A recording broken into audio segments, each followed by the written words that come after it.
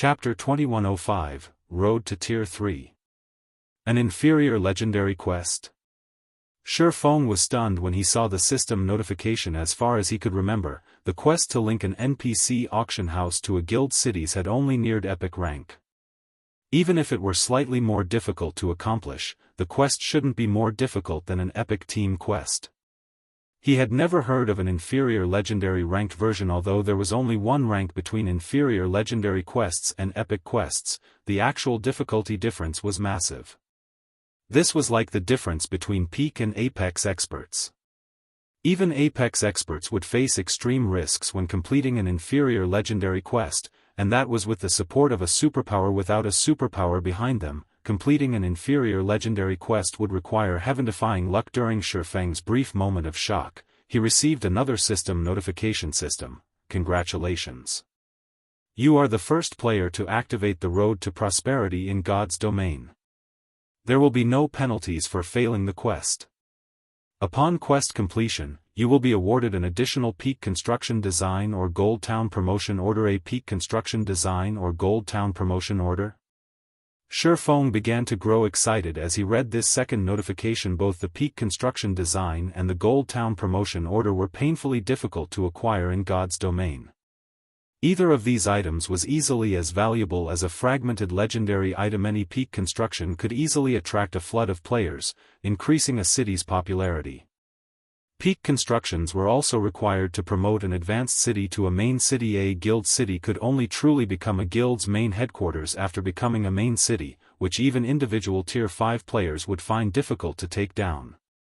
To destroy a main city, one would need a group of Tier 5 players or a Tier 6 God-ranked player. This was also why only guilds with a main city were considered true first-rate guilds. First-rate guilds generally had quite a few Tier 5 players under their command, and with the home ground advantage, these Tier 5 players could exhibit far greater combat power than ordinary Tier 5 players. Hence, even the various superpowers had invested a lot of time and effort to destroy a first-rate guild's main city. In the past, some superpowers had even spent 2 or 3 months trying to destroy a first-rate guild's main city. As for the Gold Town Promotion Order, it allowed players to promote an advanced town to a basic city unconditionally. Every superpower dreamed of commanding a basic city at this stage of the game. Not only would a basic city provide a stable source of income, but it would also allow its ruling superpower to control more territory. At the same time, a basic city was the basis for survival in level 100+ neutral maps. God's domain had plenty of level 100+ neutral maps, and every one of them had its own characteristics and resources. Occupying one of these neutral maps would certainly benefit a guild's members as they grew stronger. God's domain's current powers desperately needed both the Peak Construction Design and the Gold Town Promotion Order. Even though it would still be some time before players reached level 100, much would need to be done before they could explore level 100 neutral maps. Many powers in the past had only begun to prepare after players had reached level 90, and by then, it had been too late. Ideally, powers should prepare to explore level 100 neutral maps once players reached level 80. Players would need potions and items that would help counter the harsh environments players would encounter in neutral maps. For example, to amass these potions and items, the various powers would need to improve their lifestyle players' standards. They would also need to grind for recipes and designs. If a power only began to prepare for this expansion after players reached level 90, it wouldn't be ready in time, and superpowers were no exception. Its development in level 100 neutral maps would stagnate, and the process of elevating its expert players to Tier 3 would be affected. Zero Wing's foundations were still flimsy. Hence, Shi Feng needed to prepare for exploring level 100 neutral maps as soon as possible. After all, after reaching Tier 2, players would need about the same amount of time for each level up before level 100. It only seemed like players' leveling speed decreased as they reached higher levels due to increased PvP encounters, which, in turn, resulted in more deaths than necessary. In addition, top-tier weapons and equipment became more difficult to acquire. Thinking up to this point, Shi Feng promptly unfurled the parchment. Weissman had given him the parchment listed all the conditions that he would need to fulfill. Once he met these conditions, White River City's auction house would link with the auction house in Stone Forest Town as expected of an inferior legendary quest. These conditions are absurd.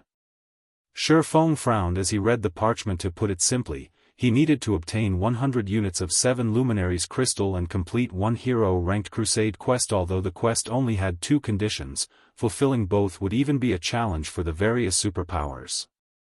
The various superpowers likely didn't even know what a hero crusade quest was. A hero crusade quest was also known as a kingdom crusade quest.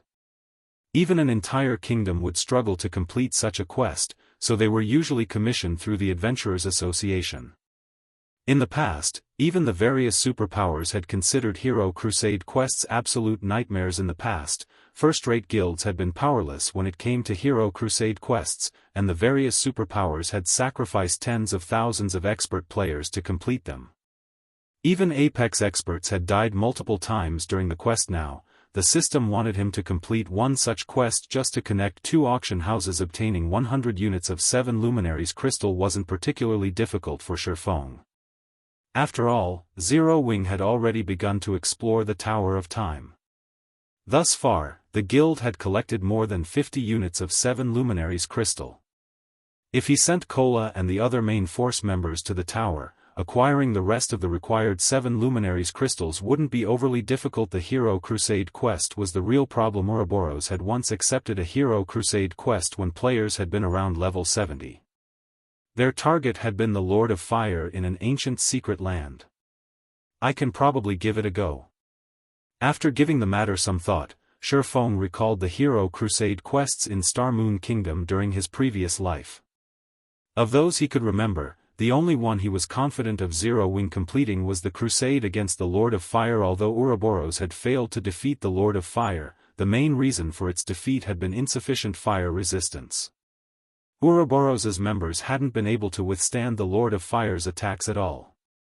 A foreign superpower had arrived to hunt down the boss only after players had reached level 100. The achievement had sparked a huge commotion in Star Moon Kingdom. At the time, players could only complete a Hero Crusade quest once, and once it had been completed, it would vanish from God's domain forever. As long as a guild completed a Hero Crusade quest, it would be awarded a significant amount of guild popularity, which would attract more NPC nobles and even royalty to commission quests. A guild could even earn the appropriate deeds to become a territory lord, although trying to reach that rank was extremely difficult. After considering the matter for a moment, Shifeng decided to hunt down the Lord of Fire. Other powers might find it struggle to amass enough fire resistance to raid the Lord of Fire, but it wasn't an issue for Shifeng and his guild.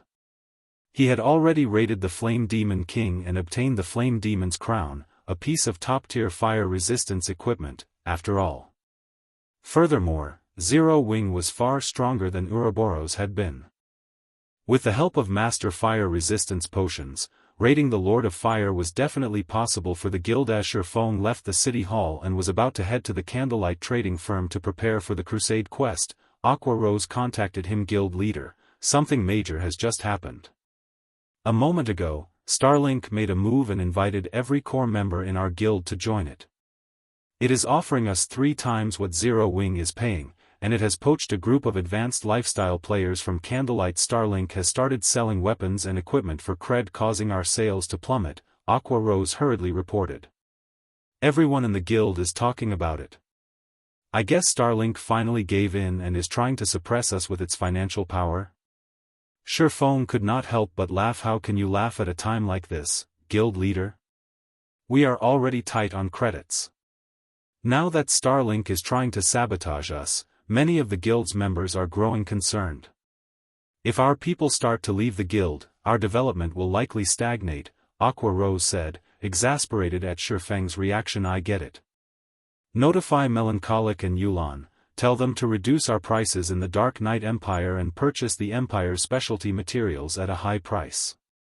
Since Starlink wants to cause trouble in Star Moon Kingdom, we'll do the same in the Dark Knight Empire. Shifeng calmly decided. Chapter 2106, Advanced Authority. Aqua Rose was stunned when she heard Shifeng's orders. Guild leader, are we really doing this? Aqua Rose hurriedly asked after snapping out of her daze. We're short on coins and credits right now because of the guild's development. I'm afraid that we won't last more than 2 days if we go through with this. Zero Wing had secured White River City's auction house, which significantly increased the guild's income, but the battle had also tremendously elevated the guild's fame, which had attracted more recruits and increased the guild's member count. Overall, the guild's funds were still stretched thin. Meanwhile, a large-scale price war wouldn't yield results quickly. It could even backfire on Zero Wing. Starlink was its opponent this time, and the superpower had immense financial strength. Moreover, Zero Wing would be attacking Starlink's home turf. Even when Zero Wing's coffers had been overflowing, it still hadn't been a match for Starlink. Not even superpowers like Unyielding Soul or Crimson Emperor dared to engage in a financial war against Starlink. How many coins can we save each day after including the income from White River City's auction house? Shifeng asked. After deducting the guild's necessary expenditures and including the funds we have on hand, we should be able to save around 35,000 gold per day, Aqua Rose said with a bitter smile. 35,000 gold was unquestionably a huge sum to current first-rate guilds. Many of them dreamed of saving so much in a single day. As guilds continued to develop, they encountered more necessary expenditures. Trying to wage a price war against a superpower on its home turf with just 35,000 gold per day was a joke. That money would be gone in 2 days, at most. Even if Zero Wing was generating more income each day, the guild could only afford to maintain its financial attack for around 5 days. Any longer and the war would affect the guild's development. That should be just barely enough. Shifeng mimicked Aqua's faint smile after giving the matter some thought. That's enough? For a moment, Aqua Rose wondered if she had misheard Shifeng. Either that, or she had accidentally told him the wrong numbers, stating the guild's net income as 350,000 rather than 35,000 MHM. That's enough. Just inform Melancholic and Yulan and tell them to see to the necessary preparations in the Dark Knight Empire, Shifeng said, nodding.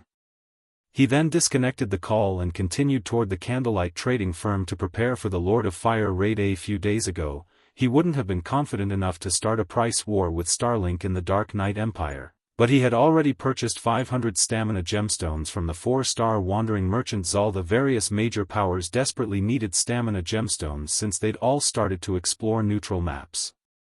Unfortunately, these neutral maps didn't have guild towns or cities yet where players could rest. Moreover, the various large guilds couldn't transfer their guild towns to these neutral maps yet, which meant that exploration relied entirely on players' strength and stamina. Meanwhile, the wealthier a neutral map was, the harsher its environment would be. As a result, players expended more stamina than normal when exploring these maps.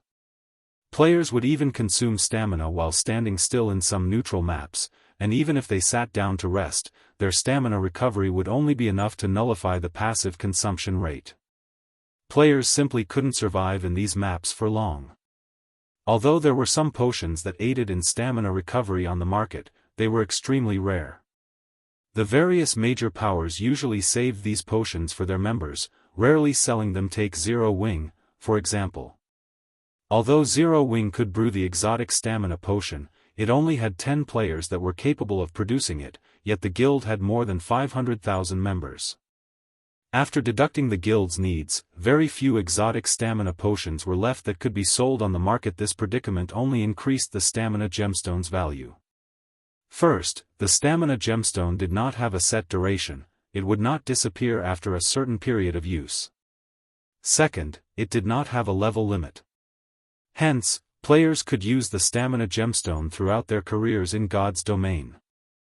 If players equipped 3 stamina gemstones, they wouldn't have to worry about stamina consumption when exploring neutral maps below level 100.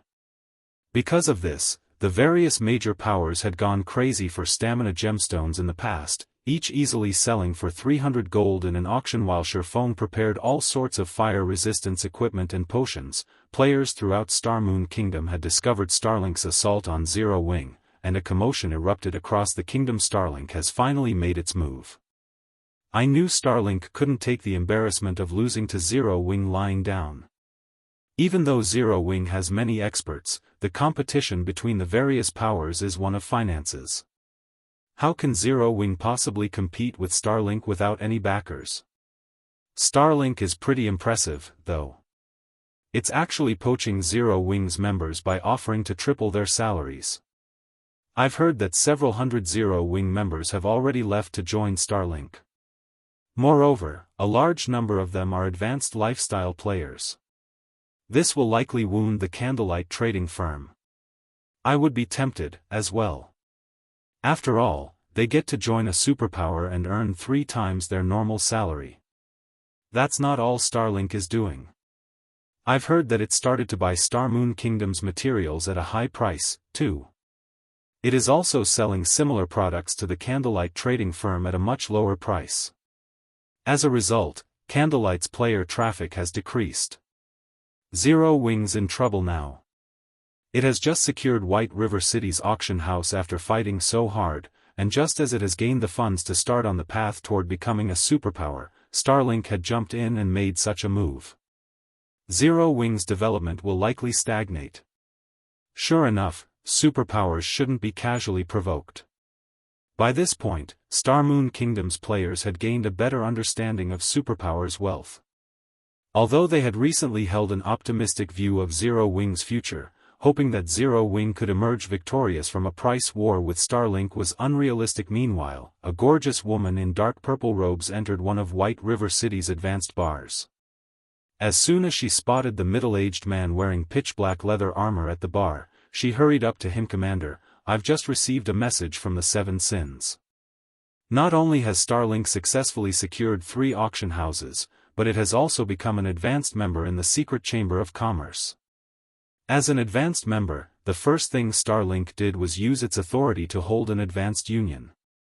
It looks like Starlink is trying to kick Zero Wing out of secret, Iluafe immediately reported an advanced union. Yen Tianxing could not help but shake his head and sigh as he said, "Sure enough, hoping that a guild with no background can become a superpower is a fool's dream. Since that is the case, let's return to the Black Dragon Empire." Within the Secret Chamber of Commerce, there were 2 levels of membership, basic and advanced. Not only did advanced members enjoy greater authority and have more access to the chamber's resources, but they could also hold an advanced union to propose changes to the chamber's other advanced members. As long as more than half of the advanced members agreed to the proposal, it would be enacted immediately.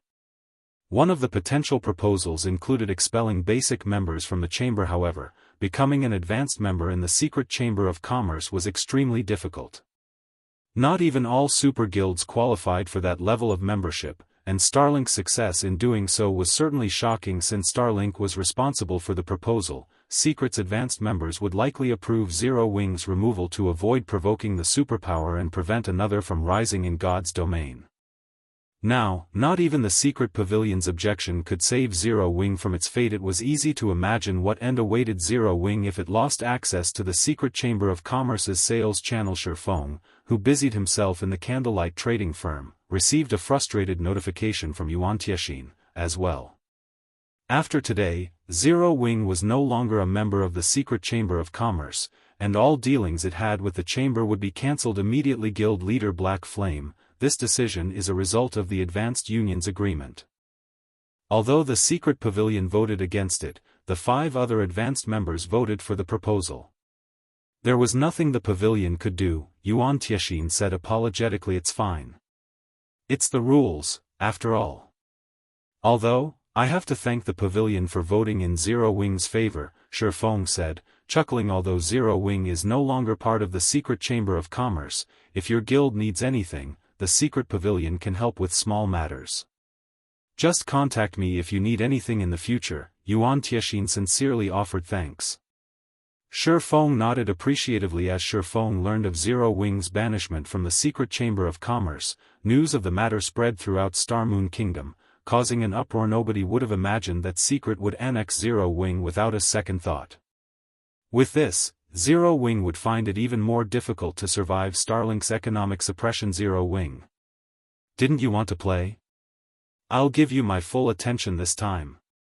Lu Xinglua, in the distant Dark Knight Empire, laughed when he received the latest report on Zero Wing. Previously, he hadn't had the time to deal with Zero Wing, but now that Starlink has secured its position as the Dark Knight Empire's overlord, neither Unyielding Soul nor Crimson Empire was a match for its prowess in the Empire.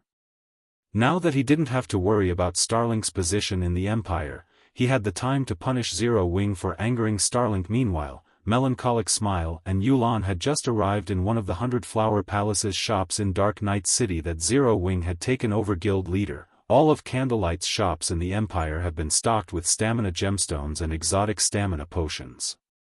We can start selling them at any time, Melancholic Smile reported after calling Shifeng good. Begin the operation. Shifeng commanded. It's about time we teach Starlink a lesson. Chapter 2107, Foolish to the Extreme? Melancholic Smile and Yulan went to work the moment Shifeng gave the command. In Zero Wing's name, they announced their intent to purchase the Dark Knight Empire's specialty materials at a high price and sell common goods at a low price. The post caused a commotion throughout the Empire the moment it went public. The Dark Knight Empire's players found the situation unbelievable, insane. Zero Wing has gone insane. What? Is Zero Wing really starting a price war against Starlink? Practically everyone in the Dark Knight Empire knew of Zero Wing by this point.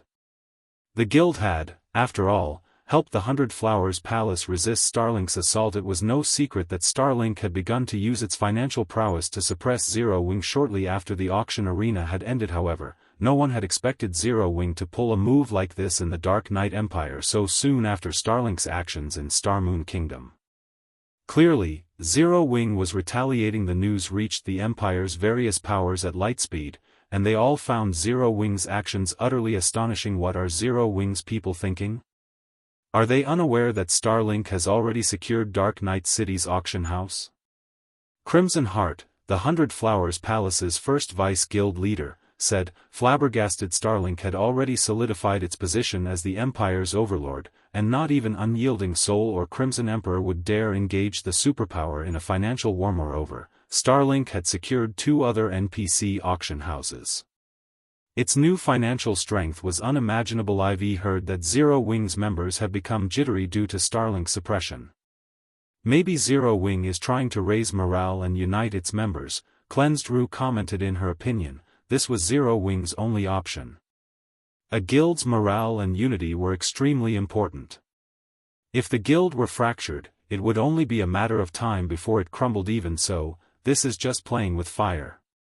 This has basically announced Zero Wing's intentions to fight Starlink. If Zero Wing loses this financial war, it will only suffer more, Crimson Heart said. Moreover, economic warfare is very taxing on a guild. This isn't a field battle, it is a pure competition of wealth and resources. War weapons are useless here. Cleansed Rue fell silent after listening to Crimson Heart's reasoning. As Crimson Heart had said, fighting a price war would hinder a guild's operations, and the consequences of losing a war like this were far worse than losing a field war. While a guild could endure multiple defeats in a field war, a single loss in a financial war could force a guild to the brink of disbandment. Even worse, a guild would still suffer severe losses even if it won. To put it simply, there were no winners in an economic war. The 100 Flowers Palace wasn't the only guild in the Dark Knight Empire that Zero Wing's actions had confused. Unyielding Soul also discussed the situation. Zero Wing has gone too far this time. Mu Qing could not help but sigh as he read the discussions on the Dark Knight Empire's official forums. Grandpa, Zero Wing has a goldmine like Zero Wing City, as well as White River City's auction house. Overall, it still has frightening financial strength. Starlink won't come out unscathed from a financial war with Zero Wing either, Mu Lingsha said. Other guilds might not recognize Zero Wing City's value, but as a superpower, Unyielding Soul was very aware of it. Aside from the daily entry fees, the teleportation services the city offered to players who wanted to visit the Otherworld Gate generated astonishing profits. The Otherworld Gate had many precious treasures to offer players, and the leveling speed in the area was incredible. Even players from Star Moon Kingdom's neighbors had begun to head toward the Otherworld Gate to level, not to mention the kingdom's players. The city's teleportation services likely earned Zero Wing as much money as White River City's auction house. _U_E severely underestimating Starlink. Don't forget that Starlink has taken control of Dark Knight Carrot House. In other words, it holds the city's economic lifeline in its palm, Mu Qing said, shaking his head. A single word from Starlink is enough to determine who can enter the auction house and who cannot. Furthermore, Starlink controls 3 total NPC auction houses. Even if one of the auction houses stops generating income, Starlink won't suffer for it.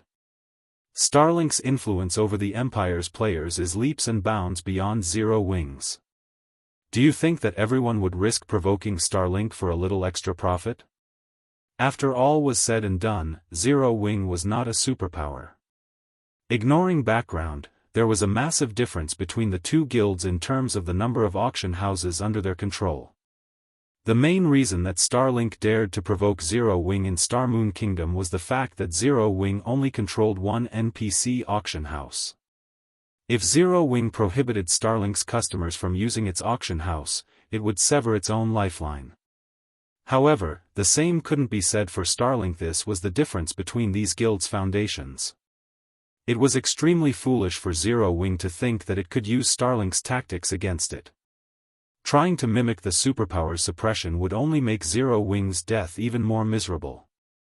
"I'll go and warn Zero Wing right away," Mu Lingsha said. "It's too late," Mu Cheng said, sighing.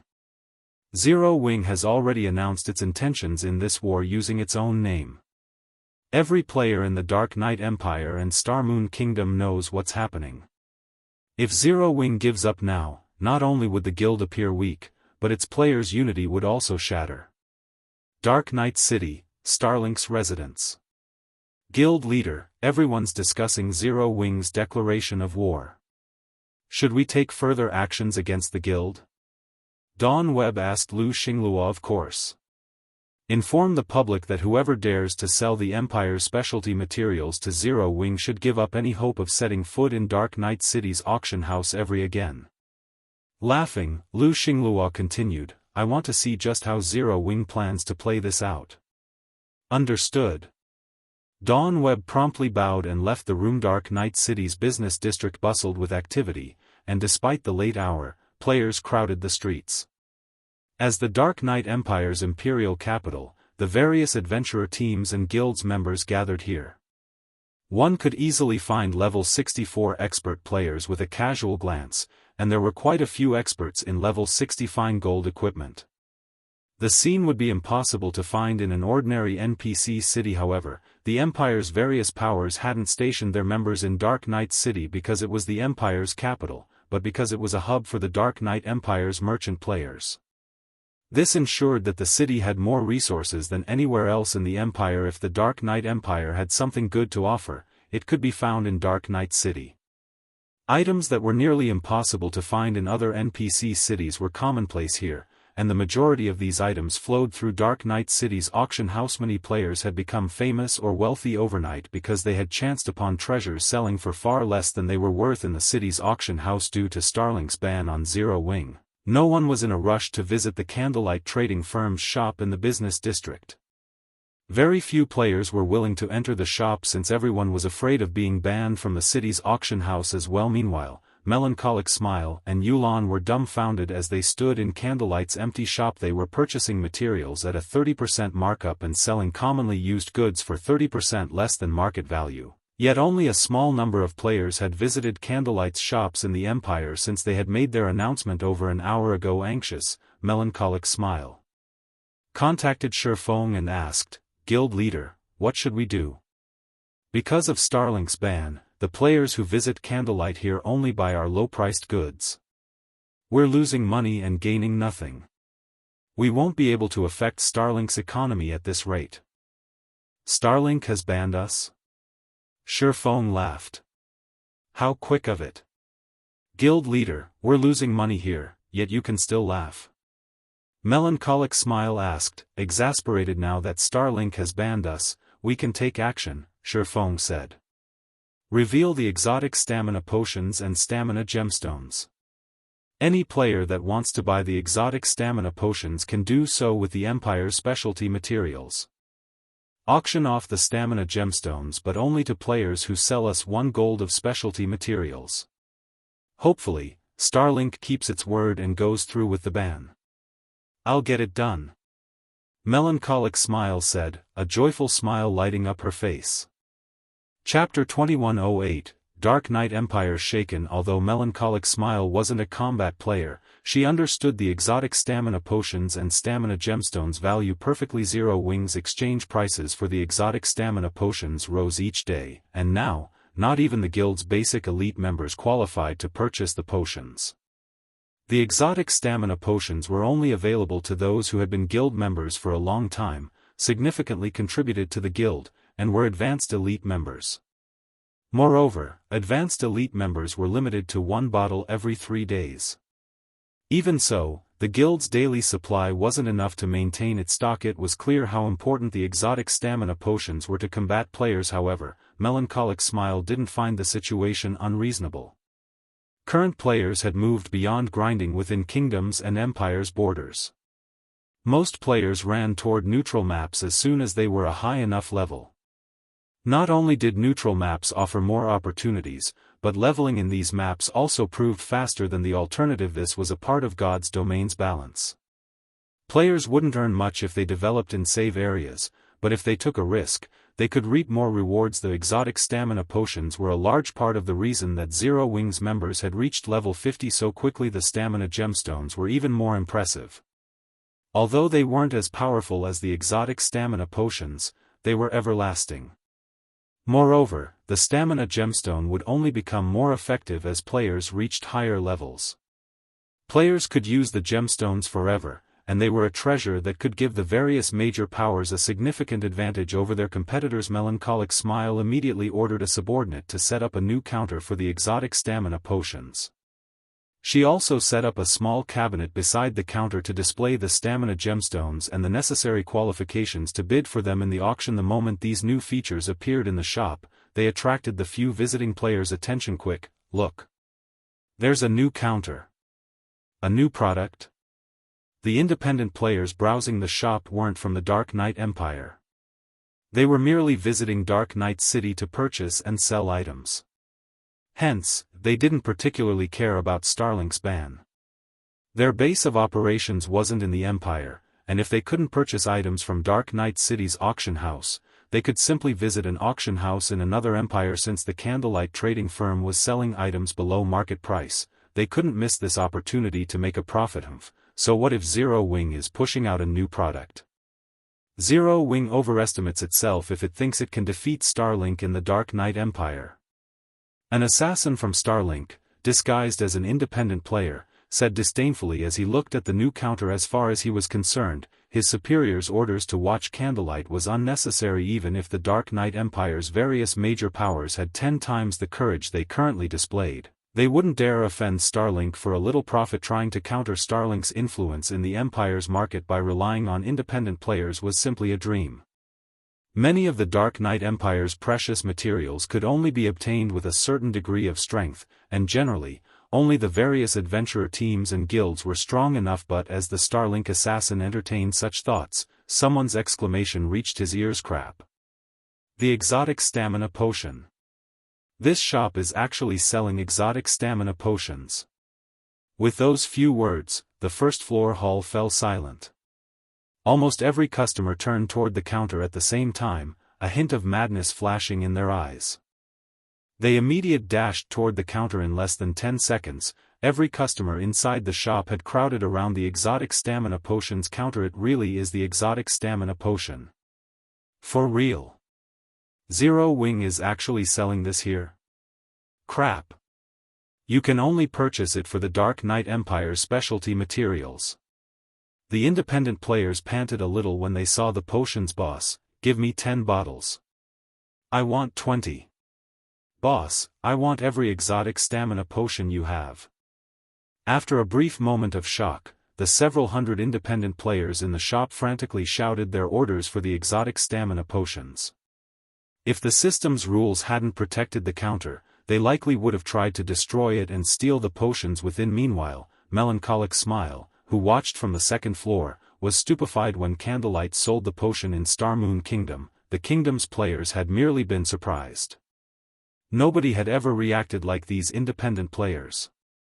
They all seemed as if they had found a priceless treasure that was worth killing over. However, if Shifeng saw this, he wouldn't be overly surprised. Empires not only had more resources than kingdoms, but their competition was also far more intense.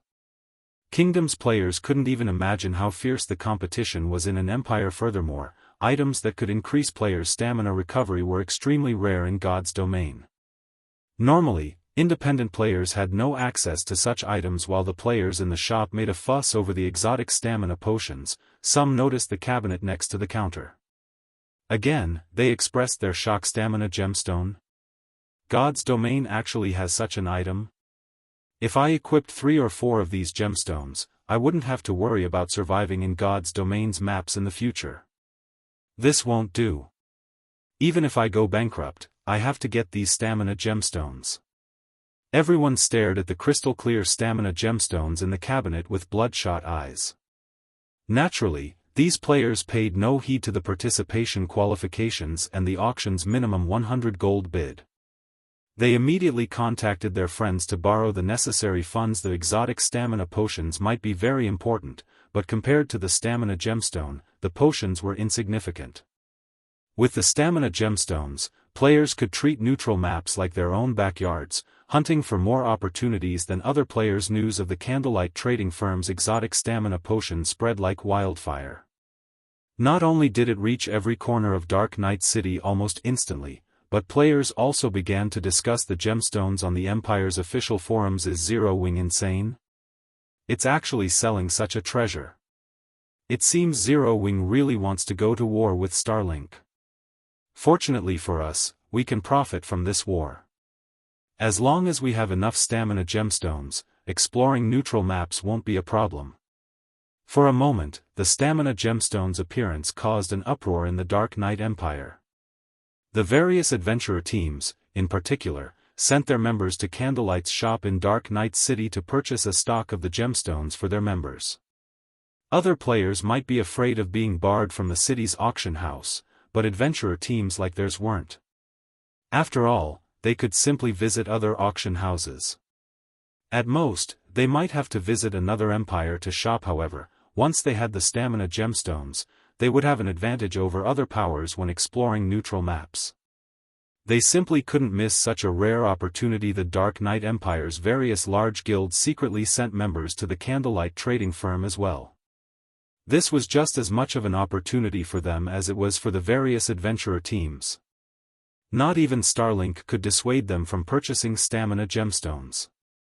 If they disguised their members as independent players, Starlink would have a difficult time discovering their actions. Less than an hour after the public discovered the stamina gemstones, players crowded Candlelight's previous deserted shop in Dark Knight City. It was even more crowded than the city's auction house right now. Moreover, the prices for the Empire's specialty materials in Dark Knight City had doubled within the past hour due to Candlelight's auction requirements.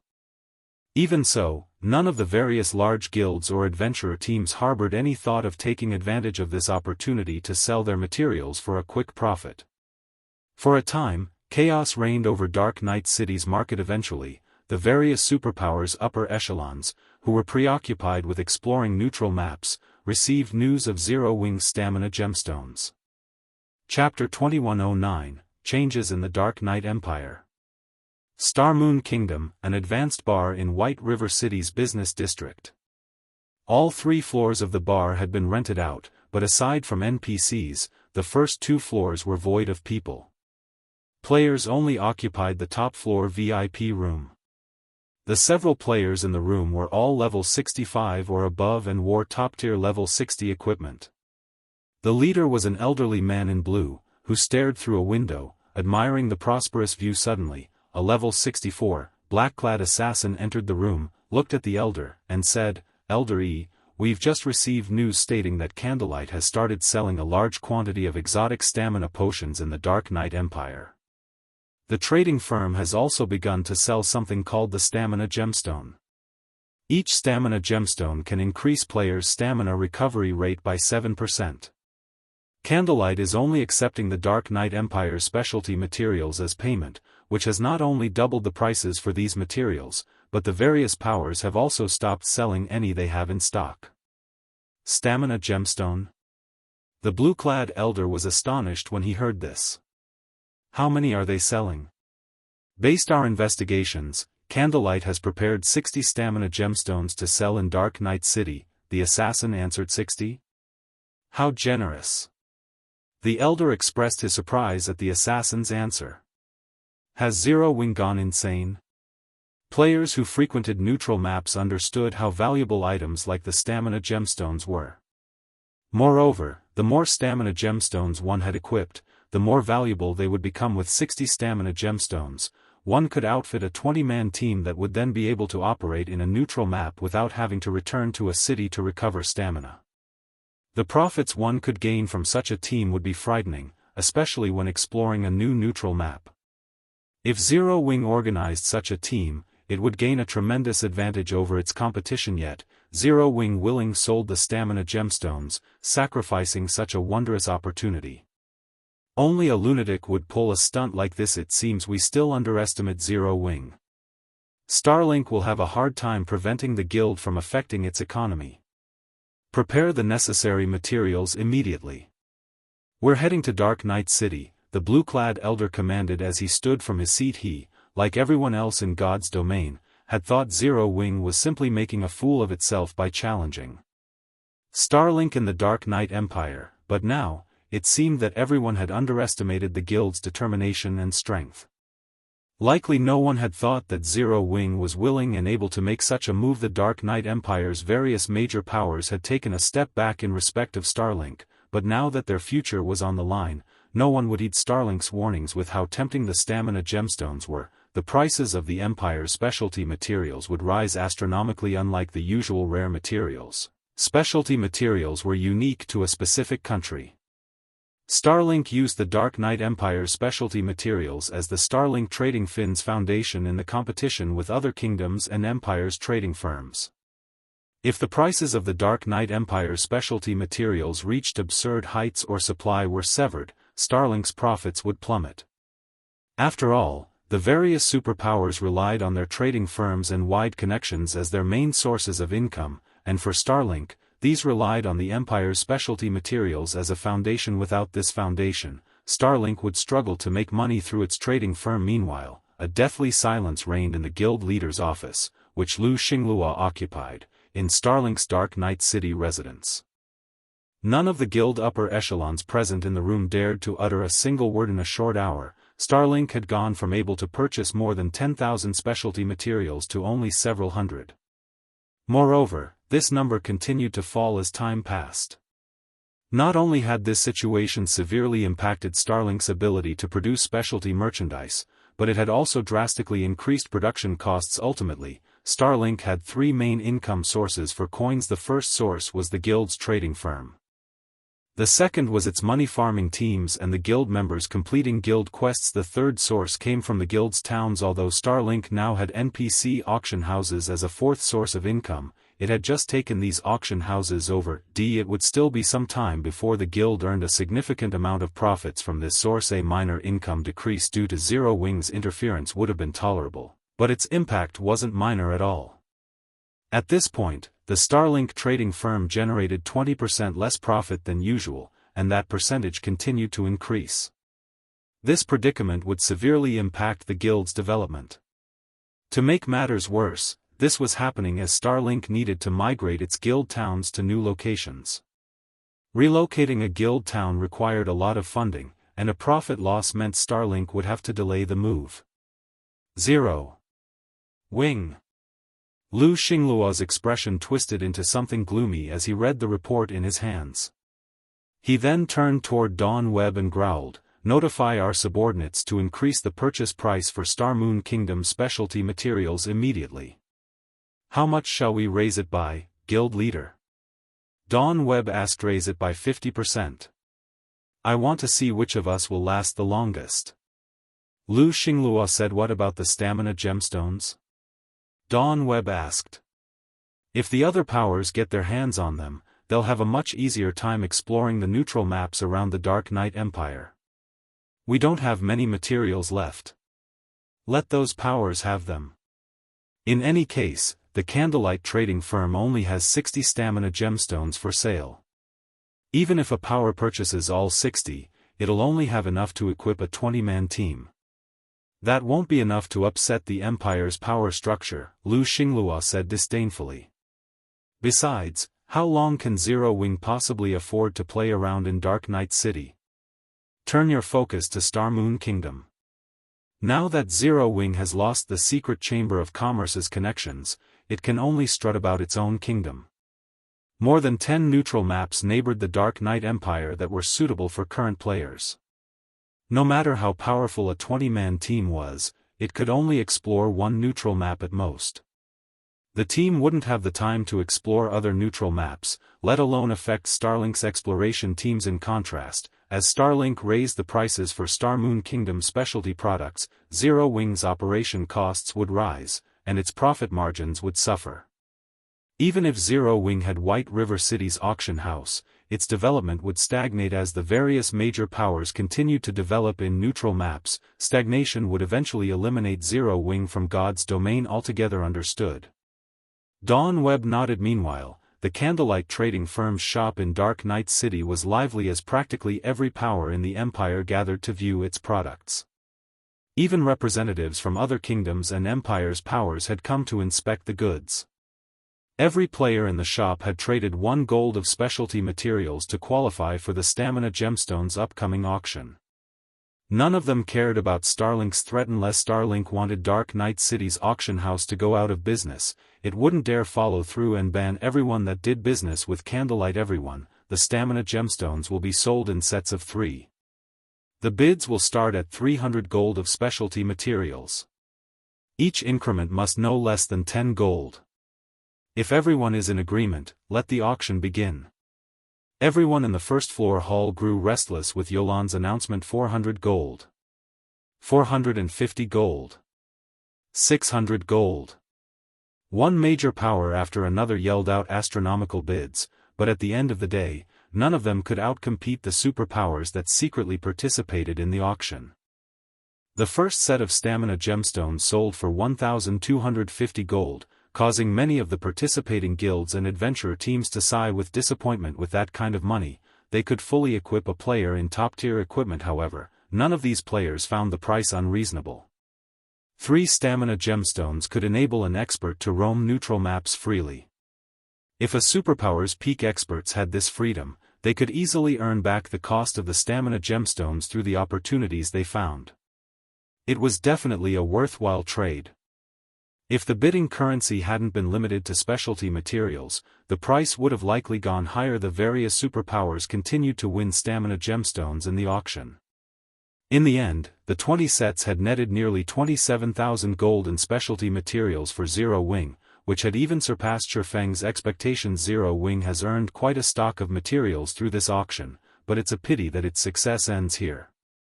Mu Cheng, who wore a black cloak amidst the crowd, was a little disappointed to see the Stamina Gemstones out of stock. While Zero Wing had indeed affected Starlink's operations by selling the Stamina Gemstones, the plan wasn't viable long-term. Once the auction ended, Dark Knight City would return to normal. While Zero Wing had only gained specialty materials naturally, Mu Cheng wasn't the only one with such thoughts. All of the various superpowers thought the same. However, just as the crowd was about to leave, Melancholic Smile walked into the center of the hall. The Master Forger's insignia she wore and her majestic aura attracted many of the players' attention. Even the various superpowers only had a handful of lifestyle masters, much less Master Forgers. Today's auction for the Stamina Gemstones has come to an end. The next auction will take place tomorrow at the same time. Customers who failed to win gemstones today may visit us then. Melancholic Smile announced. Any members of the candlelight trading firm that spend more than 3 gold in this city's shop will be eligible for a lucky draw on the day of their transaction. We will select one winner every 4 hours who will be able to purchase 1 Stamina Gemstone for 200 gold. As Melancholic Smile finished speaking, silence descended on the hall. After a brief moment, many players spoke up. Is this a joke? Zero Wing has more Stamina Gemstones? Even the various superpowers stared at Melancholic Smile in shock, not to mention the many independent players. How is this possible? Elder E muttered, surprise coloring his tranquil features. Selling 60 stamina gemstones was already amazing, yet by the looks of it, Zero Wing intended to continue selling the gemstones for a considerable period. Although he did not know how long Zero Wing could maintain this business, every additional day would affect Dark Knight City. Moreover, the impact the city felt would grow stronger with each day. Every auction was the equivalent of another 20-man team that could explore neutral maps without concern for their stamina. If Zero Wing maintained these auctions for 5 or 6 days, it would likely change the power structure in the Empire's neighboring neutral maps. If that happened, the Dark Knight Empire would likely find a new ruler. Chapter 2110, Situation Changes. News that the Candlelight trading firm would sell stamina gemstones long-term spread throughout the Dark Knight Empire like wildfire. Small guilds and adventurer teams that hadn't expressed any hope of obtaining stamina gemstones began to grow restless. Candlelight is selling stamina gemstones long-term? This is interesting. Our chance to grow stronger has finally come. Although the 60 stamina gemstones had been tempting, it simply wasn't enough to go around. There were already 3 superpowers in the Dark Knight Empire, not to mention first-rate guilds and top adventurer teams. There were also hidden dark forces. Small guilds and low-ranked adventurer teams had no chance of securing stamina gemstones, and even if they won a bid, what could they possibly accomplish with only 3 gemstones? However, Candlelight's recent revelation had changed the situation. If the Candlelight trading firm truly sold stamina gemstones long-term, they'd have a chance to purchase a good number for themselves. Candlelight was only accepting the Dark Knight Empire's specialty materials as currency, and even if the various superpowers had a large stock of these materials, there was a limit. As long as these minor powers saved their materials for some time, they could definitely win 1 or 2 bids every now and then. Once they had enough gemstones, they could make full use of them in neutral maps for a time. The Dark Knight Empire's various powers ordered their members to collect as many specialty materials as possible, prohibiting the item sales. They'd benefit more from spending the specialty materials on the stamina gemstones and exploring neutral maps than they would by selling them. Furthermore, other powers would overtake their progress if they didn't secure stamina gemstones early on. Meanwhile, due to the Candlelight trading firm's removal from the secret chamber of commerce, all previous agreements between the two had become null and void. As a result, the chamber began to withdraw the manpower and items it had assigned to Zero Wing City and Star Moon Kingdom. While Yuan Tiexin arranged for his subordinates move out of their office, a heroic woman in gorgeous sacred armor approached him. She drew everyone's gaze as she entered the office, mesmerizing many of the meanest expected of Goddess Purple Jade. She's already level 66. She can likely rank among the top 20 on any empire's ranking list. I've heard that 2 days ago, her team completed an epic team quest and slew a level 60 mythic ranked Iron Blood dragon, obtaining the Dragon Blood sword. That sword is so awesome. It's even considered as one of the top 10 epic weapons in God's domain. Because of that sword, Purple Jade is now stronger than other peak experts, earning the position as one of God's domain's 10 great swordsmen from the secret pavilion. As players spoke about the 10 great swordsmen, their admiration overwhelmed them. The 10 great swordsmen was a list the secret pavilion had introduced to promote each class's experts. All classes in God's domain were unique, and some were even the polar opposite of others, so battles between different classes couldn't accurately determine the stronger expert. Hence, the secret pavilion had introduced new ranking lists for each of the 12 main classes. Each of the lists had only 10 players, and they were judged solely based on their strength. Combat standards and battle records didn't matter. In addition, the aim of these 12-class lists was to give the younger generation an opportunity to shine, so only players 30 years old or younger could qualify for the ranking lists. Of course, this age limit also allowed the secret pavilion to avoid touching upon the various superpowers' foundations.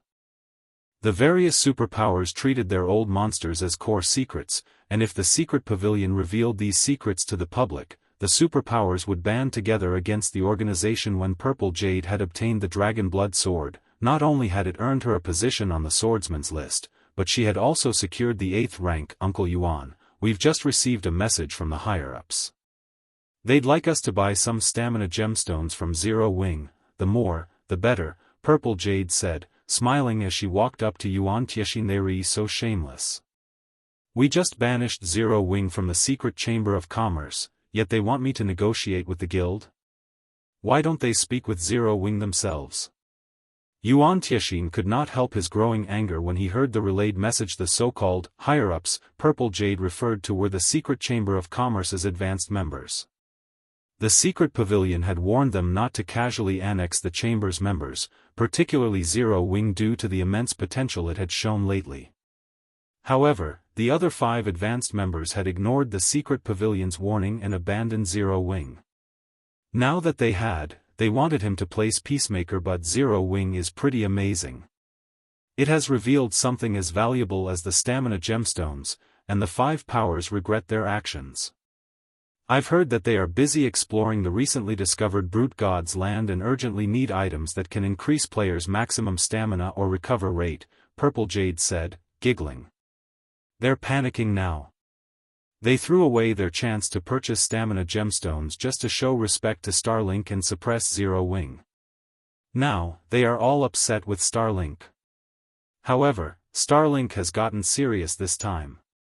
Not only has it increased the prices of Star Moon Kingdom specialty materials, but it has also begun to sell similar merchandise to Candlelights at lower prices.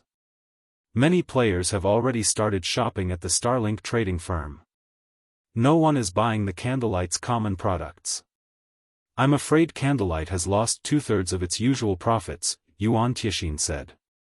To make matters worse, the Ore Empire's powers have been eyeing Zero Wing's territory. In comparison, Starlink only has to worry about Zero Wing's stamina gemstones. Although the stamina gemstones are valuable, Starlink isn't a superpower for no reason. With 3 NPC auction houses and the Starlink Corporation support, its financial prowess isn't so easy to shake. Moreover, Starlink has control of a fortress in the ancient Undead country, the Dark Knight Empire's most important neutral map.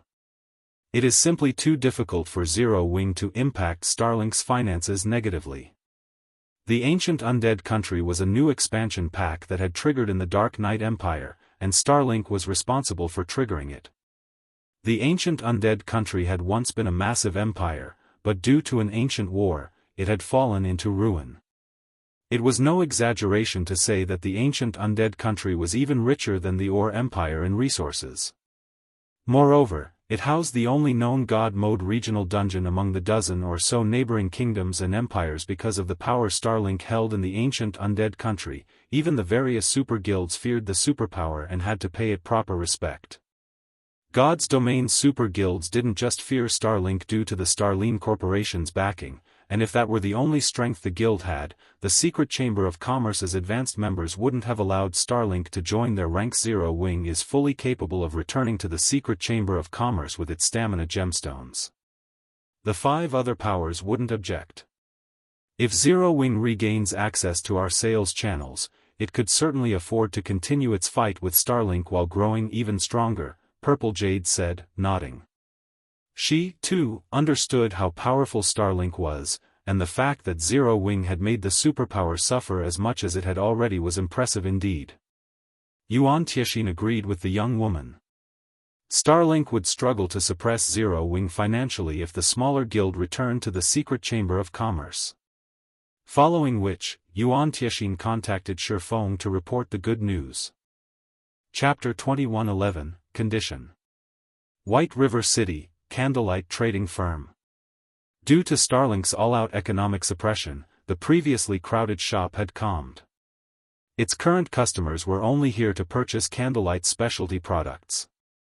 None of them showed any interest in the trading firm's common items. The Candlelight trading firm even saw a drop in the number of lifestyle applicants. Now, only a dozen or so players lined up to take the application test. The players that passed the shop sighed at its decline. The Candlelight trading firm's shop was the most eye-catching building in the business district, aside from NPC-owned buildings. The shop loomed like a giant, overlooking White River City. Why wouldn't they be surprised to see the shop practically deserted? In comparison, a 3-story shop not far from Candlelight boomed with business. Practically every player in the business district rushed toward the shop. Starlink really is ruthless. Not only has it set up shop in every NPC city that the candlelight trading firm occupies, but it's also selling common goods at half the normal rate. It is basically selling items at cost. Purple Jade was astonished when she saw how popular the Starlink trading firm had become. Starlink was throwing away enough money to give an ordinary superpower a heart attack. Not even the secret pavilion would casually sacrifice so much income. However, Purple Jade had to admit that Starlink's strategy was effective, practically stealing all of the candlelight trading firm's customers. Not only had candlelight sales plummeted, but its lifestyle players' income had suffered as well. Including Starlink's mass recruitment for skilled lifestyle players, many of Candlelight's intermediate and advanced lifestyle players had jumped ship. If this persisted, it would destroy the Candlelight trading firm, and Zero Wing would stagnate due to the lost profits. Zero Wing was no longer a small guild, it had become a gigantic existence. Even if the guild avoided massive operations, it still needed to spend an astronomical amount of money each day. The guild might maintain its lead over its competition for a while, but if Zero Wing's development ground to a halt, it would only be a matter of time before it was overtaken by the other powers. Furthermore, multiple hostile superpowers still searched for a chance to tear the guild apart. These factors were a large part of the reason that Starlink had invested so much into targeting the candlelight trading firm's business. Otherwise, it never would have paid such a painfully high price. This situation is why we are here. If this weren't happening, we wouldn't have any leverage to negotiate with Zero Wing, Yuan Tianxin said seriously. Alright, let's hurry inside. Yuan Tianxin then entered the candlelight trading firm, while Purple Jade followed behind him. After taking one last look at Starlink's shop, the moment these two players entered the shop, the various reconnaissance players from Star Moon Kingdom's various powers focused on the pair. Why are the secret pavilions Yuan Tianxin and Purple Jade visiting the candlelight trading firm? Didn't the secret chamber of commerce already expel Candlelight? Why are these two here? Does Secret intend to re-invite Candlelight? The various powers players quietly discussed their guesses as they watched Liang Jing lead the pair to the second floor. News of the candlelight trading firm's exile from the secret chamber of commerce had spread throughout Star Moon Kingdom. It was precisely the reason that Starlink's suppression against Zero Wing was so effective. Meanwhile, Yuan Tianxin and Purple Jade were some of the secret pavilion's VIPs. These two shouldn't have any reason to visit Candlelight now that it wasn't a member of the secret chamber of commerce. The only plausible explanation involved the stamina gemstones Zero Wing sold in the Dark Knight Empire. The stamina gemstones' importance to the various powers went without saying, especially to superpowers. However, only Zero Wing currently had access to their source. The secret chamber of commerce would find it difficult to convince Zero Wing to share these gemstones unless it offered a token of its sincerity. The best expression it could offer required reinstating the candlelight trading firm's membership in the secret chamber of commerce and offering additional remunerations. TIS reconnaissance members immediately reported the situation to their superiors, and very quickly, news of Yuan Tianxin and Purple Jade_'s visit reached the kingdom's various powers. Things are going to get interesting, Commander. Starlink has gone through great lengths to kick Zero Wing out of secret, yet Zero Wing's stamina gemstones are about to ruin its plans. Yi Luofei, who read her subordinate's latest report in FFF Adventurer Team's residence in the distant Black Dragon Empire, said. Smiling, she continued, when Starlink's upper echelons learn of this, they'll die from anger. That depends on whether or not Zero Wing wants to rejoin the secret chamber of commerce, Yan Tianxing responded absently as he polished his short sword. Why wouldn't it? Yi Luofei asked strangely. Zero Wing can resolve the issues it faces in Star Moon Kingdom immediately by rejoining secret. Although Starlink's efforts will still affect its business to a certain extent in Star Moon Kingdom, it'll be tolerable. Why wouldn't Zero Wing want to rejoin secret? Will Black Flame really abandon his guild's development because of the minor humiliation? Any other guild would definitely accept Secret's attempts to reconcile, but Zero Wing has always been overbearing. There's a high chance that the guild will refuse the offer, Yan Tianxing said. This is also Zero Wing's flaw. If Zero Wing can fix that, it has a high chance of becoming a superpower in the future. That can't be possible, can it, Commander? Would Zero Wing really sacrifice such a vibrant future? Yi Luofei asked, surprised it's highly possible. After all, Zero Wing has always operated in such a way, Yan Tianxin said, sighing. I used to be like that, too, and as a result, I missed that final step. Hopefully, Zero Wing will make the right decision. Star Moon Kingdom's various superpowers were eager to hear Zero Wing's final decision, but unlike Yan Tianxin, most of them assumed that Zero Wing would jump at the chance to rejoin the secret chamber of commerce.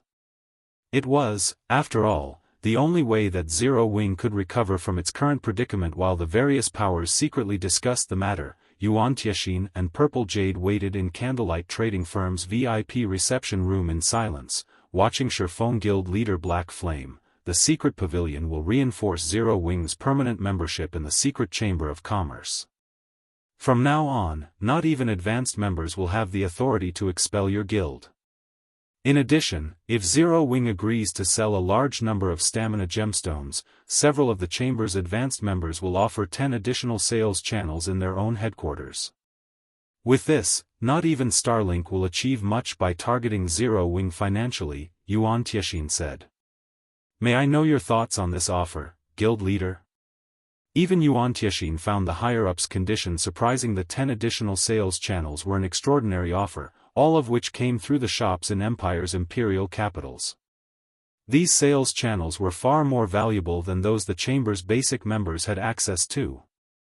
With them, the Candlelight Trading Firm's profits would rise to a whole new level. Your conditions are quite tempting, Shifeng said, nodding slightly as he read the contract Yuan Tianxin had handed him. However, they're not enough. Yuan Tianxin found Shifeng's reply understandable. After all, the man should be enraged over Candlelight's removal from the secret chamber of commerce. Softly, Yuan Tianxin asked, what conditions do you have in mind, then? I only have one condition.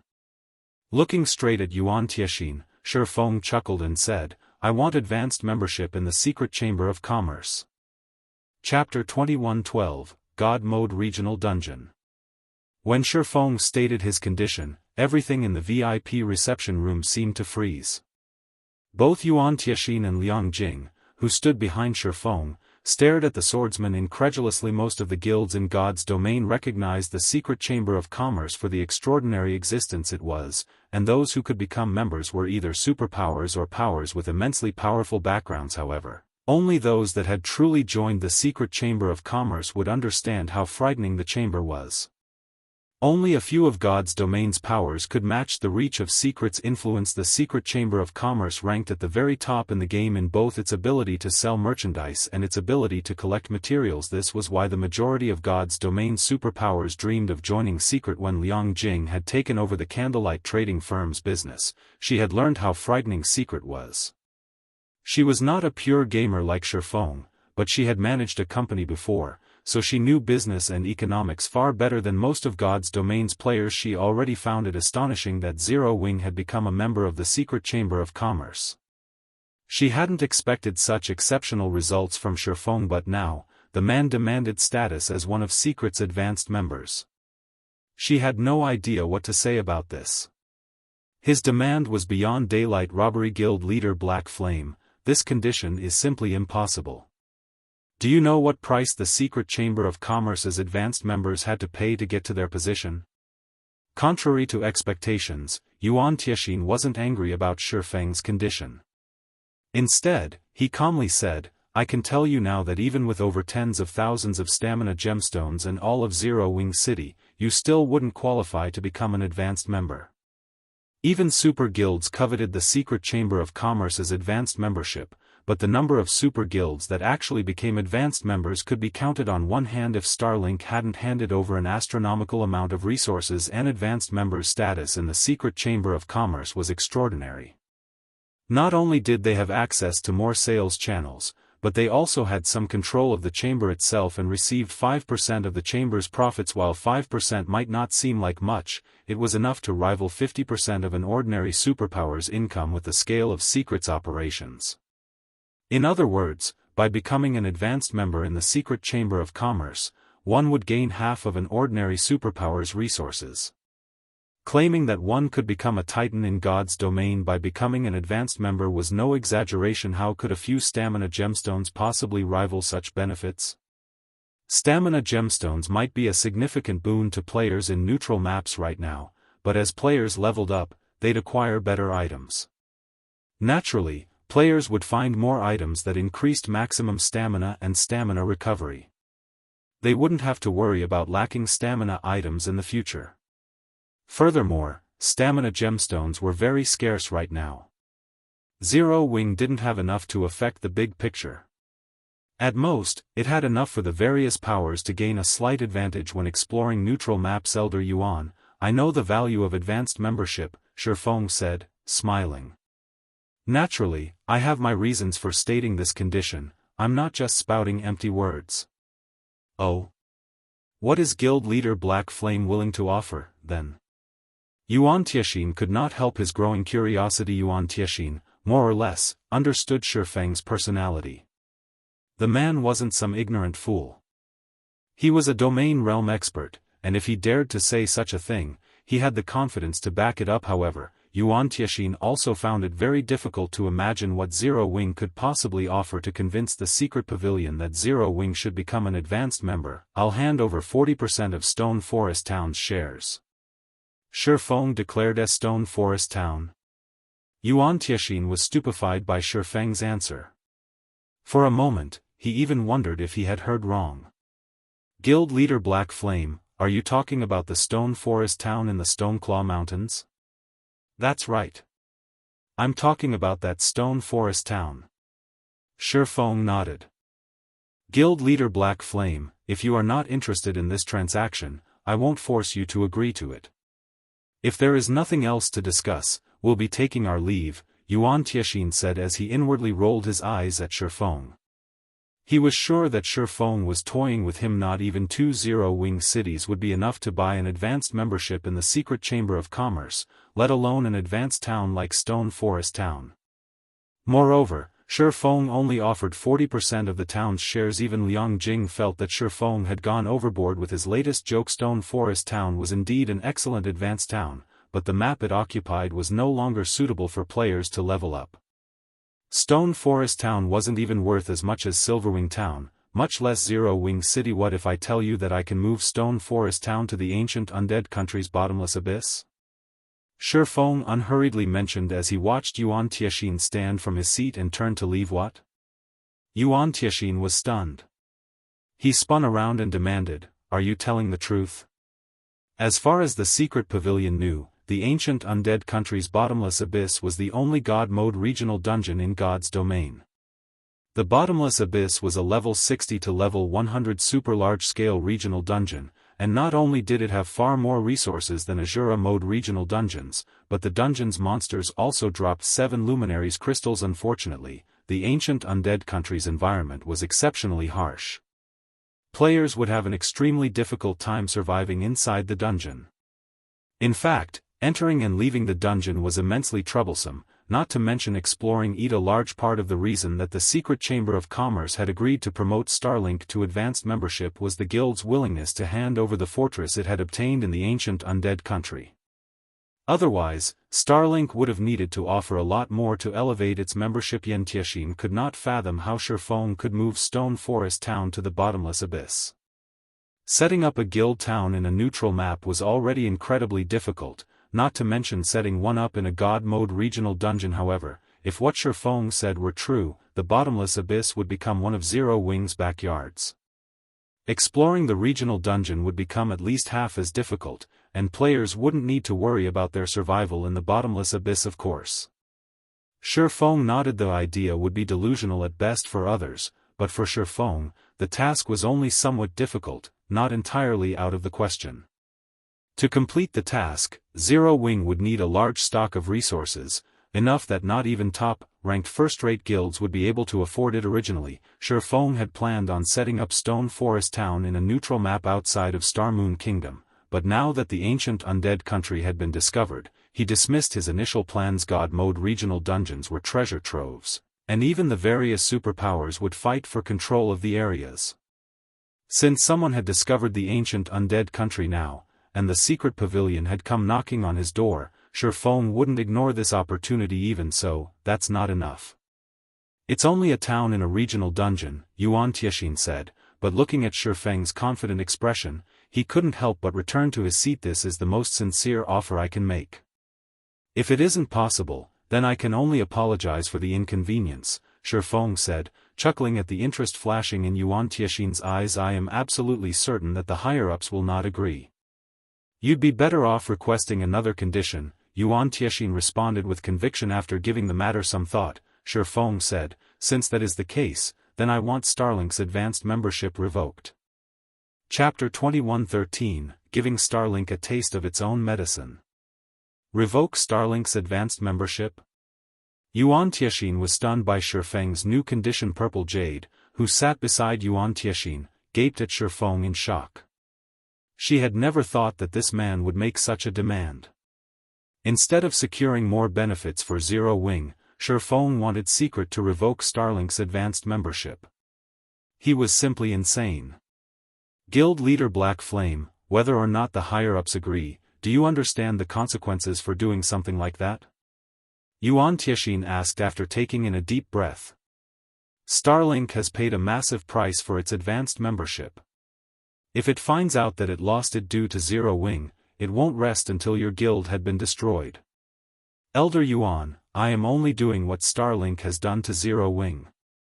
If Starlink wants to face Zero Wing in an all-out fight, we welcome it, Shifeng said, unperturbed. Within Star Moon Kingdom, Zero Wing wouldn't fear Starlink even if the guild launched a full military assault on an open battlefield. The Guardian Puppets and Hell Tanks were invincible against Tier 2 players, and even if Zero Wing were no match for Starlink in guerrilla warfare, Zero Wing had the home ground advantage.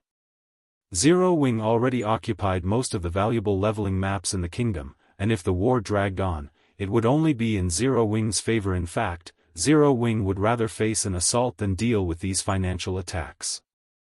Zero Wing's development already required significant funding and resources, and now, it had to split a portion of its assets to fight Starlink. If this persisted, it was easy to imagine what outcome awaited Zero Wing, but advanced membership in the Secret Chamber of Commerce was extraordinary. The 5% of the chamber's revenue alone was enough to sustain Starlink in this financial war. If Starlink lost its status, however, not only would the guild's finances suffer, but the suppression Zero Wing faced would also lighten. Alright, but I cannot make this decision alone. I still have to report to the higher-ups. Naturally, I cannot guarantee what they will decide, Yuan Tianxin said, sighing as he looked at Shifeng's fearless expression. Of course. Shifeng nodded. Kicking a basic member out of the Secret Chamber of Commerce was already extremely difficult. Trying to demote an advanced member was even more challenging. At the end of the day, however, it was up to the Secret Pavilion. All members, both basic and advanced, only exchanged 1% of their shares with the Secret Chamber of Commerce. Advanced members merely received better benefits than basic members. Moreover, the contracts all powers signed with Secret were one-sided. The Secret Pavilion could dismiss any member on a whim, including advanced members. However, the Secret Pavilion would not casually dismiss or demote advanced members as they brought in far more profits than basic members. The Secret Pavilion had only agreed to remove Zero Wing from the chamber because Starlink had paid a large enough price. Now that Zero Wing wanted Starlink demoted, it had to pay an equally high price. Yuan Tianxin walked over to a corner of the room and contacted the Secret Chamber of Commerce's higher UPS. After about half an hour of discussion, he returned to his seat before Shifeng. Based on his stern expression, he had received an answer. Guild leader Black Flame, the higher-ups have made their decision, but before I relay it, I need to ask, are you certain that you can establish Stone Forest Town in the Bottomless Abyss? Yuan Tianxin asked seriously. I cannot guarantee it, Shifeng said, chuckling. Do you understand what our advanced membership represents, Guild leader Black Flame? If you cannot offer us a guarantee, we cannot continue this transaction, Yuan Tianxin explained with a twisted expression. Don't be in such a rush, Elder Yuan. Although I cannot guarantee success, I can sign a contract regarding it, Shifeng said as he retrieved an empty contract. He then said, I can offer two options. If the Secret Chamber of Commerce is willing to revoke Starlink's advanced membership immediately, the Chamber will gain 30% of Stone Forest Town's shares after its establishment in the Bottomless Abyss. I will also accept Starlink's demotion after Stone Forest Town has been moved. However, that option is only worth 20% of the town's shares. I thought you had offered 40% earlier, Black Flame. Have you changed your mind so quickly? Yuan Tiexin's eyebrows twitched slightly. That was the price Zero Wing was willing to offer for advanced membership. Since we are only discussing Starlink's demotion, the price must change, Shifeng said, smiling. Do you know how much Starlink had to hand over of its fortress's shares in the ancient undead country to become an advanced member? Yuan Tiexin had the urge to vomit blood when he heard Shifeng's reply. 70%. Starlink paid approximately 70% of the fortress's shares to become an advanced member, guild leader Black Flame. On the other hand, you are only offering shares for an advanced town. Don't you think your offer is a little too weak? You also have to consider the location, Shifeng calmly replied, not budging at the slightest. The difference between a town within a regional dungeon and one without was massive, not to mention a god mode regional dungeon. He refused to believe that the secret pavilion didn't know this difference. Shifeng would never have considered selling Stone Forest Town's shares if not for his goal to drag Starlink down and regain access to the Secret Chamber of Commerce's sales channels. Once he moved Stone Forest Town to the Bottomless Abyss, he could gain a fortune in entrance fees alone. Although I see your reasoning, it isn't enough shares.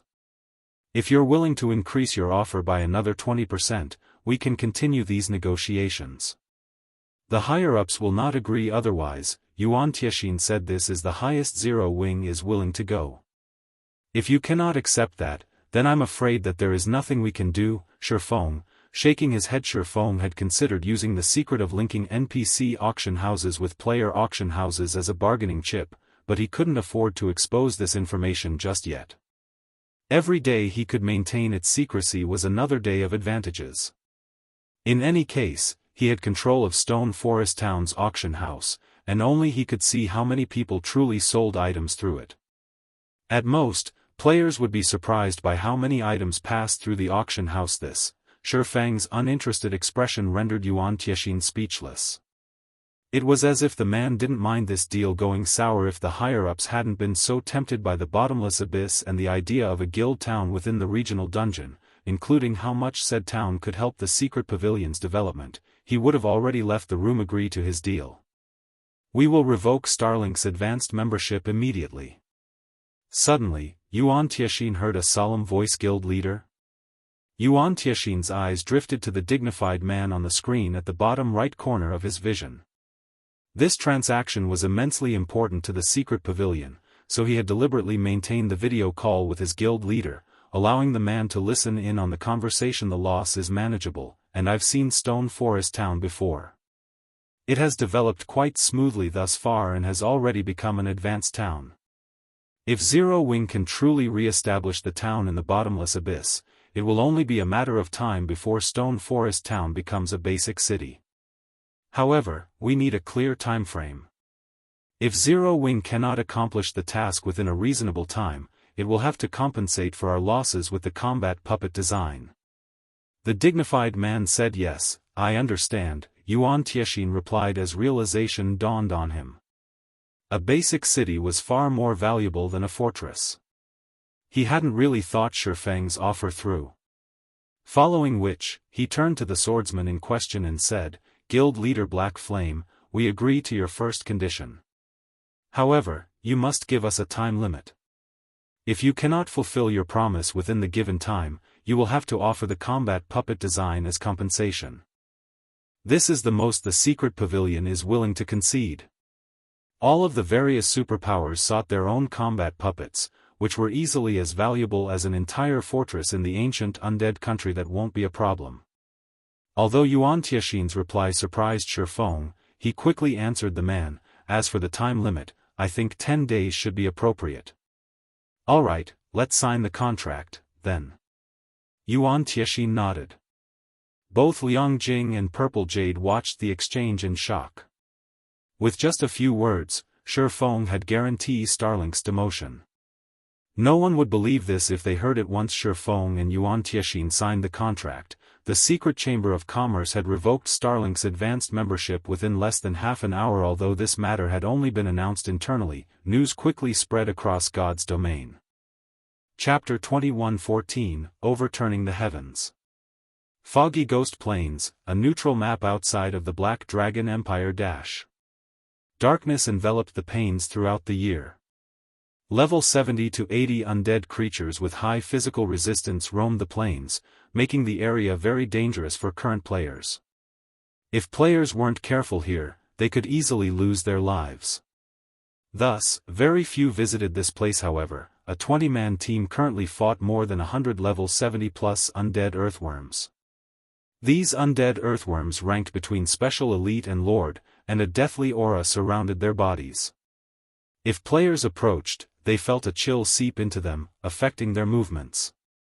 In addition, the undead earthworms had extremely high defense, and their attacks had a corrosive effect. However, the players who faced these undead earthworms defeated one after another. The team's leader, an assassin, toyed with roughly 80 undead earthworms by himself. Like a graceful butterfly, the assassin skillfully dodged the corrosive attacks. While the assassin attracted the undead earthworms' attacks, a willowy woman bombarded the monsters with one spell after another, each dealing over -20,000 damage. Moreover, the woman timed her spells accurately to strike the undead earthworms as they launched an attack, diverting the trajectories and reducing the pressure on the assassin. After around 30 minutes, the 20-man team finally slew the last of these monsters, their bodies littering the ground alongside materials and items. The commander and vice-commander sure are amazing. Without those two, these undead earthworms would have likely worn us down until we died. That's right. The stamina consumption here is ridiculous. I lost more than a quarter of my stamina in that fight alone. It's no wonder why the other adventurer teams refuse to grind here. I wish I were as capable as the commander and vice-commander. I'd be able to walk through the Black Dragon Empire unhindered. With their fame and strength, they could establish a large guild in the empire. Even superpowers have tried to recruit our adventurer team. It's a pity that the commander rejected all those offers without hesitation. When the resting members FFF adventurer team members looked at Yan Tianqing and Yi Luofei, their gazes held respect and admiration, especially the players that had recently joined the team. Not only did the undead earthworms have incredible defense, but their death aura also weakened players' combat power. Including the corrosive effect of the monsters' attacks, not even MTs in top-tier equipment would dare to aggro too many at once. At most, a strong MT could handle 5 or 6 undead earthworms at a time. However, these monsters traveled in groups of 100 or more. Even a 50-man team would struggle against such a large band of monsters, not to mention a 20-man team. However, thanks to Yan Tianqing aggroing most of the worms and Yi Luofei's timely attacks, the team was able to defeat the 100+ undead earthworms without much trouble. The only benefit to the Foggy Ghost Plains was the high EXP its monsters granted. The leveling speed here was unmatched. After defeating a single wave of monsters, the FFF adventurer team's members had gained a visible chunk to their experience bars. It was a rare phenomenon at their levels. Suddenly, a woman in dark gray leather armor appeared before Yan Tianqing and Yi Luofei. She had a magnificent body, looking like a fairy, and her chilling aura felt like the moon in the night sky. Upon close inspection, one would discover that this woman was actually level 67. She could undoubtedly rank at the very top of the Black Dragon Empire's ranking list. Meanwhile, Yan Tianqing and Yi Luofei had failed to detect this woman's presence before she had appeared. The FFF members grew nervous due to her abrupt arrival. They were all experts, and their ability to sense others' auras was first-rate, yet they hadn't noticed this woman's approach. To make matters worse, they had never felt such a frightening aura before. They all felt as if they stood in a silent hell as this woman's aura washed over them. "Why are you here, Lotus?" Yan Tianqing calmly asked the peerless beauty before him. The other FFF members' jaws dropped when they heard the woman's name. Everyone in the Black Dragon Empire knew the name Lotus. It was, after all, the name of the #1 player on the Empire's assassin ranking list.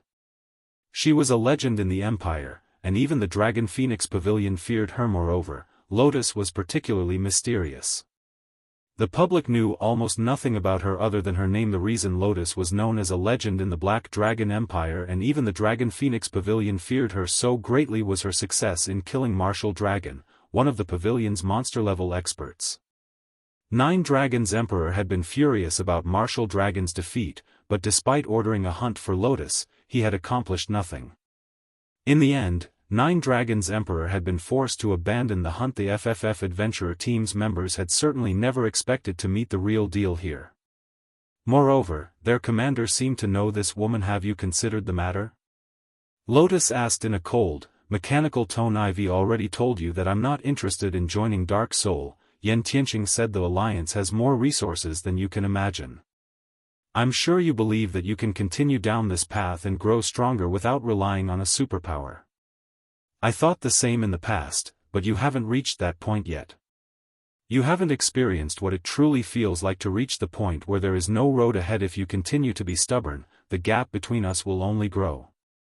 I know that you're interested in Zero Wing, and I admit that the guild is impressive to secure White River City's auction house despite facing multiple superpowers in the competition, Lotus said, her voice deepening. However, everyone knows what future awaits Zero Wing. After provoking so many superpowers, it is destined to perish. Furthermore, Zero Wing has almost no training resources. You'd be better off joining me in Dark Soul. Dark Soul's resources will help you improve. Do you really need to waste time on a guild that is on the verge of destruction? I've made up my mind, Yen Tianqing replied without hesitation. Zero Wing's death isn't certain yet. As long as it returns to the secret chamber of commerce, Starlink won't find the guild easy to eliminate. So what if it returns? Do you really think a guild with no background and resources can overturn the heavens? Lotus asked with a hint of disdain, but as soon as Lotus finished speaking, Yi Luofei gasped from beside Yen Tianqing. Commander, something has happened. Yi Luofei shouted after reading the message from the Flower of Seven Sins. What is it? Yen Tianqing asked, giving his vice commander an odd look. Starlink's advanced membership has been revoked. Yi Luofei said, shuddering. She even wondered if this message was a fake, but since it bore the Flower of Seven Sins name, it couldn't be. How is that possible?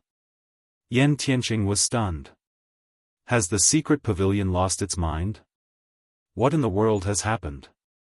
Membership in the secret chamber of commerce was extraordinary. Revoking a basic member's status demanded an extremely high price, not to mention a power's advanced membership. The news even surprised Lotus. Becoming an advanced member in secret required an astronomical price. By demoting one of its advanced members, the chamber would lose significant profits. Why would the secret chamber of commerce willingly revoke Starlink's advanced rank? The information isn't very accurate, but based on what we currently know, I'm 90% sure that Zero Wing has something to do with it. The moment Secret reinstated Zero Wing's basic membership, it demoted Starlink, Yi Luofei replied hesitantly. Chapter 2115, Realms of Refinement Legacy.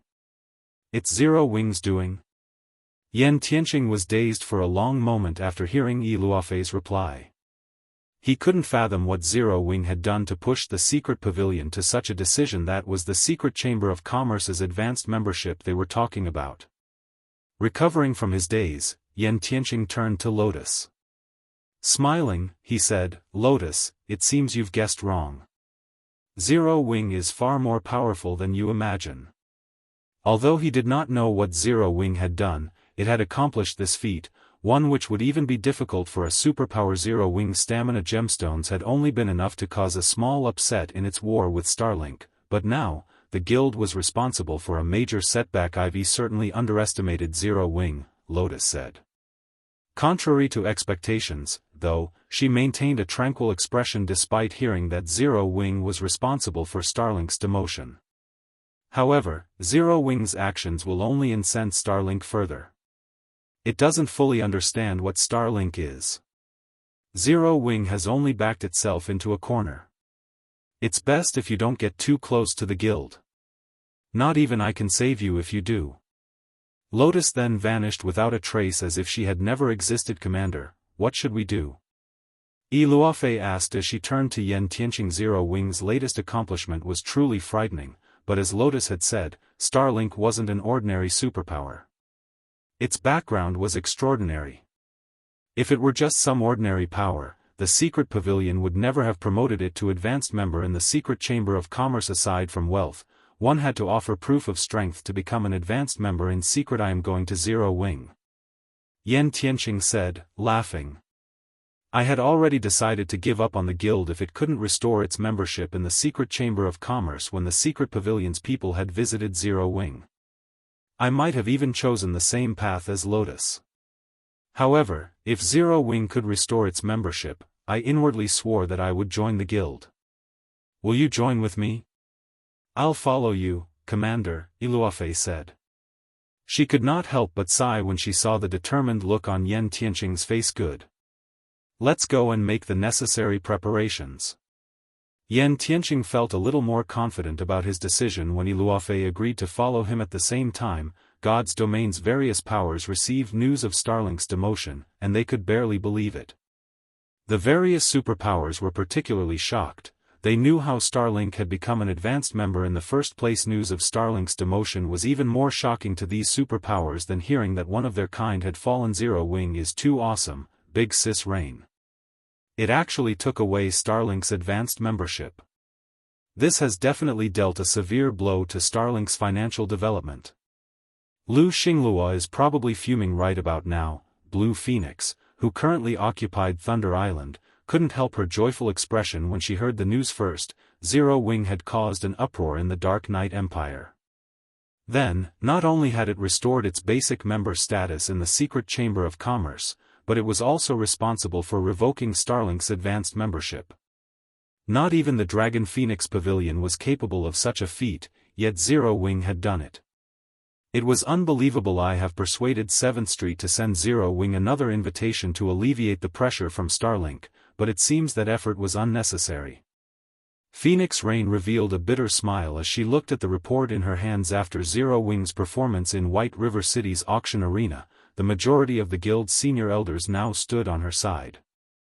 Not only had this significantly increased her authority within the guild, but it had given her access to more resources, as well. Only then had she qualified to persuade a major chamber of commerce like 7th Street. In the end, however, her efforts had been wasted. She had watched Zero Wing closely since the guild had begun to grow, yet the more she looked at it, the more mysterious it seemed. Now that Starlink has lost its advanced membership, Nine Dragons Emperor will likely shelf his plans of using Zero Wing's financial issues to cause trouble, Blue Phoenix said, smiling indeed. He will also have to rethink whether or not he wants to continue targeting Zero Wing. After all, Zero Wing has firmly secured the secret pavilion support, otherwise, it wouldn't have demoted Starlink for the guild, Phoenix Rain said after giving the matter some thought.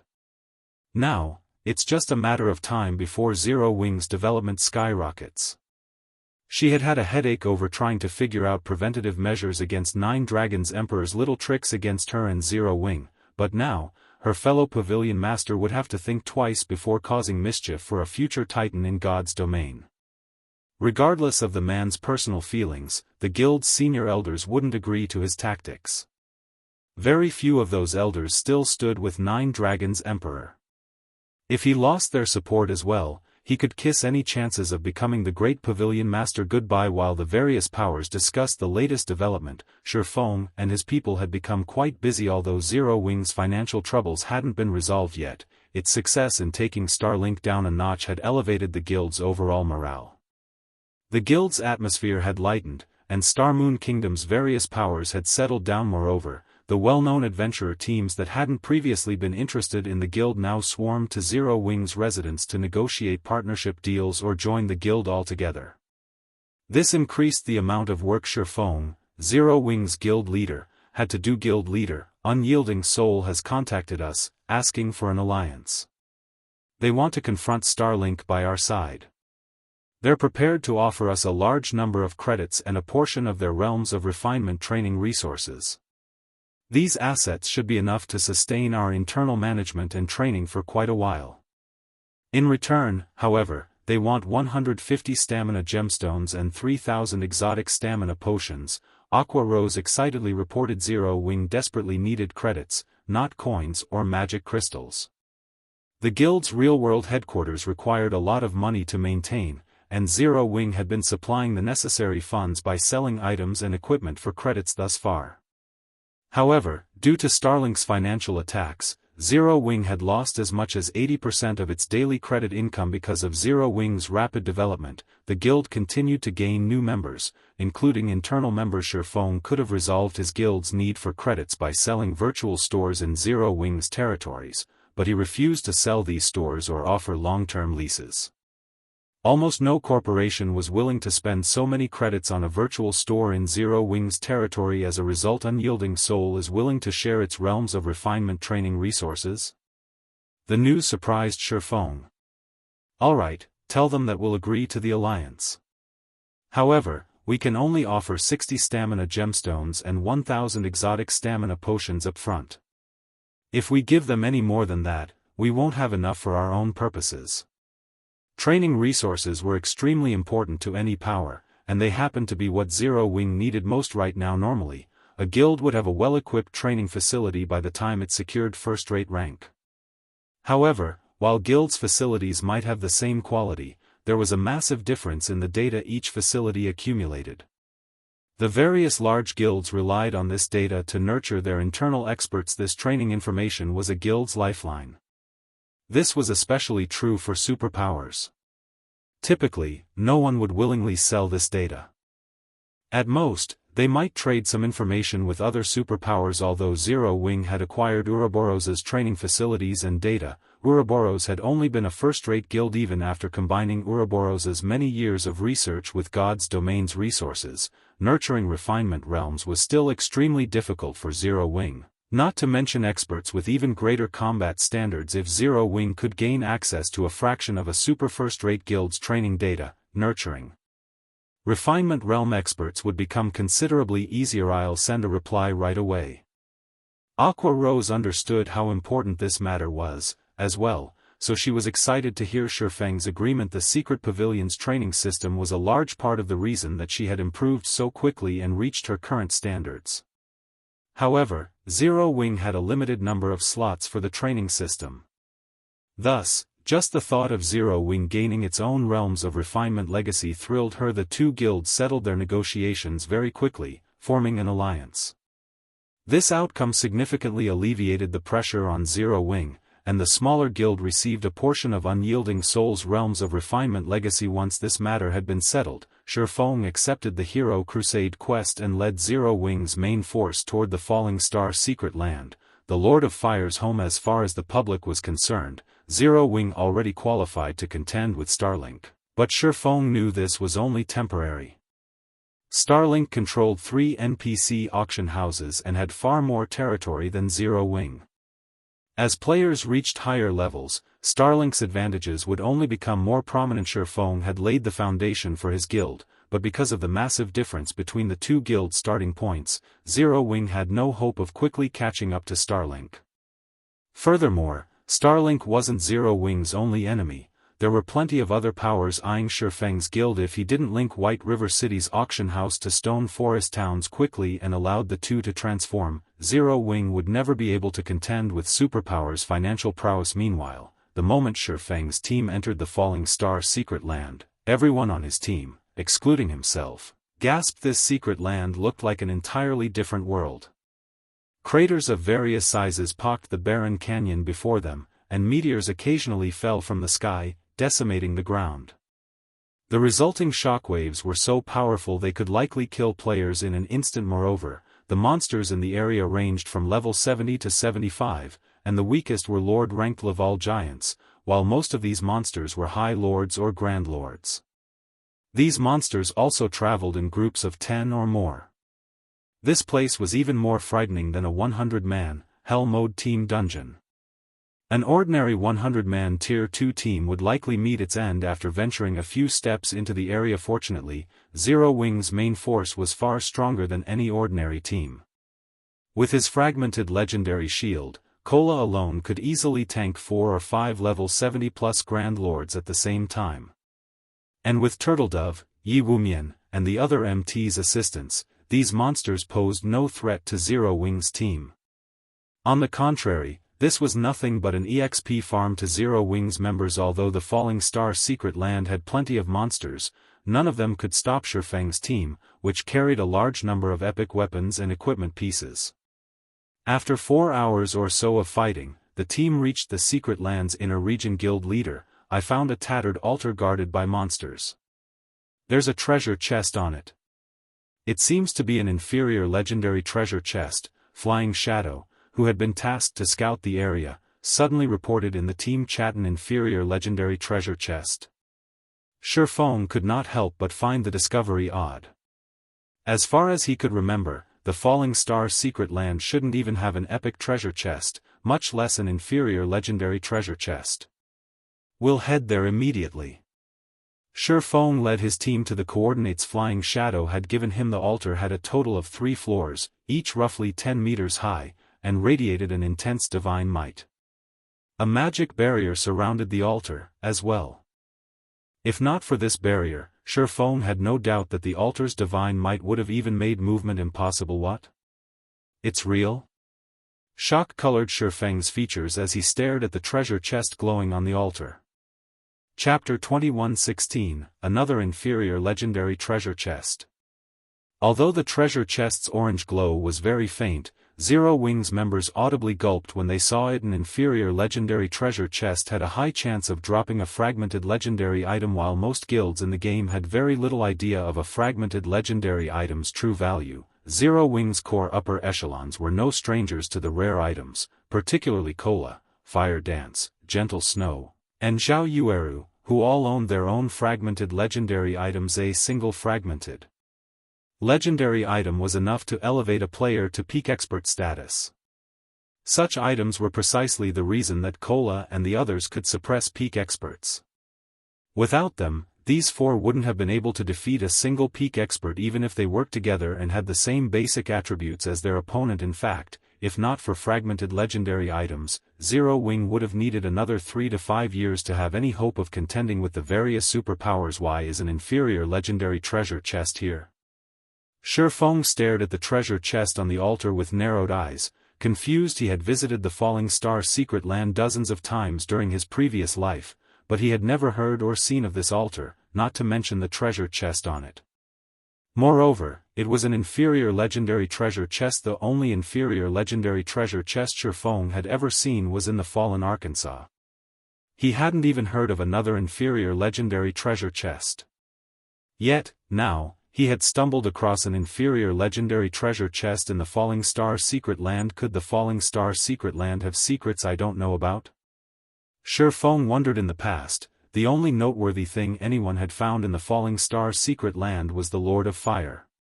Once the Lord of Fire had been slain, the secret land had become a land of death. Even monsters had stopped spawning. Moreover, the altar's divine might was extraordinary. This definitely hadn't been constructed by mortals, but by ancient gods. Guild leader, should we work our way toward it? Aqua Rose asked, unable to pull her gaze away from the inferior legendary treasure chest. Although there were around 500 level 72 and level 73 Lord-ranked lava hounds roaming around the altar, these monsters were easy pickings for Zero Wing's main force. It wouldn't take long to clear out the area. Wait a minute, Shifeng said. He then activated Omniscient Eyes and inspected every lava hound in the area. In God's domain, caution was necessary when encountering a treasure that didn't match its location's quality. A slight mishap could potentially be fatal, and that lethality would affect players' careers. In God's domain normally, players would only encounter situations like this after visiting level 150 plus maps. To encounter such circumstances in a map below level 100 was simply unheard of. Of course, better safe than sorry. Lava Hound, Ilaka's avatar, elemental creature, Lord. Level 72. HP 24-000-000/24-000-000. A hidden title? Shifeng very quickly noticed something peculiar. When inspecting these monsters with an ordinary identification skill, players would only see ordinary lava hounds, but with Omniscient Eyes, these lava hounds had an additional title. Ilaka's avatar? Sure enough, this is a trap. A trap? Fire Dance gave Shifeng an odd look before asking, but I've already inspected the area and didn't discover any traps. Before the full team had arrived, she had scouted both the altar and its surroundings, but she hadn't discovered any traps, magical or physical. Her disarm had already reached master rank. Even if she couldn't disarm Grandmaster traps, she could easily detect them. This isn't your ordinary trap, Shifeng said, laughing. He then said, Fire, lead an assassin party and find a way to lure these lava hounds 100 yards away from the altar. Remember, do not kill a single lava hound. Now, Shifeng, more or less, realized why no one had mentioned this altar or the inferior legendary treasure chest it held in the past. Alok was one of the Purgatory World's 4 kings, known as the King of Death. Alok was a bona fide Tier 5 world boss. During the war between worlds in Shifeng's previous life, the Purgatory World had been one of the worlds the various guilds had invaded. However, the guilds had suffered a miserable defeat against Alok. Despite sending 25 Tier 5 experts to raid the world boss, the King of Death had slain them all in one move. It had been horrific if a Tier 6 God-ranked expert hadn't made an emergency appearance on the battlefield. Every player in that war would have been annihilated. Even though the various large guilds had eventually killed Alok, they had sacrificed tens of thousands of expert players to do so, including more than 100 Tier 5 Apex experts. Tier 4 experts had been of little use in the raid. Knowing that the lava hounds around the altar were Alaka's avatars, Shifeng realized that this altar was Alaka's treasury. Treasuries like this would appear in God's domain randomly. Players would only have one opportunity to claim these treasuries items. If they killed Alaka's avatars, Alok would discover the transgression. If Alok didn't arrive personally, he would send a doppelganger. Even if this doppelganger were one tier lower than the world boss and only level 70, players still couldn't afford to challenge it. Not only would every Zero Wing member in the area die, but Alok would also move his treasury to a different location. Although such occurrences were rare in God's domain, Shifeng had heard of a few instances. After Shifeng finished issuing commands, Fire Dance led a party of assassins to lure away the lava hounds around the altar. Once the last lava hound was more than 100 yards away from the altar, the magic barrier around it shattered. A boundless divine might gushed past the broken barrier, and Zero Wing's members felt much heavier. Seeing this, Shifeng activated Gale Domain and flew straight toward the altar. As he drew closer, he encountered stronger divine might. Eventually, the pressure was so powerful that his flying speed slowed to a crawl. As Shifeng came within 50 yards of the altar, he didn't have the strength to move forward. Gritting his teeth, Shifeng activated Heavenly Dragon's power, his strength skyrocketing.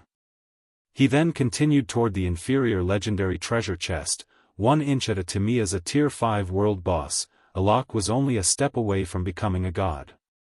Obtaining such a being's treasure wouldn't be easy. Not only were the lava hounds guarding this altar Alaka's avatars, but they were also the energy source that protected the treasury. These lava hounds powered the magic array that protected the treasury, maintained its presence here, and sealed the divine might the treasury radiated.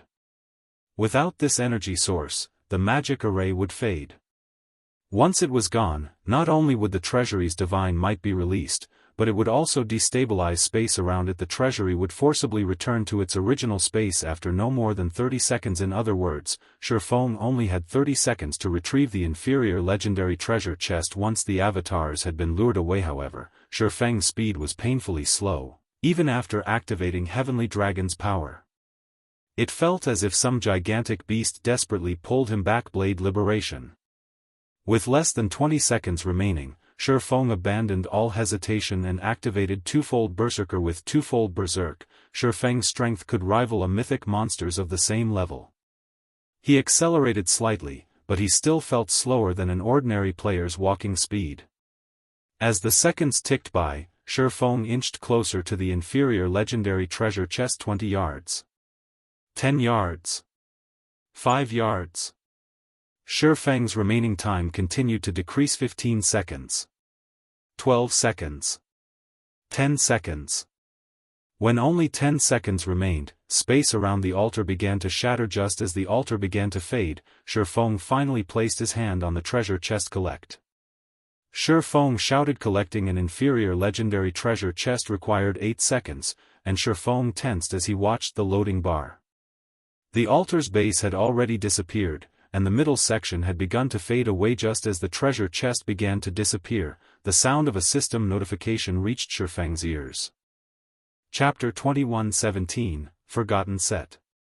System: Inferior legendary treasure chest has been stored in bag space. System: a powerful spell has been cast on this inferior legendary treasure chest. The treasure chest will drop upon death and cannot be opened within the Falling Star secret land. System: the King of Death has learned of the robbery and sealed off the Falling Star secret land. All monsters in the area have been enhanced. How vicious! Feng did not know whether to cry or laugh after hearing the 3 system notifications. He had thought that he had secured the inferior legendary chest, getting away scot-free, but it seemed that the trap still closed around him. Now that a lock had sealed off the Falling Star secret land, players had only 2 means of escape. The first method required dying and resurrecting in the nearest graveyard. The second way was to kill the Lord of Fire. The Lord of Fire was the Falling Star secret land's overlord, serving as the land's power source. If this boss died, the secret land wouldn't be able to maintain any life. Then, the seal on the map would lift. However, due to the inferior legendary treasure chest, the secret land's monsters had grown stronger, including the Lord of Fire. The Lord of Fire was already stronger than ordinary mythic monsters since his territory was a secret land. Now that the seal around the area enhanced the monsters here, the boss had likely grown as powerful as a mythic-ranked archaic species. Although players' combat and equipment standards had improved a lot, dealing with mythic monsters was still a challenge. Even the various superpowers relied on magic arrays and numerous attempts when raiding a mythic monster. Not even an MT with a fragmented legendary shield would last long against a mythic-ranked archaic species. Fortunately, players were permitted to use summoning spells they had learned in secret lands. Although they couldn't use items that summon monsters, it seems we'll have to level up before raiding the Lord of Fire. Feng concluded after calming down. An inferior legendary treasure chest was worth far more than an ordinary fragmented legendary item. Based on their current situation, the system wanted his team to earn the treasure chest. Fortunately, he wasn't on a time limit to kill the Lord of Fire. Although he had a 10-day arrangement with the secret pavilion, moving Stone Forest Town to the Bottomless Abyss wouldn't be difficult. As long as players had the necessary status and 6,000 mana stones, it could easily be accomplished. Only, current players did not know how to transfer a town. The true difficulty would be acquiring the 6,000 mana stones. 6,000 mana stones was an astronomical amount to God's domain's current powers.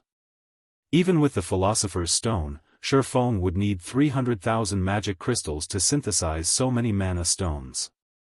Even superpowers would have a hard time sacrificing such a large number of magic crystals. However, the task wouldn't be difficult for Zero Wing.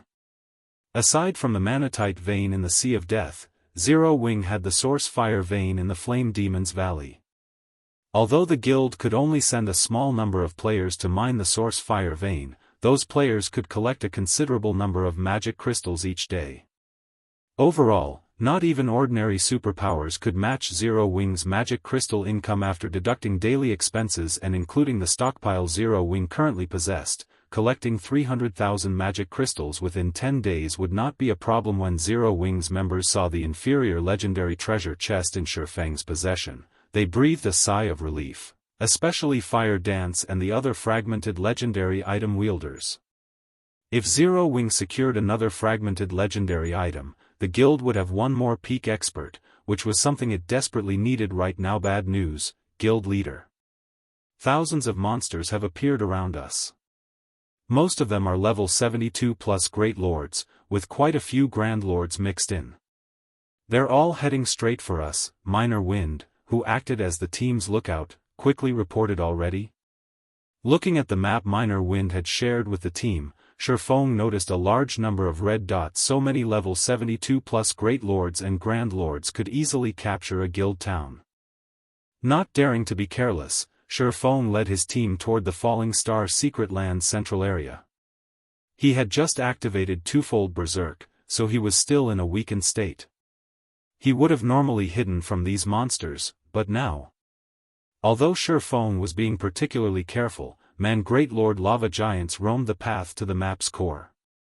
Eventually, Shifeng and his team had to stop and deal with these monsters. MTs hated lava monsters more than any other. These monsters' attacks could reduce their target's defense, and although each attack only dropped players' defense by 5% for 10 seconds, the debuff stacked after a little over half an hour. Shifeng's team defeated the dozen or so lava giants they had encountered, but as the team began to move out, several glowing items appeared on the ground. It surprised Shifeng. What? This is level 70 secret silver equipment? Shifeng's surprise grew into astonishment after he inspected one of the dropped equipment pieces. Could this be a result of the monster's enhancement? The Falling Star secret land had a high monster population, and they were stronger than average monsters. However, since these monsters didn't drop loot, the Falling Star secret land had only become a good leveling area for players during Shifeng's previous life. If these monsters had dropped equipment, this secret land would have become a sacred grinding spot. Although secret silver equipment was average, the several pieces that had dropped from the lava giants were level 70 equipment. The various major powers had barely begun to collect level 65 equipment, much less level 70. It was easy to imagine how valuable these pieces were. The attributes on these level 70 secret silver boots are amazing. Their defense is even higher than level 65 dark gold boots. They also reduce stamina consumption by 3%. If my current boots didn't have better basic attribute bonuses, I'd equip these in a heartbeat, Yi Wumian exclaimed as he inspected the level 70 secret silver boots attributes Shifeng had shared in the team chat. Those are nothing. Look at what I picked up, Blackie said, delighted as he shared a cloth armor's attribute panel. Everyone was stunned when they saw the item's information secret silver set equipment. Although the cloth armor was also level 70 secret silver rank, it was a part of the Forgotten set, a 4-piece set equipment. Moreover, this set focused on reducing stamina consumption. When wearing all 4 pieces, players' stamina consumption would drop by 30%. The cloth armor was far more valuable than the level 70 secret silver plate armor boots. The resources in neutral maps were tempting enough that most current players searched for a way to develop in these areas. However, neutral maps had harsh environments that placed a heavy burden on players' stamina, but as luck would have it, neutral maps were home to plenty of field bosses that dropped plenty of rare materials and items, including skill books, designs, and recipes. However, the various large guilds were helpless against these field bosses. That difficulty wasn't due to these field bosses' immense power or players' lack of basic attributes, but because they could increase players' stamina consumption. As a result, many raids on these field bosses failed because players ran out of stamina. Meanwhile, level 70 secret silver set equipment that could reduce stamina consumption was far more valuable than level 70 fine gold set equipment with elemental resistances. When Zero Wings players thought about the monsters in this area dropping set equipment that reduced stamina consumption, their hearts raced. Aqua, make the necessary arrangements. We won't be venturing to the map's core just yet. First, we'll get rid of these lava giants. We'll advance once we're done, Shifeng said after giving the matter some thought. Equipment that reduced stamina consumption was even rarer than equipment that provided universal resistance. Although Shifeng knew how to obtain a few such pieces of equipment, they were located in level 100+ neutral maps. In any case, his team members needed to level up before they could raid the Lord of Fire. Since these Great Lord-ranked lava giants dropped equipment and set equipment that reduced stamina consumption, he wouldn't miss this opportunity. They might not have this chance once they killed the Lord of Fire. If they could collect enough equipment to arm a 100-man team, Zero Wing could use the many field bosses in neutral maps as a personal ATM. Chapter 21:18, Qualitative Transformation. When the seal around the Falling Star secret land had enhanced the map's monsters, it had also drastically increased the number of Great Lord-ranked lava giants in the secret land. Zero Wing's members felt as if there were no end to these monsters as they continued to grind in the inner region. Only after 8 days of constant grinding did they finally clear out most of the lava giants in the inner region. However, they had to admit that the Falling Star secret land was an excellent leveling spot. When Zero Wing's members had first arrived in the secret land, they had been level 66, but after 8 days of grinding, every team member had reached level 70. Even the various superpowers experts would be jealous of their leveling speed. As for Shifeng, he had leveled up from 72 to 74. However, these players' increased attributes were far more significant than their higher levels. Every 5 levels was a minor turning point in God's domain, and as Zero Wings members leveled up, their epic and fragmented legendary items rose with them.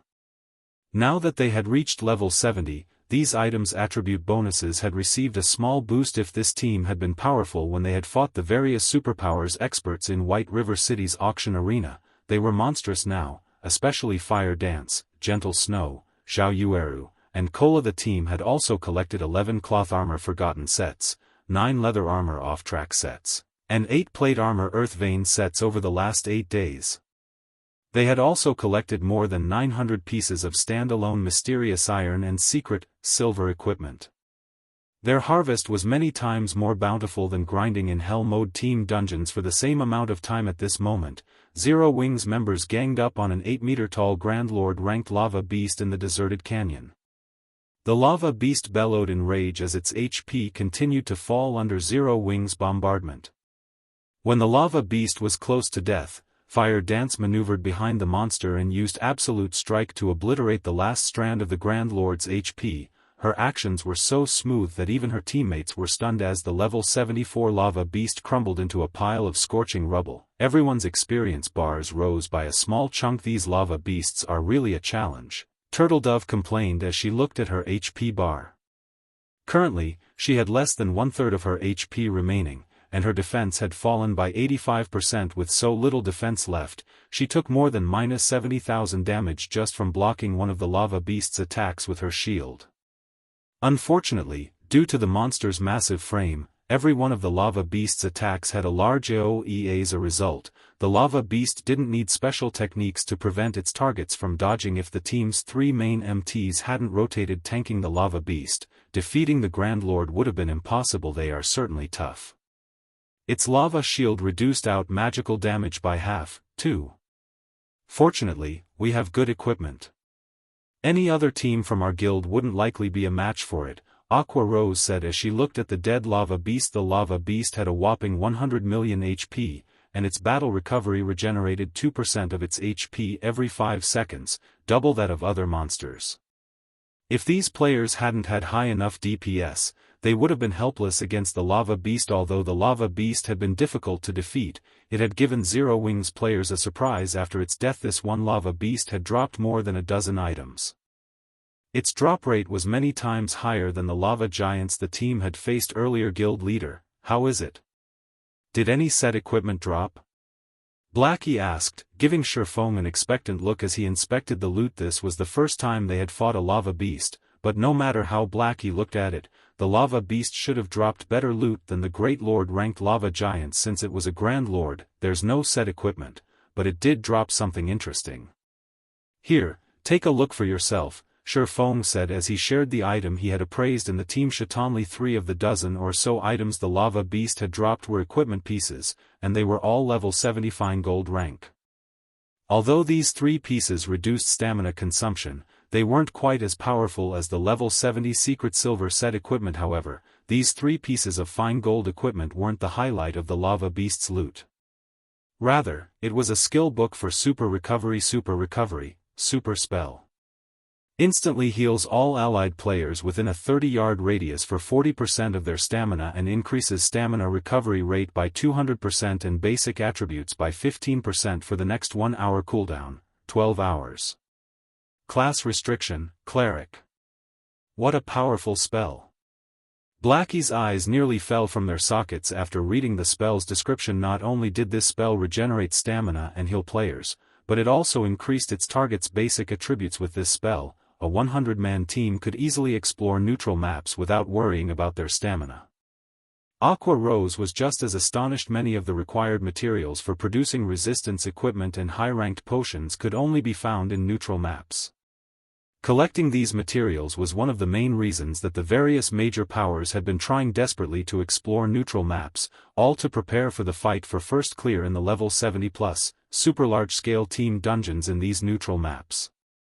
It Not only would a guild become more popular and collect more top-tier equipment by securing one of these team dungeons first clear, but it would also earn a town-building order, enabling the guild to construct a new guild town in a neutral map. It was the equivalent of securing a neutral map's management rights. There were only a limited number of kingdoms and empires around neutral maps. With control over a neutral map, a guild would have a tough time not growing stronger. We should let Violet learn this skill book, Sherfong said. The rest of the team agreed with his decision.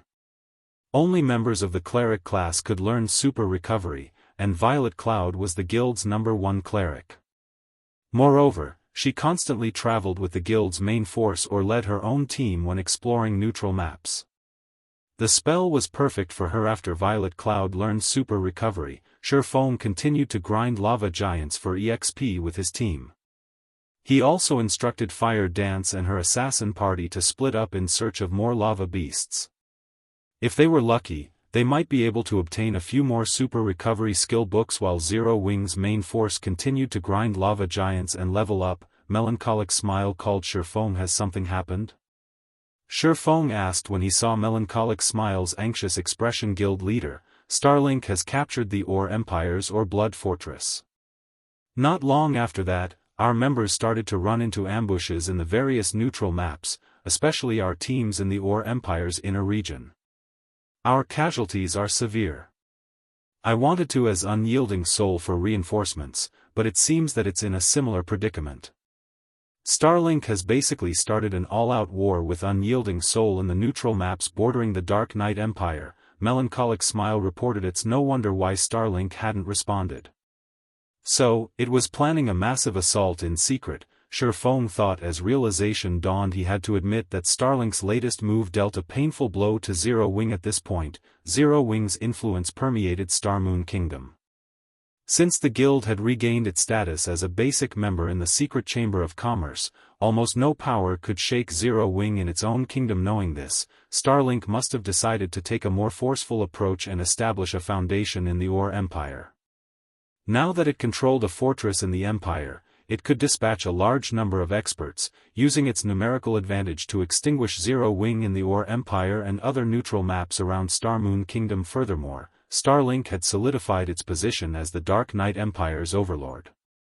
Other powers would have a very difficult time threatening its position, so it could afford to send a large group of experts abroad.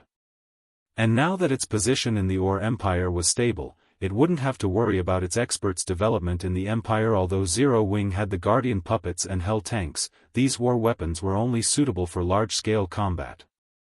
With how few of these war weapons Zero Wing had, protecting its members across massive neutral maps would be impossible. Guild leader, what should we do? Melancholic Smile asked. Tell everyone to stay together for now. If needed, spend some magic crystals and send our members through the Otherworld Gate to level up. For now, we'll disregard developing in neutral maps, Sherfong responded after giving the matter some thought. We'll make further arrangements once I've finished my quest here. Understood. Melancholic Smile nodded. After disconnecting the call, Sherfong gathered his team, and they made their way toward the Lord of Fire. As for leveling up and grinding for equipment, they were out of time. The Falling Star Secret Land's core was a molten hell. Only a few boulders still stood among the lava, barely large enough to hold 30 players. Meanwhile, a 50-meter-tall figure, made of flowing lava, lay among the liquid stone.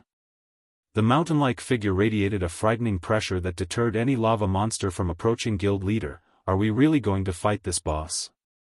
Blackie could not help his bitter smile as he looked at the lava giant. The rest of the team expressed similar reactions. The word, strong, was no longer appropriate for this lava giant. This thing was practically invincible to current players. Lord of Fire, King of Flames, Elemental Creature, Ancient Fiend, Mythic, Level 75. HP 580,000/580,000,000.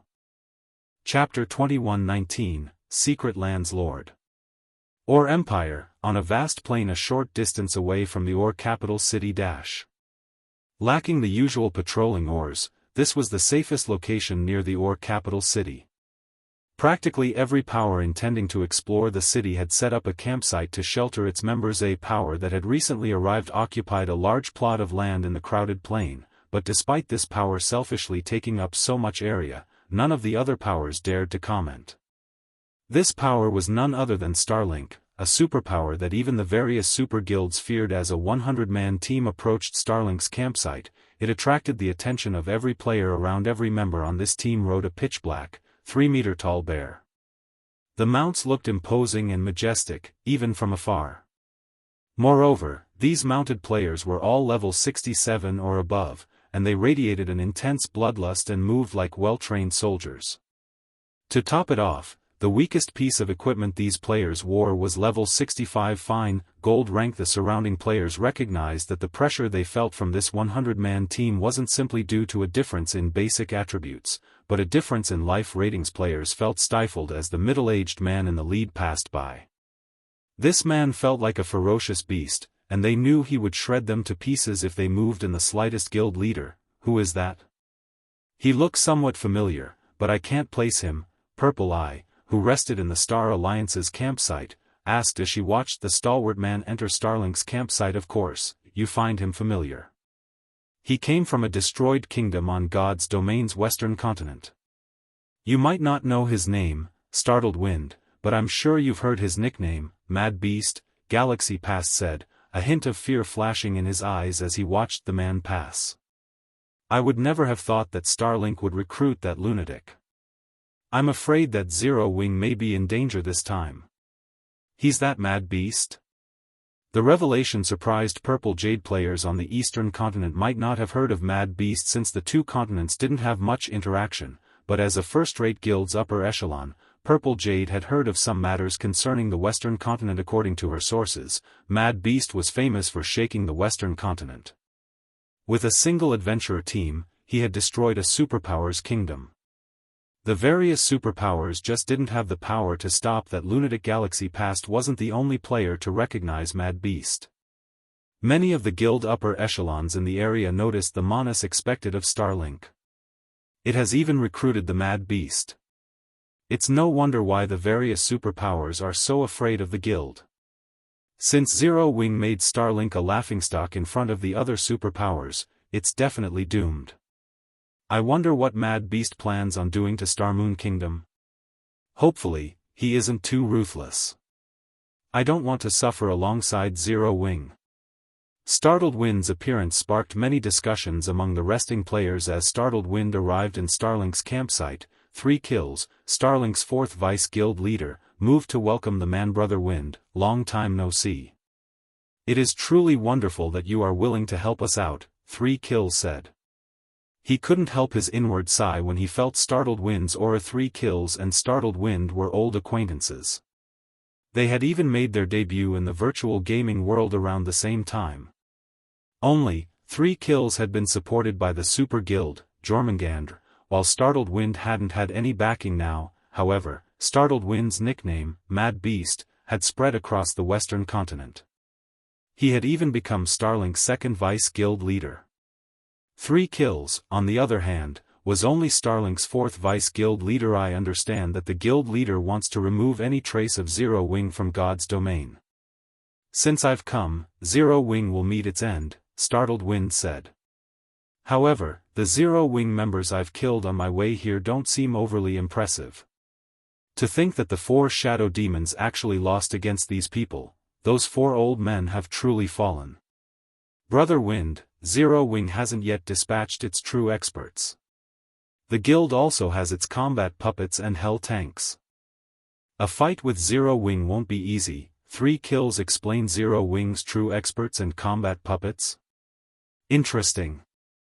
I wonder whose blade is sharper, Zero Wing's or mine? Startled Wind said as he licked his lips, excitement flashing in his eyes. Since Zero Wing's experts refuse to meet me, we'll make them show themselves. I've heard that Zero Wing has a town in the Ore Empire. I think my men and I will pay it a visit. Following which, Startled Wind spun on his heel and led his men towards Silverwing Town. Meanwhile, Sherfone watched the slumbering Lord of Fire in silence for a moment in the Falling Star secret land's core. Why is he so much stronger? Feng felt a headache begin to brew as he looked at the boss's attribute panel. The original Lord of Fire had already been much stronger than ordinary mythic monsters, but now that he had become an ancient fiend, not even a 100-man team of Tier 3 peak experts would have much of a chance of defeating him, much less a 100-man team of Tier 2 experts. Ancient fiends' life ratings could rival ferocious beasts. Overlords in God's domain. During ancient time Feng had only killed the Flame Demon King, due to his quest drastically reducing its strength, but this Lord of Fire was at his peak. Now, however, the Lord of Fire was at the peak of his strength. Even a 1,000-man team filled with experts of the same level would fall quickly to the Lord of Fire. No, something's not right. Feng quickly noticed the glowing, golden divine runes hovering around the Lord of Fire's body. Those runes were gradually merging with the boss's form. As far as Feng could remember, the Lord of Fire shouldn't have bombed any divine runes. Moreover, the boss's aura was growing stronger, albeit very slowly. Is he in the middle of an evolution? Although God's domain's boss monsters rarely evolved, it wasn't unheard of. Generally, these evolutions only happened after players triggered certain events, but the process wasn't easy to complete. Boss monsters normally needed half a month to evolve successfully. Of course, there had been cases of bosses completing the evolution in 2 or 3 days quick. Everyone, move together. Feng hurriedly shouted. Chapter 2120, Time Waits for No One. When Feng realized that the Lord of Fire was in the midst of an evolution, he gathered his team and began the raid on the ancient fiend. Feng had Kola, who wore the Flame Demon's crown, act as lead MT, while Turtledove and Wuxia offered support from the sides. He instructed the rest of the team to stand by the Lord of Fire's sides and wait for his command. Feng's urgency confused his teammates, but when they thought about how they could only leave the Falling Star's secret land by killing the Lord of Fire or dying themselves, they obediently approached the boss. Go.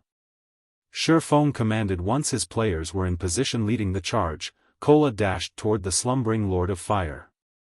Although molten lava covered the ground, the high fire resistance the Flame Demon's crown provided made the lava feel like seawater to Kola.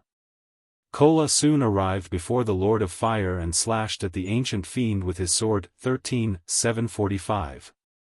As the Lord of Fire received damage, he opened his eyes, releasing a blinding, golden light. The boss's deafening bellow then echoed across the burning field. The delay surprised Zero Wings players. Normally, bosses attacked once players were within a certain range, but the Lord of Fire had only moved after Kola had attacked.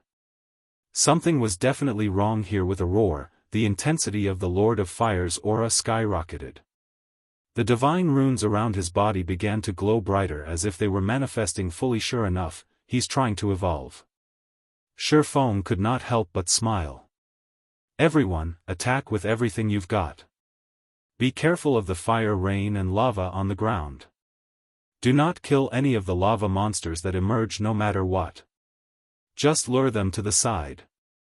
In God's domain, monsters were at their weakest when trying to evolve, but if they were in danger, they could quicken their evolution forcefully.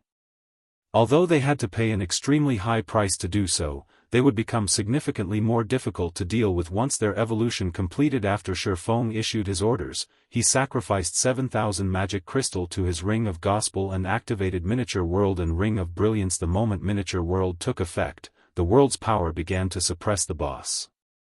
Unfortunately, the Lord of Fire was still an ancient fiend, and as a result, he only lost 20% of his basic attributes. His strength was still far higher than any ordinary mythic monster, following which, the Lord of Fire jabbed at Kola's raised shield. Upon impact, Kola stumbled 4 steps backward, losing more than 80,000 highs. So weak? Kola was surprised to lose so little HP. He had more than 240,000 maximum HP. An attack that dealt a little over -80,000 damage was well within his tolerance. The team's healers might feel a little overworked, at most don't hold back. Activate your Berserk skills immediately. We need to kill the boss before he completes his evolution. As Feng watched the divine runes around the Lord of Fire continue to form, he estimated that they had less than 20 minutes before the boss completed his evolution. Every second counted right now.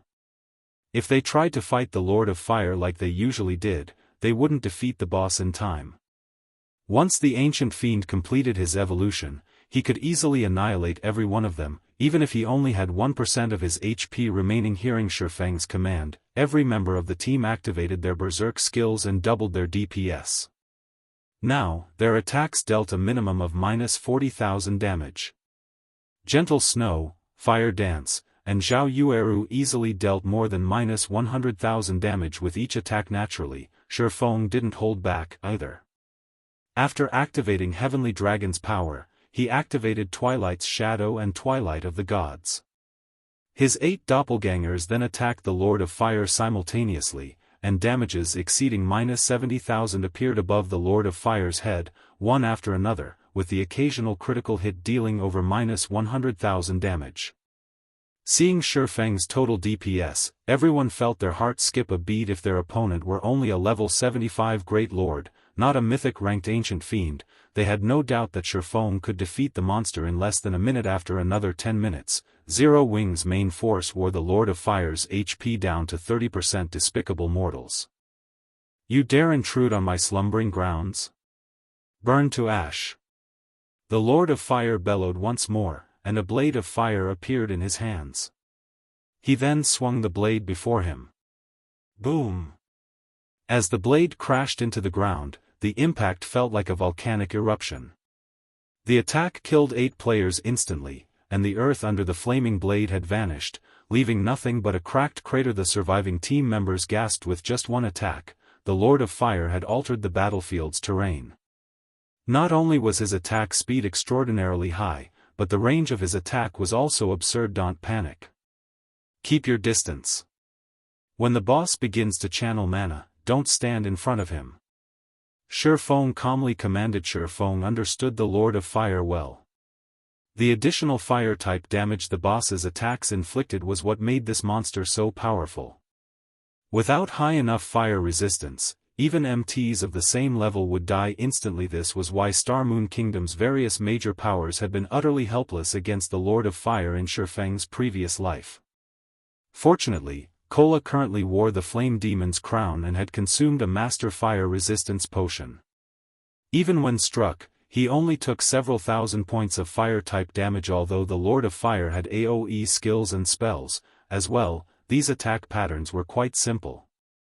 The attacks would be easy to avoid as long as players paid attention. As the seconds continued to tick by and the Lord of Fire lost more HP, the boss became increasingly frenzied. From time to time, he activated Meteor Hand and bombarded Zero Wing's players with multiple flaming stones. Any player that these meteors struck, aside from Kola, died instantly, and as a result, the team continued to lose members. When the Lord of Fire cast Sea of Lava, a large-scale destruction spell, Shifeng activated Absolute Domain and protected his team from annihilation. When the Lord of Fire had only 5% of his HP remaining, Zero Wing's team had fewer than 30 players. Seeing this, Gentle Snow activated Will of Light. Her ultimate skill 5 Swords of Light descended on the Lord of Fire, each dealing over -300,000 damage. Some attacks were even criticals, dealing twice as much damage. After all 5 swords had struck, the Lord of Fire had lost over 2 million HP, following which, Zhao Yueru activated the super large-scale destruction spell, Frost Flame Hell, while Violet Cloud cast Dimensional Fracture and Shadow Rage. Aqua Rose and Blackie similarly cast their large-scale destruction spells. As spell after spell plundered the Lord of Fire's HP, the Ancient Fiend's rage continued to grow. The boss responded by summoning 2 blades of fire and brandishing them against these intruding players, every one of his slashes causing waves of lava that washed over Zero Wing's members. Even Kola watched his HP drain, little by little, despite his active Titan's will, which reduced incoming damage by 95%. Unfortunately, the lava had killed Turtledove and Yi Wumian. When the Lord of Fire had less than 1% of HP left, he dismissed his flaming weapons and summoned a tidal wave of fire that surged toward Zero Wing's team. Even space began to crack under the burning tidal waves. Might weary doomed. The color drained from Kola's face as he watched the approaching attack die. Just before the fiery wave descended on his players, Shifeng, who had already activated Power of Darkness, activated Blade Liberation and Divine Providence. He then countered the incoming tidal wave with a swing of his blade. Lightning Slash. A blue lightning bolt tore the tidal wave in half, and the Lord of Fire's eyes dulled as Hai collapsed into the lava, the resulting impact causing a small wave. Chapter 21-21, Ancient Fiend's Loot. As the Lord of Fire fell lifelessly into the lava field, Fire Dance and Zero Wing's other surviving members toppled backward in exhaustion. However, despite how tired they were, joy still flashed in their eyes. It was common knowledge in God's domain that the stronger a monster was, the better its loot would be. Although they did not understand what a mythic-ranked ancient fiend represented exactly, they were quite aware of how powerful the Lord of Fire was. It was undoubtedly the strongest boss they had fought since joining God's domain. If Shifeng hadn't pulled out all the stops in that final moment, bisecting the boss's flaming tidal wave, they would have been annihilated. The surviving players watched their experience bars grow with flying speed after the Lord of Fire's death.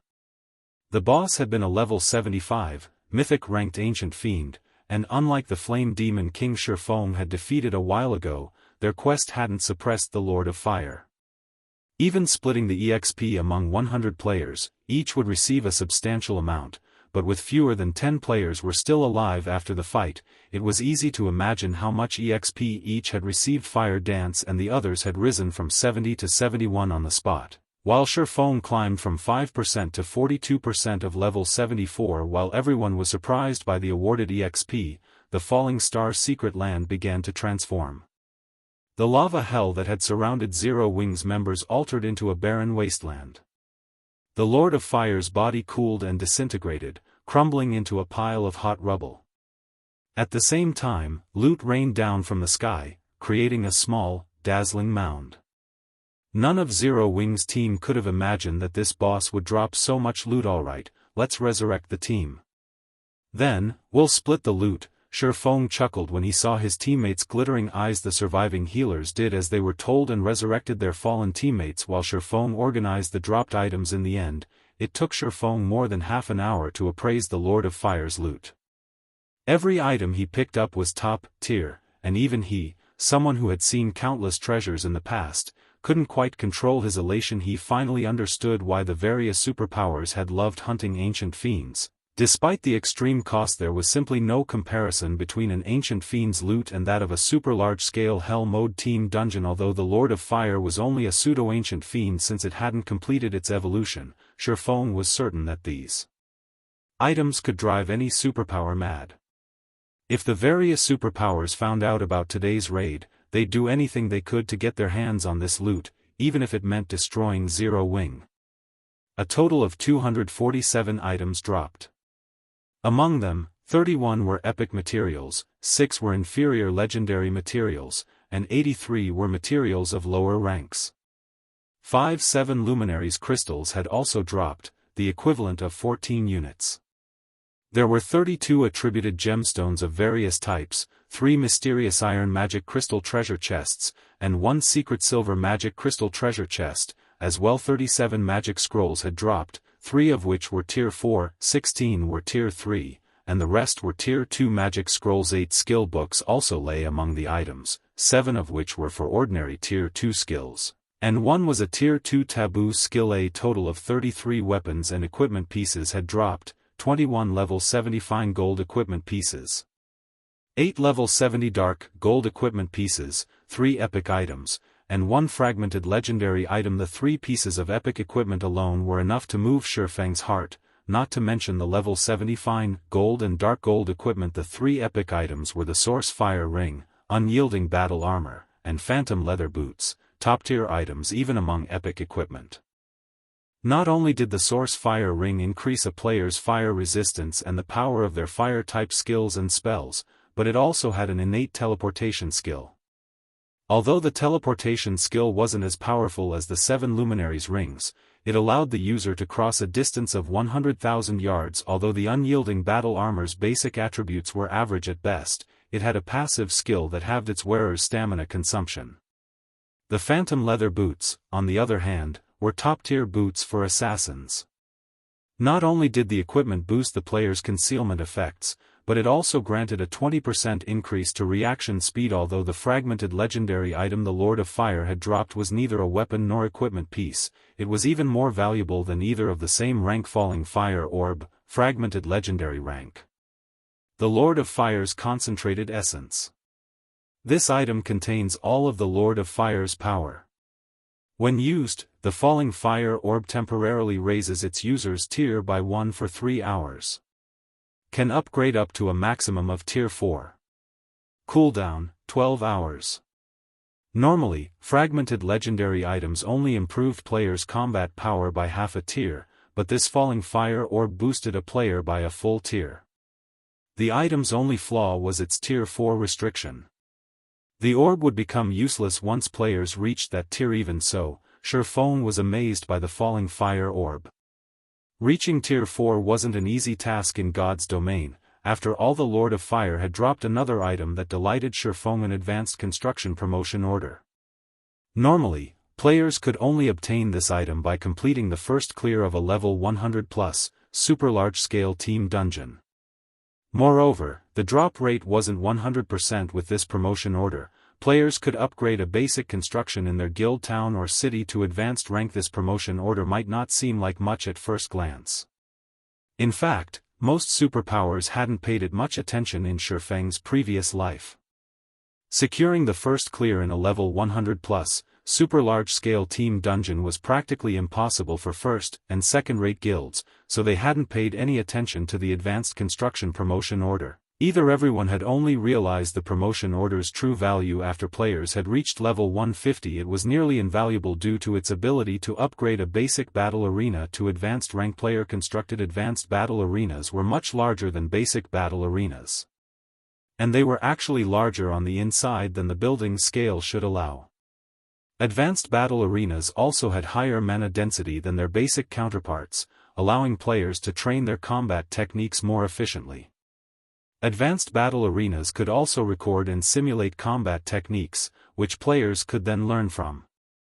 Unfortunately, this function required a lot of magic crystals, and the stronger a combat technique was, the higher its cost would be. Once he had finished examining the Lord of Fire's loot, Shifeng shared the weapons and equipment details in the team chat, holding an internal auction for these items. Everyone gasped when they saw these items in a short moment. All of the fine gold, dark gold, and epic weapons and equipment had been divided among the team. Flying Shadow had won the Phantom Leather boots, Zhao Yueru had won the Source Fire Ring, and Remnant Cloud had secured the Unyielding Battle Armor. All three of them felt their combat powers grow significantly. Now that we've finished our quest, it's time to head home. Shifeng then retrieved a return scroll and activated it. He transformed into a streak of white light and left the now crippled Falling Star secret land. Chapter 21-22, Zero Wing in an Uproar. Star Moon Kingdom, White River City. Shifeng and the others had spent 8 days fighting in the Falling Star secret land, and they were mentally exhausted from the repetitive grinding. However, when they returned to Zero Wing's residence in White River City, they were hit by the residence's depressing atmosphere. Before they had a chance to rest, Guild Leader, you're finally back. Busy in the guild hall's main lobby, Yolan's weary features brightened with excitement when she noticed Shifeng's team returning to the residence. She hadn't been sure that she'd last much longer had Shifeng's team remained missing. What's the guild's current situation? Shifeng asked. Overall, it's bad. Many players and adventurer teams have joined the guild in the last week or so, but the guild's finances were already tight. To make matters worse, Starlink has started attacking us in the surrounding neutral maps. We've already suffered over 50,000 casualties. We've nearly had to empty our savings just to compensate the slain players. Fortunately, Unyielding Soul has sent us some aid, so we've been able to maintain the guild's operations, Yulan explained with a bitter smile. But if this keeps up, the guild's funds will run dry sooner or later. Moreover, the lack of funds isn't the most pressing issue right now. We've already depleted the weapons and equipment stock in our guild warehouse. If we don't replenish it soon, the guild won't be able to operate normally. How did the guild fall into such a state? I thought I had told everyone to limit our activity earlier. Shifeng was surprised to hear that the guild has suffered so many deaths. Starlink had only begun its assault a day ago, yet it had slain more than 50,000 zero-wing players in that time. No matter how he thought about it, the feat shouldn't be possible initially. We only lost around 20,000 lives, but Starlink refused to give up and ambushed out members after they moved to the Silverwing town area. Enraged, some of our guildmates led teams to face Starlink's members. Unfortunately, the results were far from ideal. The players Starlink has sent to attack us are impressively strong, especially a specific, fierce group. With just a 100-man team, they killed more than 10,000 of our players. 400 of the slain players were even members of the Dark God's Legion. That team also destroyed 2 of our Hell tanks. After that, I told everyone to stay put in Silverwing town.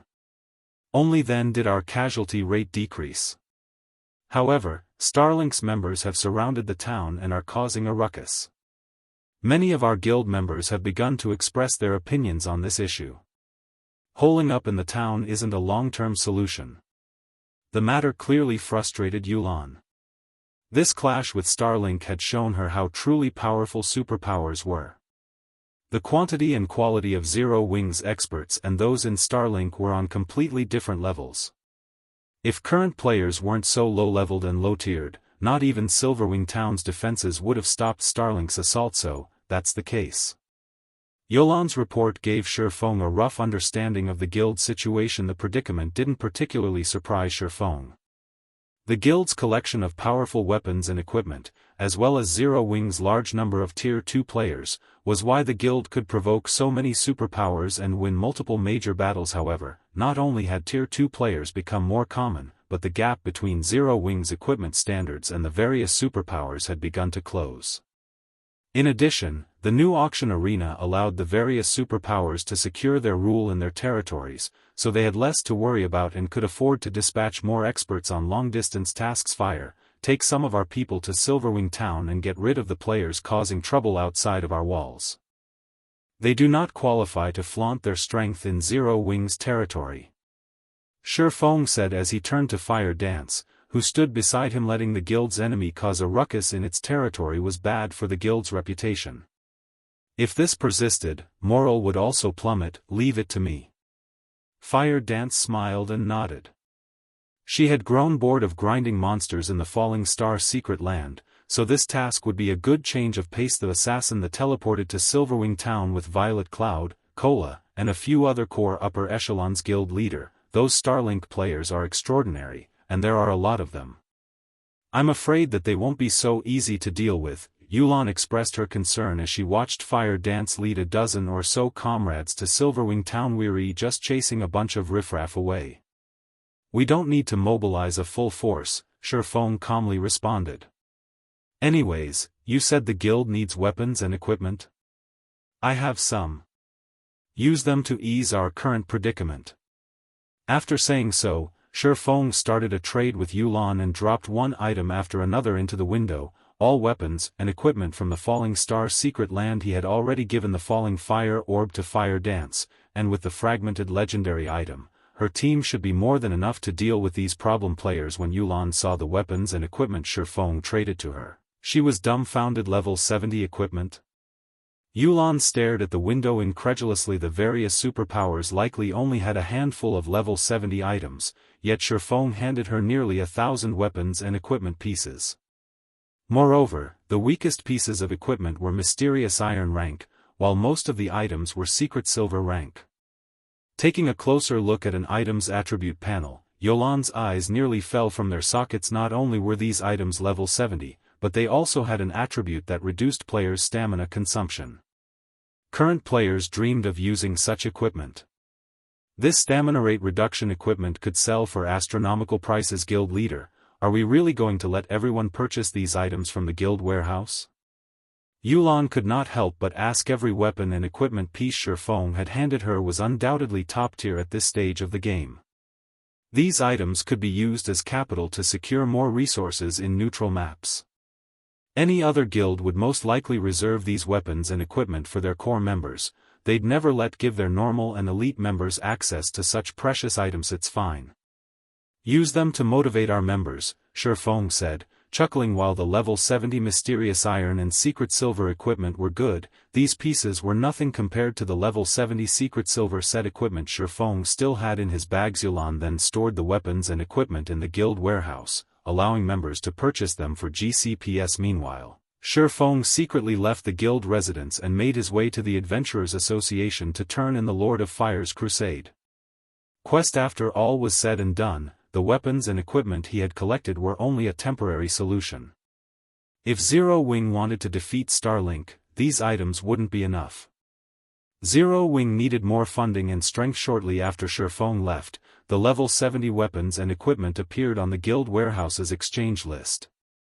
When they discovered these items, the guild members looking to upgrade their items stared at the new equipment with bloodshot eyes. Crap. Level 70 secret silver equipment. Am I dreaming? Did our guild rob some NPC's treasury? How do we have so many level 70 secret silver weapons and equipment? Quick, look! This equipment reduces stamina consumption. Amazing! If I had a full set of this equipment, I wouldn't have to worry about my stamina when I'm exploring neutral maps. A commotion tore through Zero Wing's residence as guild members discovered the newly stocked guild warehouse and began to think of ways to earn more GCPs to purchase the level 70 weapons and equipment. Meanwhile, news of Zero Wing's new collection quickly reached the various major powers. Chapter 21-23, Hero Ranked Reward. Shortly after the level 70 weapons and equipment appeared in Zero Wing's guild warehouse, news of these items reached Starlink's Blood or Fortress. Several level 66 or higher experts watched 3 kills, who gazed at the scenery outside the window, nervously in the 5th floor meeting room in Starlink's residence. Vice Guild Leader, according to our spies in Zero Wing, the guild has offered nearly 1,000 level 70 weapons and pieces of equipment for purchase in its guild warehouse. Moreover, every equipment piece reduces stamina consumption, a level 66 ranger reported, watching 3 kills with a hint of desire in his gaze. Zero Wing's members are on cloud 9 because of this. Many of them are desperately trying to earn GCPs to purchase the stamina rate reduction equipment. This turn of events has certainly increased morale within the guild. The various superpowers still considered level 70 weapons and equipment extravagant at this stage of the game. Even experts like himself only wore level 65 fine gold items. If he could get his hands on 1 or 2 more pieces of level 65 dark gold equipment, he'd sleep with a wide grin on his face. However, Zero Wing had just offered its normal and elite members the chance to use level 70 secret silver weapons and equipment. This benefit was truly enviable.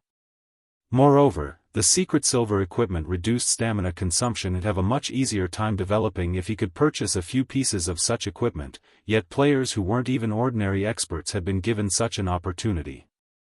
The situation was maddening. How kind of Zero Wing to offer up such equipment. Even 3 kills was slightly surprised by Zero Wing's generosity. He chuckled and said, "Unfortunately, this is only a temporary measure. We have already prepared equipment for a protracted war. The guild leader has even amassed 300,000 gold to persuade outside experts to move against our enemy." The fact that Zero Wing is offering its normal and elite members such equipment only makes them juicier targets. I had thought that Black Flame would recall his guild members to Starmoon Kingdom and hold up there. It would have taken our guild a lot of time and resources to destroy Zero Wing if he had. However, it seems that he truly believes his guild is on equal footing with the various superpowers just because he's small victories against superpowers in the past. How foolish. Zero Wing is mistaken if it thinks it can face us head-on.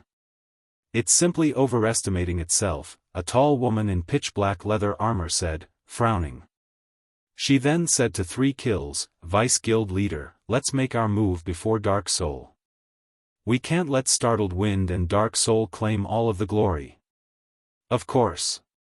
Yu Meng, go prepare. We're going to cut off all paths between Starmoon Kingdom and Silverwing Town. We'll eliminate the town's income. 3 kills said, nodding, leave it to me, Vice Guild Leader. I'll make sure that no one can reach the town by land. Yu Meng declared as she patted the heavy hammer she carried, absolute confidence shining in her eyes. Meanwhile, Feng had secretly reached the Adventurers Association's second-floor hall. Lord Protector, how may I be of service?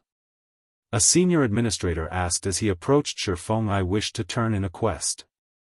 Here is the falling fire heart I've retrieved, Feng said as he pulled a rock enveloped in blue flame from his bag and handed it to the senior administrator. Every crusade quest required proof of completion. The falling fire heart was evidence of the Lord of Fire's defeat. The senior administrator was stunned when he saw the falling fire heart. Once he snapped out of his daze, the NPC looked at Feng with even greater respect. After verifying the falling fire heart's authenticity, a series of system notifications altered Feng. Star Moon Kingdom Region System Announcement.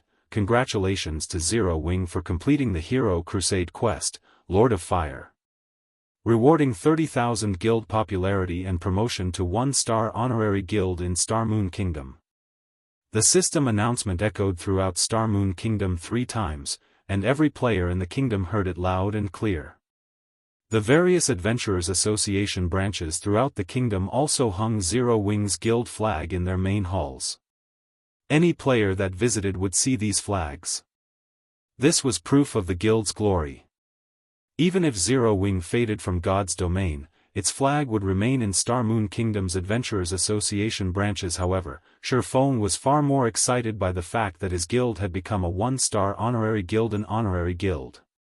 Countless guilds had dreamed of obtaining the title during his previous life. Even though the title was only effective in the kingdom or empire that had granted it, it was capital that would help a guild grow stronger. Even Shadow had fought desperately to earn the guild title, yet Feng had secured it for Zero Wing so soon in this life. Normally, guilds had to complete 3 Hero Crusade quests to earn the 1-star honorary guild title, but since Zero Wing was the first to complete such a quest in Star Moon Kingdom, the title had been granted as a bonus reward. The 1-star honorary guild title was easily worth more than 100 epic weapons and equipment pieces to the various guilds. Not only would the guild receive more high-ranked quests from NPC nobles due to the title, but its members would also receive a 5% boost to their basic attributes and EXP earned within the respective country. While a 5% boost to attributes and EXP didn't seem like much, it was an extraordinary boon to high-level players. Besides, many a little makes a mickle. Players with these buffs would gradually pull ahead of those without. As a result, the difference between guilds would continue to grow. After becoming a 1-star honorary guild in Star Moon Kingdom, Zero Wing's position in the kingdom was even sturdier than before. Without overwhelming strength, foreign powers could do nothing against the guild in Star Moon Kingdom. This was one of the reasons that the various major powers had fought so desperately to complete Hero Crusade quests in the past. A kingdom or empire's honorary guild title was akin to a terrain advantage in war. When Zero Wing's members discovered the benefits of being a 1-star honorary guild, they couldn't help their growing excitement. Although they couldn't currently grind in neutral maps, with this guild title, they could grind in Star Moon Kingdom, and they wouldn't level any slower than in neutral maps. Moreover, they also had a certain advantage against the kingdom's field boss's commander. Zero Wing has more hope of survival now. Even if Starlink prevents Zero Wing from developing in neutral maps, the guild can safely develop in Star Moon Kingdom. Iluafe, who currently resided in Silverwing Town, exclaimed. Due to Yen Tianqing's suggestion, the FFF adventurer team had joined Zero Wing, but despite that, it couldn't do much to change the guild's situation in the Ore Empire. Starlink was simply too strong when it got serious. Zero Wing's members couldn't even set foot outside the town. The various powers that could explore neutral moss would eventually surpass those who couldn't. Fortunately, now that Zero Wing had received an honorary guild title, its development speed wouldn't be affected if it couldn't develop in neutral maps. At the very least, ordinary powers shouldn't hope to surpass the guild. Starlink would also find Zero Wing far more difficult to deal with in Star Moon Kingdom. As long as Zero Wing persisted, it was bound to turn its situation around. God's domain constantly changed, after all, and Starlink couldn't afford to focus all of its strength against Zero Wing all the time. Sure enough, Zero Wing hasn't made it this far by relying on luck. It had been patiently enduring until it accomplished this feat. Yen Tianqing breathed a sigh of relief when he read the system announcement. He had fought Starlink's experts plenty of times before, and he had to admit that it was a frighteningly powerful guild. It had already dispatched an astonishing number of experts to the Ore Empire, and the Mad Beast Legion tore through the Empire like a typhoon. The Legion left devastation in its path. Its members had almost succeeded in killing Yen Tianqing, as well. If not for Silverwing Town's magic towers and guardian puppets, Yen Tianqing had no doubt that Mad Beast and his legion would have captured the town by now. Commander, look. Zero Wing's main force members have arrived. It looks like they're planning to confront the Mad Beast Legion. Luofei said as she pointed at Fire Dance's team, which had appeared near the town's entrance and seemed to be heading for Mad Beast Legion's campsite. Have they lost their minds? Yen Tianqing's anxiety peaked as he watched the 30-plus players direct their mounts toward the enemy legion. Chapter 21-24, Confrontation at the Entrance. On a small hill outside Silverwing Town, dozens of members of the Mad Beast Legion had set up camp and were resting. Currently, these players were whining and dining without a care in the world, completely disregarding the heavily fortified Silverwing Town several thousand yards away. The commander is being too careful this time. He's actually having us simply stand guard here. Can't we just destroy Silverwing Town? What can Zero Wing do against us? A level 67 Guardian Knight said as he glanced at the distant Silverwing Town. Previously, everyone was talking about how powerful Zero Wing's Dark God's Legion was. In the end, didn't we slaughter that legion's members? The Mad Beast Legion was an existence known throughout the western continent of God's domain for having destroyed over 20 guild towns, some of which were even controlled by superpowers. Yet, now, their commander, Startled Wind, was actually having them stand guard outside Silverwing Town and had only tasked them with preventing players from leaving the town. This was completely different from their normal operations. Panther, stop grumbling. At least you got to get some exercise with those people from the Dark God's Legion. We have only mobs to fight against. There's not even a field boss in sight, a level 67 berserker carrying a white-bone greatsword said, rolling his eyes at the Guardian Knight named Black Panther. To maintain surveillance on Silverwing Town, the Mad Beast Legion had split into two groups. One group would either grind for levels or rest, while the other group would keep watch over the town. The two groups took turns, switching responsibilities with each other to prevent their levels from falling behind. Alright, that's enough. The commander naturally has his reasons. Moreover, whether in terms of defensive structures or NPC soldiers, Silverwing Town is much stronger than the towns we've destroyed thus far. In a frontal confrontation, even if we do succeed in capturing Silverwing Town, we'll most likely suffer significant losses, a level 68 scholarly man wearing silvery gray leather armor said. In a deep tone, he continued, while our task this time is indeed to destroy Zero Wing, we also have to conserve our strength. After all, our true enemy is not a measly guild like Zero Wing but those bastards from the western continent. Since we can slowly whittle down Zero Wing without suffering any damage, we naturally don't need to invest too much effort and reveal our trump cards. At the scholarly man's words, everyone present immediately lost their sloppy manner and grew serious, especially at the mention of the bastards from the western continent. Vice Commander, I heard that Zero Wing's Black Flame is very strong and that he had actually defeated the 4 Shadow Demons Sword Demon. Between him and the commander, who do you think is stronger? Black Panther could not help but ask curiously. When the Mad Beast Legion members heard Black Panther's question, they sent curious gazes at the scholarly man as well. They were conversant with the 4 Shadow Demon strength. Every one of the 4 Shadow Demons was an absolute monster that had reached the domain realm decades ago.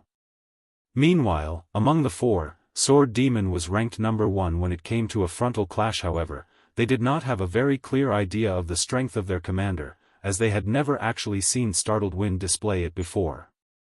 The only person that might know would be their vice commander, Cloudy Mountain. After all, Startled Wind and Cloudy Mountain were once enemies.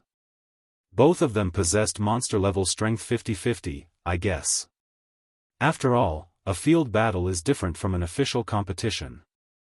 There are many things you can use in a field battle that you can't in a competition, Cloudy Mountain replied after giving the matter some thought. Vice Commander, aren't you giving that Black Flame too much credit?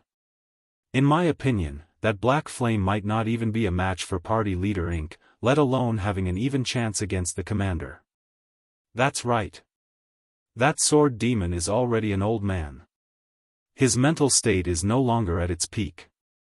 Although Party Leader Inc. might not be a match for Sword Demon in terms of combat standards, in a field battle, she can definitely kill that old man.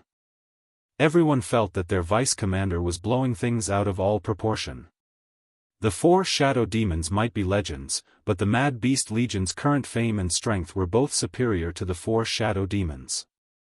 Setting aside the Mad Beast Legion's commander and vice commander, just its team leaders were already enough to inspire fear in even first-rate guilds. Take Inc. Rain, the Mad Beast Legion's #1 party leader, for example. She had fought over 10 monster-level experts thus far. Moreover, like every member of the Mad Beast Legion, she was also very adept at field battles. If Inc. Rain fought Sword Demon out in the fields, even Sword Demon would be in serious trouble. While the Mad Beast Legion members were bickering, dust clouds suddenly appeared a short distance away. Some of the players that were keeping a lookout on the campsite surroundings noticed this immediately. Vice Commander, there are people charging toward us from Silverwing Town. A ranger shouted after observing the dust clouds using Eagle Eyes. Zero Wings members are finally unable to sit still. We'll finally get to exercise our bodies, Black Panther said, smiling as he licked his lips. Your luck really is good.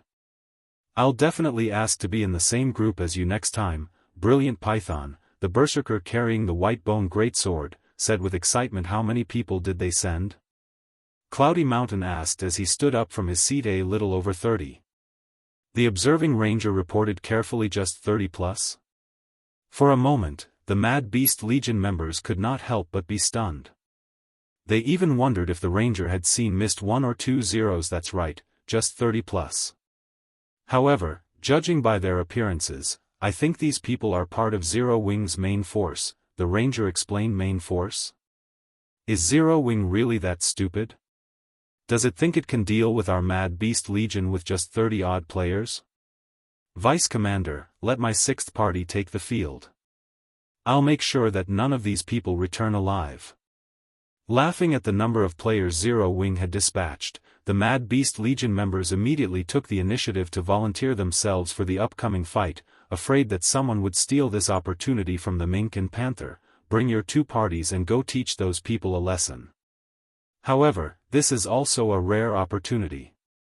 Contact 3 Kills men and have them come here immediately using a group teleportation scroll. We need to launch a full encirclement and make sure nobody escapes. Cloudy Mountain commanded as he looked at the approaching figures of Fire Dance and the others from Zero Wing. Understood.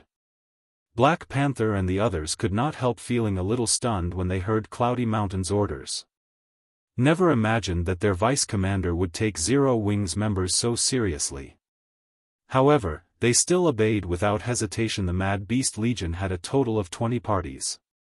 Each party had 6 members and was fully capable of slaying expert teams consisting of several hundred players. In reality, just one party would be more than enough to deal with Zero Wing's 30-plus main force members. Sending 2 parties against so few players was simply making a mountain out of a molehill. Following which, Inc. Rain and Black Panther, together with their party members, charged at Fire Dance's team, the distance between the 2 sides rapidly closing.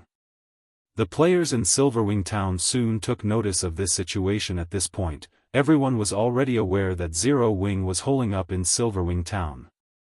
The fact that Zero Wing had suddenly obtained the honorary guild title further reaffirmed their thoughts that it was planning on lying low in Starmoon Kingdom.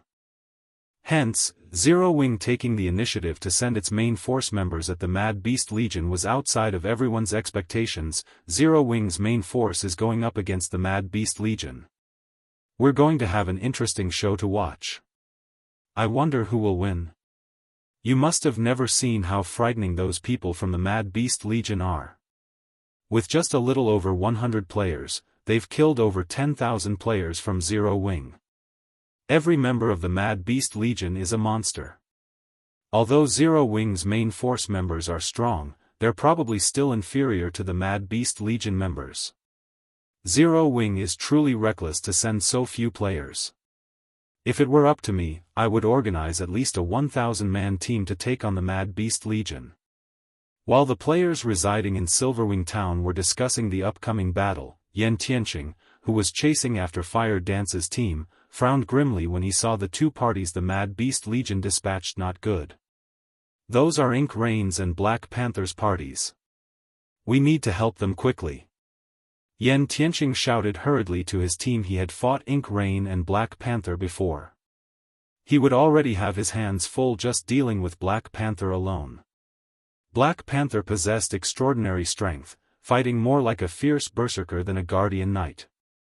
Going up against the guardian knight in a frontal confrontation was simply impossible. Ink Rain was even more frightening. In just one exchange, Yan Tianqing had nearly lost his life.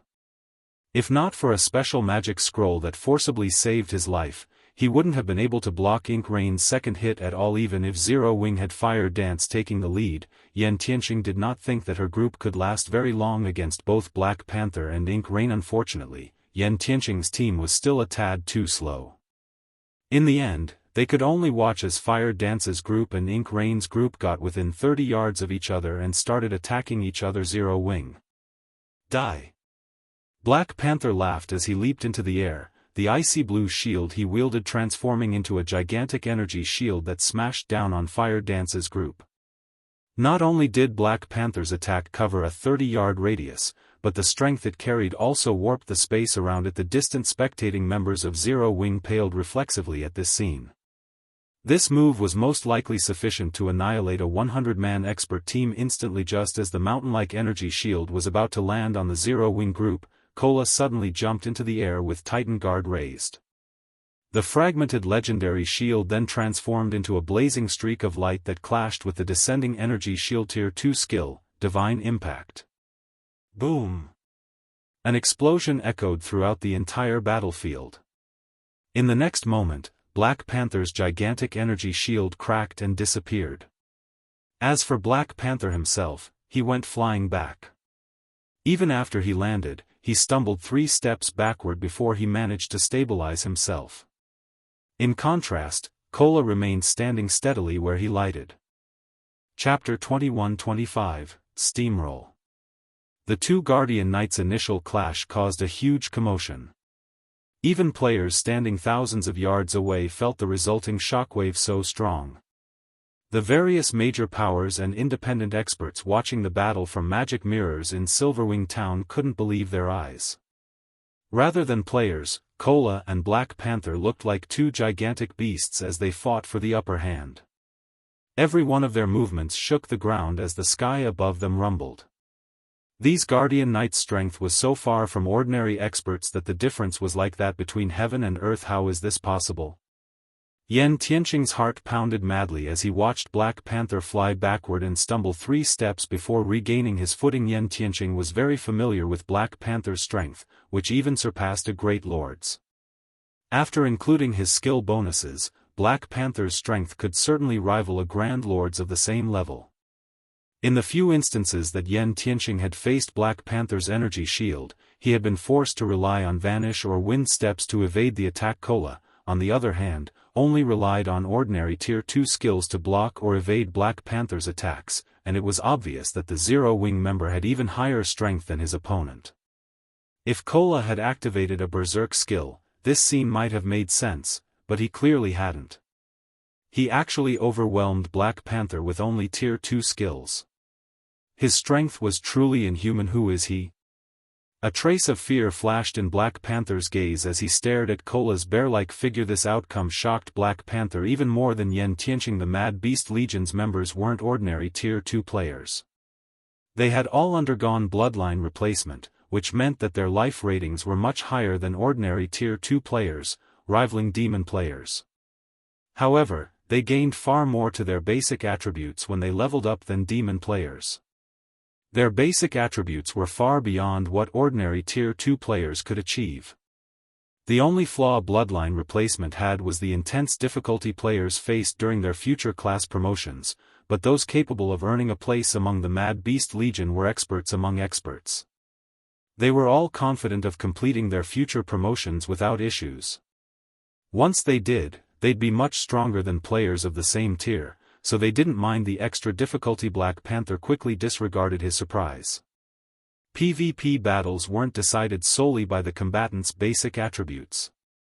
Immediately, the Starlink Guardian Knight raised his shield and charged at Kola again. He didn't intend to fight Kola head-on this time, relying on his speed to outmaneuver his opponent, find weak points, and slowly chip away the enemy Guardian Knight's HP. After the Bloodline replacement, players' movement speed, attack speed, and reaction speed would improve considerably. While this improvement might not do much for agile assassins, it would be extremely beneficial for bulky Guardian Knights. However, Kola did not give Black Panther any chances to touch his HP. He immediately activated the Scorching Wind set's War God of Fire skill, transforming into a 6-meter-tall, flaming giant. Wielding a burning axe in one hand and a flaming shield in the other, Kola looked like this land's overlord. Raising his fiery axe, Kola swung down at Black Panther's approaching figure. Zero Wings lead MT had gained a general understanding of Black Panther's power during their initial clash. If he tried to rely on techniques to defeat his enemy, Black Panther would eventually whittle him down, and he'd lose. After all, Black Panther's basic attributes were roughly on par with his own. The only way Kola could win this fight was by relying on overwhelming power. Damn it. Black Panther's expression darkened as he watched the gigantic axe descend toward him. He could tell that this attack likely had the strength of a mythic monster, and Kola's attack had a massive 30-yard radius. With less than 10 yards between them, dodging the axe was impossible. Instinctively, Black Panther activated his Berserk skill, his basic attributes skyrocketing. He then activated Protection Blessing and moved forward to greet Kola's attack. When Kola's flaming axe collided with Black Panther's shield, a towering pillar of fire rose from the point of impact. The flames instantly scorched the ground beneath Black Panther's feet. Boom. As the fire subsided and revealed the fighters, the watching players couldn't help but gasp. The difference between the two Guardian Knights' strength hadn't been that large during the previous clash, yet even after Black Panther had activated his Berserk skill, Kola was still tremendously stronger than the Starlink player. With just one attack, Kola had devoured 20% of Black Panther's HP, and the ground beneath his opponent had sunk by roughly 4 meters. Kola's strength was simply horrific. However, no one knew that the Scorching Wind set Kola wore had been known as one of the strongest level 70 sets during Shifeng's previous life. Although it was only a fine gold set equipment, the War God of Fire skill boosted the player's life rating to archaic species and granted a massive boost to their basic attributes. Using an ordinary Berserk skill to contend with the War God of Fire was laughable. Naturally, Kola didn't stop after landing the one attack. He immediately raised his flaming axe and attacked again. With an archaic species life rating, Kola's reaction speed and 5 senses were far more acute than normal. His attack's precision gave Black Panther no room to dodge. 1 slash. 2 slashes. 3 slashes. As Kola landed his 5th attack, Black Panther's HP finally reached 0, his body burning to ash. Kola's strikes had been so fast that the healer in Black Panther's party hadn't had enough time to react and start casting a healing spell before the Guardian Knight had died. As if time had frozen, everyone stared at Kola's War God of Fire form with fear in their eyes. How is this possible? The Mad Beast Legion members were stupefied. They couldn't believe that Black Panther, who had activated his Berserk and life-saving skills, had suffered such a decisive defeat. He hadn't even been able to retaliate before Kola had hacked him to pieces. Techniques? Life-saving skills? Before absolute power, none of these mattered. As Kola was about to switch targets and charge at another Mad Beast Legion member, a lithe figure appeared behind him and thrust an icy-cold dagger into his back. Kola lost 1/9 of his HP before he could react. The damage shocked Kola. With War God of Fire active, he had more than 1 million HP, and his defense was astonishingly high. It would be impressive to find a Tier 2 player who could deal over -20,000 damage to him. Ye new opponent had dealt over -150,000 with a single attack.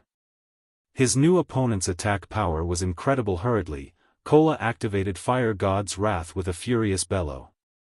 Flames erupted from the ground around him, enveloping a 15-yard radius. Seeing this, the lithe figure landed another before retreating. By the time these flames devoured everything around Kola, the figure stood 15 yards away, at the very edge of the raging inferno. The spectators only got a clear view of this lithe figure once the fire around Kola had subsided. She was a mesmerizing woman with snow-white hair. Silver divine runes covered her body, and she held 2 daggers that matched her hair color. Her clothing was as dark as the night sky. Careful. She's the Mad Beast Legion's #1 assassin, Ink Rain. Yan Tianqing shouted a warning, fear flashing in his eyes when he saw her face. His memory of this woman was still fresh in his mind. He couldn't forget her even if he wanted to. If he hadn't had an ancient life-saving scroll, Ink Rain would have killed him during their past encounter. Kola pushed his 5 senses to their limits as he watched Ink Rain. He could sense the threat of death from this woman, and if he hadn't already transformed into a war god of fire, she likely would have killed him in those 2 moves. Meanwhile, when the Mad Beast Legion members saw Ink Rain taking on Zero Wing's monstrous Guardian Knight, they cheered from their campsite on the nearby hill. Although Black Panther led his own party in the Legion as well, there was a massive difference between him and this female assassin. "I've truly underestimated Zero Wing's experts," Cloudy Mountain said as he watched Kola. He commanded, "Notify 3 kills men and tell them to hurry it up. These Zero Wing players aren't your average opponents. Also, Python, lead your party to assist Ink and the others. She'll likely need some time to take out that Guardian Knight if she's fighting by herself." Kola's performance had been surprising, but as the Mad Beast Legion's vice commander, Cloudy Mountain was very familiar with Ink Rain's strength. He was certain that she could defeat Kola.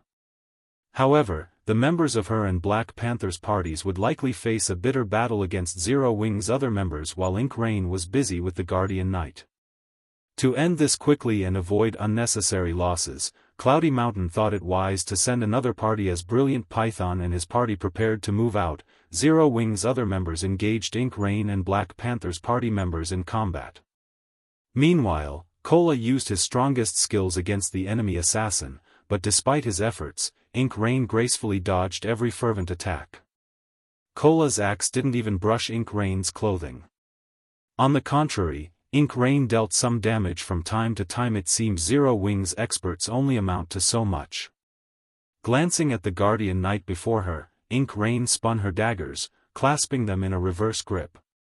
The 2 weapons then transformed into crystalline short swords so sharp that space around them began to crack, following which, female assassin became a blur before splitting into 3 clones. All 3 attacked Kola from different directions. 6 black lines reached for the Guardian Knight, and despite Kola's improved reaction speed, he was only able to block 4 of the 6 attacks as the 2 remaining black lines were about to bite into Kola's flaming form. 2 sword-likes abruptly intercepted them. The black lines disintegrated into nothing the moment they encountered the sword lights, sparing Kola. "Who are you?" Ink Rain frowned at the figure that had suddenly appeared beside Kola. Her attack had been absolutely perfect, containing as much power as a mythic monster of the same level. Even with his peerless strength, Kola had barely shrugged off her attacks. However, this new arrival had effortlessly countered her strikes. Most importantly, this new arrival had predicted her attack trajectories. Her attack trajectories changed constantly, and her attacks were extremely fast. If not for Kola's shield, he would never have been able to block 4 of her strikes. Yan Tianqing, who rushed toward the battle from a distance, was just as astonished to see Kola spared from the attack. If he had been Kola's reinforcement, stopping just one of Ink Rain's attacks would have taken everything he had. After a moment of silence, the figure beside Kola spoke, her clear, crisp voice echoing across the battlefield. Zero Wing's Fire Dance. Chapter 21-26, Sudden Cry. After seeing Fire Dance in action, the distant spectating Mad Beast Legion members realized this was serious. Unlike Ink Rain, glowing, silver runes didn't cover Fire Dance's body. Instead, her form was shrouded in a black mist as if she were some kind of demon lord. That woman's amazing. She actually blocked party leader Ink's killing move. Everyone in the Mad Beast Legion knew how powerful Ink Rain was, not even a handful of them could block her attacks. She had also activated Divine Phantasm already. Divine Phantasm was Ink Rain's exclusive berserk skill, and it was much stronger than ordinary skills of the same type. When active, Divine Phantasm granted Ink Rain godly reaction speed. She could kill even monster-level experts instantly if they were not careful. Even Cloudy Mountain would have to avoid facing her head-on if she had the Berserk skill active yet. Someone who could block Ink Rain's attacks while she had Divine Phantasm active had just joined the fray. Why wouldn't they be surprised? Fire Dance? You're the commander of Zero Wing's main force. Ink Rain gave the woman a playful smile as she observed Fire Dance. I never would have thought that, aside from Black Flame, Zero Wing had another powerful expert. It seems this battle will finally become interesting. Alright, come at me, both of you. Ink Rain's arrogance enraged Zero Wing's main force members. In contrast, Yen Tianqing and FFF's former members didn't seem angry as they arrived on the scene. Rather, they watched Ink Rain with fear in their eyes. They knew how strong this willowy woman truly was. Be careful, Commander Fire Dance. She's far stronger than what she's shown thus far. I suggest that we work together to take her down while she's still being reckless. I'm afraid that we will find her far more difficult to deal with once she gets serious, Yen Tianqing quietly suggested. Yen Tianqing had gained a faint understanding of the woman's prowess when he had fought her. She wasn't just a domain realm monster, she had actually progressed quite far in the domain realm. Moreover, she hadn't taken Cola seriously since she had joined the fight. He was certain of that much. When Ink Rain had previously activated Divine Phantasm, she had single-handedly destroyed a Guardian Puppet and Hell Tank. However, that wasn't the woman's most frightening aspect. Her speed was far more dangerous, even heaven-defying. When He had fought her, none of the supporting Guardian Puppets or Hell Tanks had been able to land a single hit. Although Cola currently had the strength to rival mythic monsters, he was far slower than the Guardian Puppets. His overall combat power was only on par with the constructs. He wouldn't be able to hit Ink Rain despite his best efforts. Even though Fire Dance had joined the battle, her participation was no different than pitting two Guardian Puppets up against Ink Rain. Killing this female assassin would still be arduous. They only had a chance if they worked with him and Yi Luofei. If the four of them cooperated, even Ink Rain would be in trouble. No, I'll deal with her myself. I want you guys to make sure the others don't escape, Fire Dance said, shaking her head. This, Fire Dance's reply made Yen Tianqing anxious. He could guess what Zero Wing's top assassin was thinking. He, too, had thought that he could defeat any expert he encountered when he had been young. But Ink Rain was no ordinary expert. She was even stronger than ordinary monster-level experts, and not even Black Flame would necessarily defeat this assassin. Since Big Sis Fire is sure, Brother Yen, there shouldn't be a problem. Let's focus on the other Mad Beast Legion members, Cola advised. Cola's confidence rendered Yen Tianqing speechless. They had just thrown away the perfect opportunity to deal with Ink Rain. Now, she'd be far more difficult to defeat. Ink Rain likely had a firm grasp of Zero Wing's strength by now, and with her speed and wits, entrapping her would be impossible. Are you done yet? Ink Rain asked, flashing Yen Tianqing and Yi Luofei a faint smile. If you want to come at me together, I won't mind. She was absolutely confident in her strength and speed. Two more Void Realm experts wouldn't change the outcome of this fight. It would be a waste to face you with 4 people. I'll be more than enough, Fire Dance calmly replied. You? Alone? How confident. I wonder if you really are strong enough to back up your claim. Ink Rain's gaze grew chilly when she heard Fire Dance's response, and the experts around them shuddered as they felt her killing intent. Ink Rain then vanished and transformed into 5 phantoms as she dashed toward Fire Dance. 9 phantom steps. Party leader Ink is getting serious. That girl, Fire Dance, is definitely dead now. She's actually dared to anger Party leader Ink. When they saw Ink Rain vanish and reappear alongside 4 copies, the Mad Beast Legion members' eyes glowed with respect and admiration. 9 phantom steps was a bronze combat technique Starlink had obtained through a bronze legacy tablet. Of all of the Mad Beast Legion members, only Ink Rain had learned a portion of the technique. Although Ink Rain still couldn't create 9 phantoms, the fact that she could create 5 was astounding. Moreover, not even domain realm experts could differentiate between the 5 phantoms. Although the 9 phantom steps was an incredibly powerful technique, it had glaring flaws.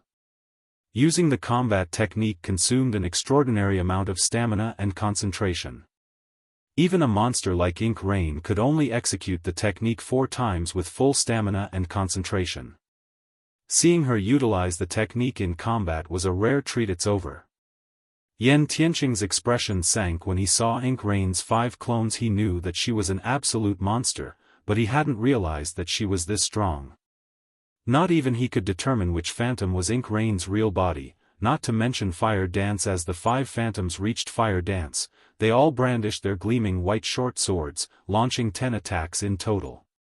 The attacks were imperceptibly fast and accurate, impossible to block or dodge. Moreover, Ink Rain had launched all 10 in intervals.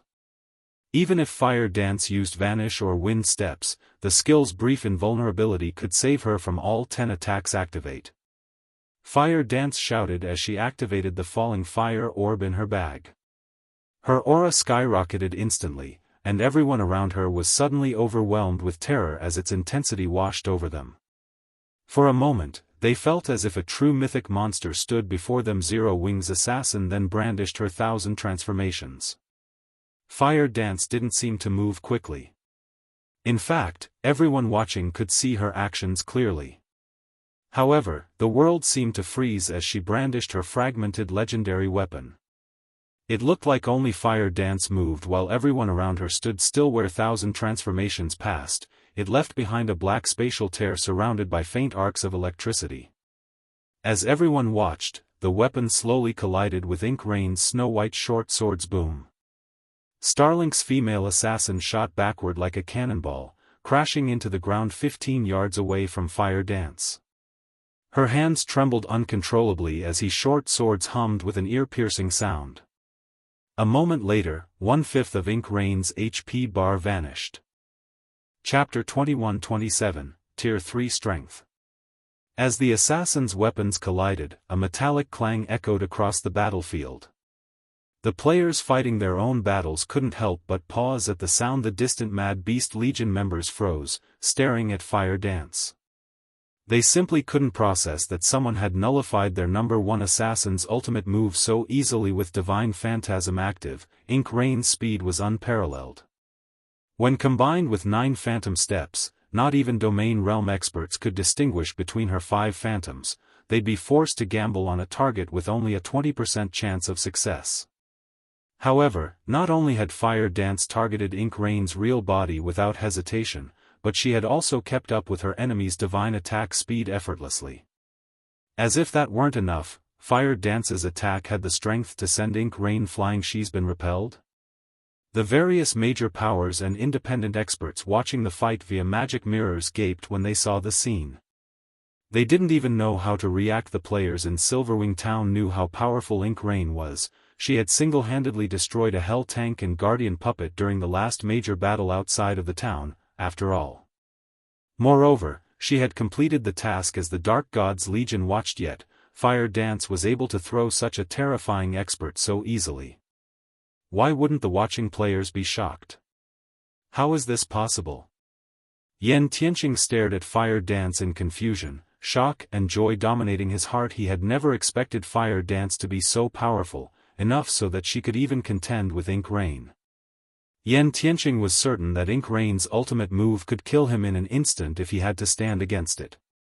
Whether or not he could match her speed, he'd only have a 20% chance of stopping Ink Rain's assault. Not even he could determine which of the 5 phantoms was Ink Rain's true form. While the spectators were shocked over the clash's unexpected outcome, Ink Rain stood back up and carefully observed her opponent. Not bad.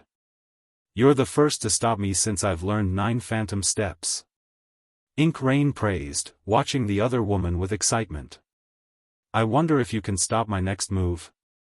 This is my initial application of 9 phantom steps. I have never used it against anyone before. Hopefully, you won't disappoint me. As soon as Ink Rain finished speaking, her body split into 2 copies. Even the copies' auras were identical, and both were physical manifestations. Both copies then executed 9 phantom steps simultaneously, creating 10 clones in total. All 10 clones then pounced on Fire Dance, and Yan Tianqing's scalp tingled as he watched executing a combat technique through a doppelganger was extremely difficult. Players didn't have as much control with their doppelgangers as they did with their true bodies. Yan Tianqing could barely execute a basic combat technique through his doppelgangers, yet Ink Rank used a complex technique like 9 phantom steps. Her combat standard was absurd now. Not only did Fire Dance have to deal with 10 copies of Ink Rain, but 2 of them were also the real deal. Even if Fire Dance could block one of the physical copies, she couldn't block both without using a doppelganger skill that could summon a combat-capable clone with how high Ink Rain's attack speed was. However, such doppelganger skills were incredibly rare. Not everybody had a doppelganger skill as perverted as Shifeng's, which allowed him to summon 8 combat-capable copies that shared 100% of his basic attributes. The commander of Zero Wing's main force is certainly strong. She has actually forced Ink to take her seriously. Brilliant Python, who had just reached the battlefield, was astonished when he saw his comrades' 10 phantoms. Even their commander, Startled Wind, had praised Ink Rain for her latest move. He had admitted that not even he could stop the move without using an invulnerability skill with more than a few second duration. Meanwhile, Ink Rain altered her attack pattern, using a different pattern than earlier. Her 10 phantoms intertwined. It was obvious that Ink Rain no longer wanted to face Fire Dance head-on. Rather, she planned to defeat her opponent with her superior technique. After circling Zero Wing's top assassin for a moment, all 10 of Ink Rain's copies attacked Fire Dance from multiple directions. Absolute strike. The 10 phantoms immediately transformed into streaks of shadow as they plunged toward their target with far more attack speed than what Ink Rain had revealed thus far. When the enemy clones were less than a yard from her, Fire Dance lightly swung her 1,000 transformations, cutting the space before her. A crescent-shaped spatial tear appeared around Fire Dance, rapidly extending until it acted as a shield to protect its creator. Before anyone could react, they heard 2 muffled sounds. 2 figures then flew 15 yards away from Fire Dance. These figures were none other than Ink Rain and her physical doppelganger. The doppelganger had lost half of its HP, while Ink Rain had lost another 1/5. Impossible. Ink Rain stared at the other female assassin in astonishment. She couldn't wrap her mind around how Fire Dance had repelled her attacks. Her speed was undoubtedly at the peak of Tier 2 players. Just blocking one of her attacks was nearly impossible. Blocking 2 would be a godly act. Admittedly, Ink Rain had considered the possibility that Fire Dance would use a life-saving skill to block one of her attacks, but she had never dreamed that the other assassin would send both her and her doppelganger flying with a single counterstrike. To make matters worse, Ink Rain recognized that Fire Dance hadn't used some powerful skill to throw her and her doppelganger. It had been a simple slash, yet this normal counterstrike had kept up with both of her attacks. It just didn't make sense. As Ink Rain watched her opponent in confusion, Fire Dance abruptly disappeared. Where is she? Did she use Vanish? Everyone's curiosity grew when they lost track of Zero Wing's assassin. Ink Rain pushed her 5 senses to their limits to detect her opponent, but before she realized it, Fire Dance already stood before her, her 1,000 transformations gracefully descending on her. However, despite discovering the woman, Ink Rain wasn't fast enough to react to the attack, no matter how hard she tried. She could only watch as the short sword bit into Eros. 1,000 transformations sliced through Ink Rain's body. Starlink lost the last of her HP, Ink Rain's vision darkened, and her body collapsed before she even had the chance to comment. So fast. Although the process seemed slow, the spectators hadn't had time to take a breath before Fire Dance had ended Ink Rain's life. Ink Rain's dead. How is this possible? The players watching the battle stared with slack jaws. Without any suspense, an expert of Ink Rain's caliber had been slain. Why wouldn't they be shocked? The scene even surprised Cola. No one here had a better idea of Fire Dance's prowess than he, and even if she carried a fragmented legendary weapon and more epic items than he had, she shouldn't be this powerful naturally. The victory didn't faze Fire Dance. She wielded one of the guild's top secrets, the falling fire orb, which only her and Shifeng knew about. With her artificial rise to Tier 3, fighting a Tier 2 player like Ink Rain was like pitting an adult against a baby. To everyone else, Ink Rain might have seemed lightning fast, but Fire Dance had no issues keeping up with the other assassins' speed.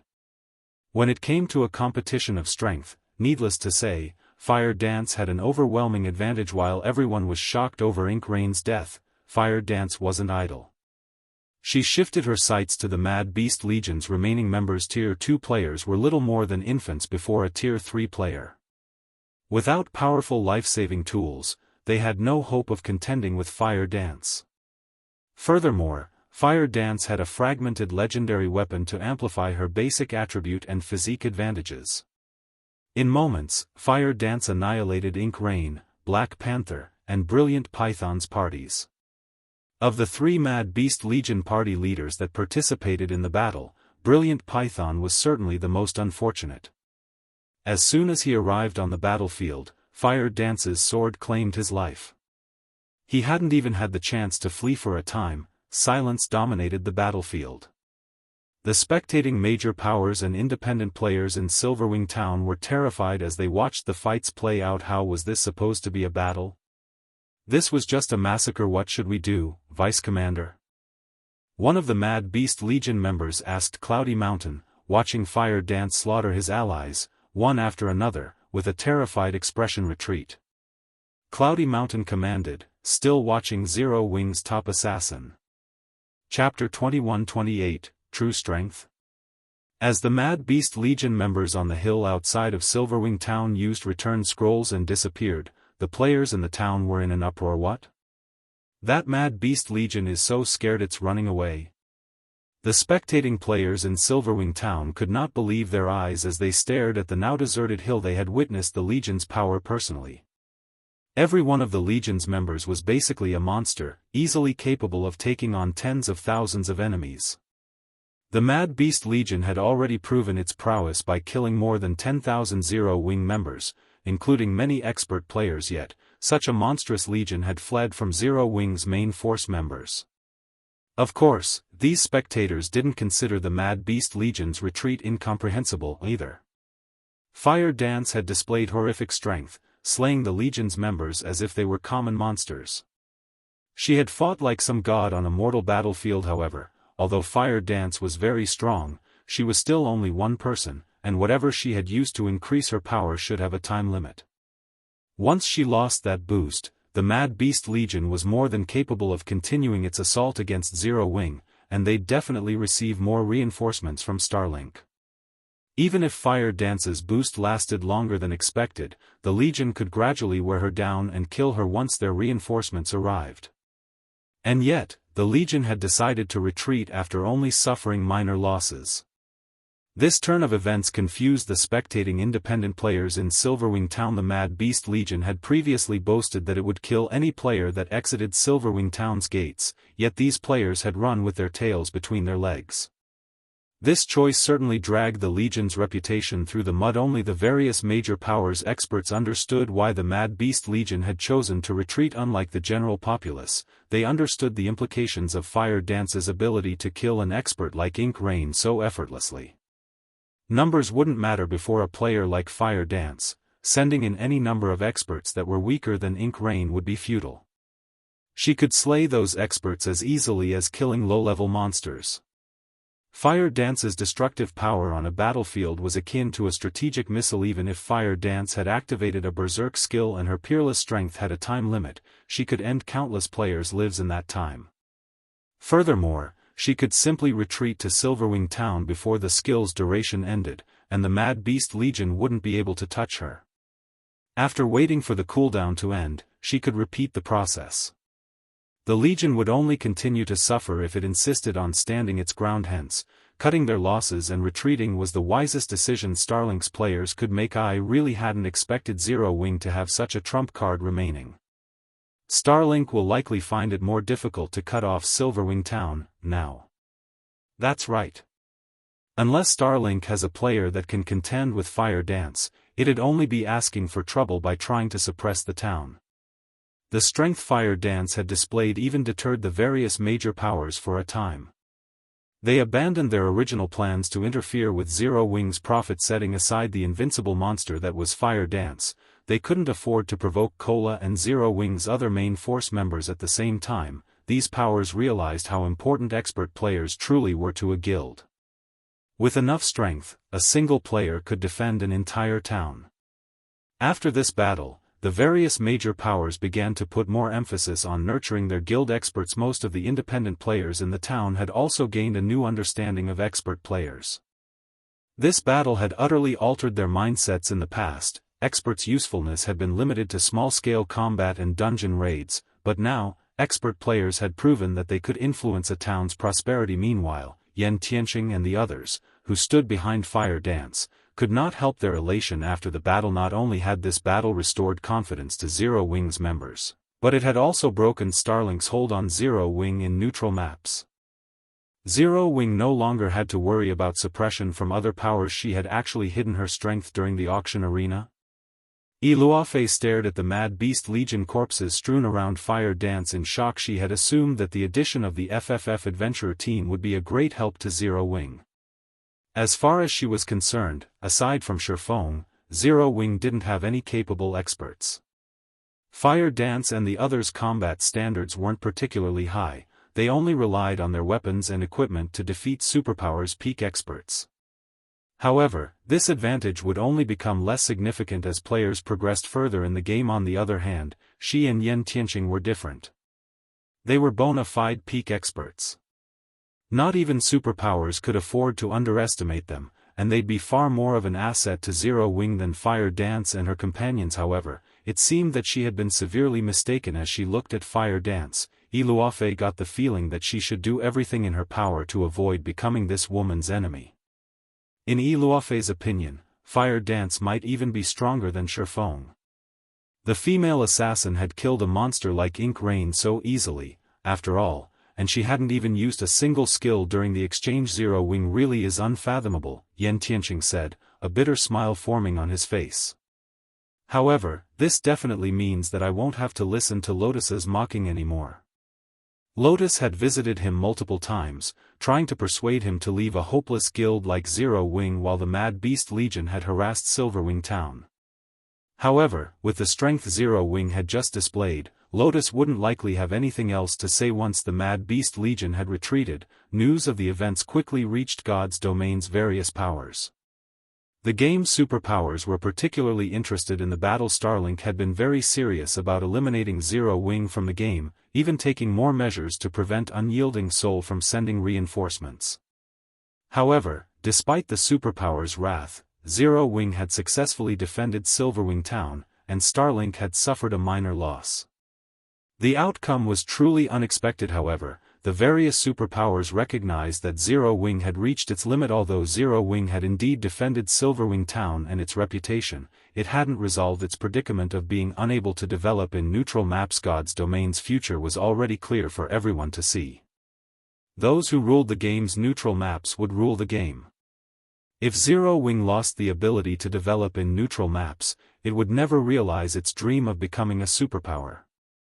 Moreover, Starlink still suppressed Zero Wing financially, chipping away at the guild's funds and resources. Zero Wing couldn't survive long under Starlink's financial assault with its foundations. The various major powers developing in neutral maps knew this, and although Zero Wing's strength was awe-inspiring, they weren't afraid of the guild. The various major powers continued to contest for the territory and resources Zero Wing had left behind. Only independent players remained ignorant of Zero Wing's unchanged fate, eagerly applying to join the guild. When news of Zero Wing's latest victory reached Star Moon Kingdom, even more players rushed to join its ranks. Yulan, who was responsible for managing the guild's affairs, didn't know whether to laugh or cry. The growing interest to join Zero Wing was certainly a benefit, but the increased member count would elevate the guild's expenditures. Normally, Yulan wouldn't have minded a sudden influx, but Starlink was trying to suppress Zero Wing in various aspects. Keeping the guild afloat was already incredibly difficult. New members would only exacerbate the problem. Guild leader, are you sure we should let these players join Zero Wing? Our current funds are all ready. Yulan gave Shifeng a confused look when he told her to accept the new applicants. Of course. A guild cannot need players if it wants to develop further. Moreover, if we refuse to accept applicants, the guild's reputation will suffer, Shifeng said, nodding. But our funds, Yulan whined. Relax. We'll receive the funding we need shortly, Shifeng said as he gazed at the city hall before him. We'll see who outlasts whom. He had been worried about Starlink's suppression before he had killed the Lord of Fire, but now, he wasn't concerned about the superpower's aggression in the least. As long as he connected White River City and Stone Forest Town's auction houses, he could just sit back and count his money. After saying so, Shifeng disconnected the call and entered White River City's City Hall. Chapter 21-29, Inferior Legendary Quest Reward. White River City, City Hall. Why are so many people here? As Shifeng entered the building, he noticed a large number of independent players in the first floor hall. Many of them were engaged in conversations with the NPC administrators, and quite a few stood in line before the deed counter. Without exception, every player wore an excited expression. The venue was just as lively as a popular trading firm. The only difference was the lack of experts, replaced by extravagantly dressed merchant players. Damn it. I'm too late. I hurried from Black Dragon City, but White River City's advanced rooms have already sold out. I know, right? I've heard that the advanced rooms sold out about half an hour ago. Only basic rooms are left. I wonder when White River City will start selling VIP rooms? VIP rooms? I doubt many players will be able to afford them even if the system does sell them to players. Even if people can afford the VIP rooms, they won't buy them in White River City. This is only a kingdom's NPC city. At best, White River City's VIP rooms will rival advanced rooms in empires. Why waste money on a VIP room in White River City when you could buy 2 advanced rooms in an empire? Indeed. Recently, I've heard that Starlink has invested more funds into suppressing Zero Wing. Moreover, it has been purchasing specialty materials at high prices in Starmoon City's auction house. As a result, it's lured many players to sell their items there. Fewer and fewer players have been willing to conduct their business in White River City's auction house as of late. The players observing the situation in the hall quietly discussed the current affairs. When Shifeng overheard them, he realized why so many players had come to the city hall. Shortly after the first auction arena ended in his previous life, the system had launched the auction house rooms. These rooms had become quite popular among independent players. Not only could players rest in these rooms, but the rooms also granted plenty of benefits. Item storage was one of these benefits. Players could use their rooms as private warehouses to store more items. They would no longer have to rent warehouses from the bank. The room's teleportation feature was the second benefit. Regardless of where a player was, they could use the teleportation stone the auction house rooms granted to travel to their room at no cost. The only downside was the relatively long cooldown and the fact that the teleportation stones couldn't be used as freely as being able to use an auction house room as an additional teleportation point was quite a valuable feature for independent players. Naturally, the ability to sell and purchase items was yet another benefit. Owning an auction house room granted a player access to the auction house interface, allowing them to conduct their business from the privacy of their room. They wouldn't need to deal with the crowded hall. The fourth and most important benefit was the free access to the auction house's advanced auction. Unlike players without their own rooms, they wouldn't have to fulfill the participation qualifications and compete for the limited number of entry tickets available. Because of these 4 benefits, independent players had eagerly fought for auction house rooms. Naturally, powers that controlled NPC auction houses also benefited from the auction house rooms. As they sold more rooms, these powers would receive a higher percentage of the revenue shares. However, auction house rooms were not cheap, and players could only purchase a room on a monthly basis. Hence, the number of rooms an auction house sold depended on the managing power's abilities. If the power's NPC auction houses prospered, more buyers would be attracted to the auction house's rooms. Because of this, the powers that ruled over an NPC auction house took their management role quite seriously. Some had even done anything to improve their NPC auction house's business in the past, easily raking in as much profit as multiple ordinary auction houses. Of course, doing so came with a huge risk. An NPC auction house's management wasn't set in stone, and on the off chance that the managing power lost the next auction arena, all of their hard work would only benefit someone else. Since White River City's first auction arena was over, independent players had begun to contest for the auction house's rooms. Only, there weren't as many players here as Shifeng had expected. Shifeng still remembered when Star Moon City's auction house rooms had become available for purchase in the past. Pure insanity had reigned in the city's city hall, and the system had even held an auction for the rooms due to the number of interested buyers. By the end of the auction, both the advanced and the basic rooms had completely sold out. The number of players interested in White River City's auction house rooms was pitiful in comparison, but Shifeng also understood. Zero Wing had multiple superpower enemies, and Starlink was still insistent on suppressing his guild's finances. It was natural for players to be concerned about the stability of the city's auction house. As a result, only the most valuable advanced rooms had sold out. Barely anyone was interested in the basic room. Starlink has certainly moved quickly. As he looked at the hesitant crowd, Shifeng couldn't help his astonishment over Starlink's actions. At this point, the superpower was doing everything it could to decimate Zero Wing's finances while Shifeng was mired in his own thoughts. An NPC senior administrator approached and led him to meet Weissman in the study. When Shifeng arrived, he found Weissman reading an ancient tome. It was the same scene he had witnessed during his previous visit. The NPC's aura was undetectable.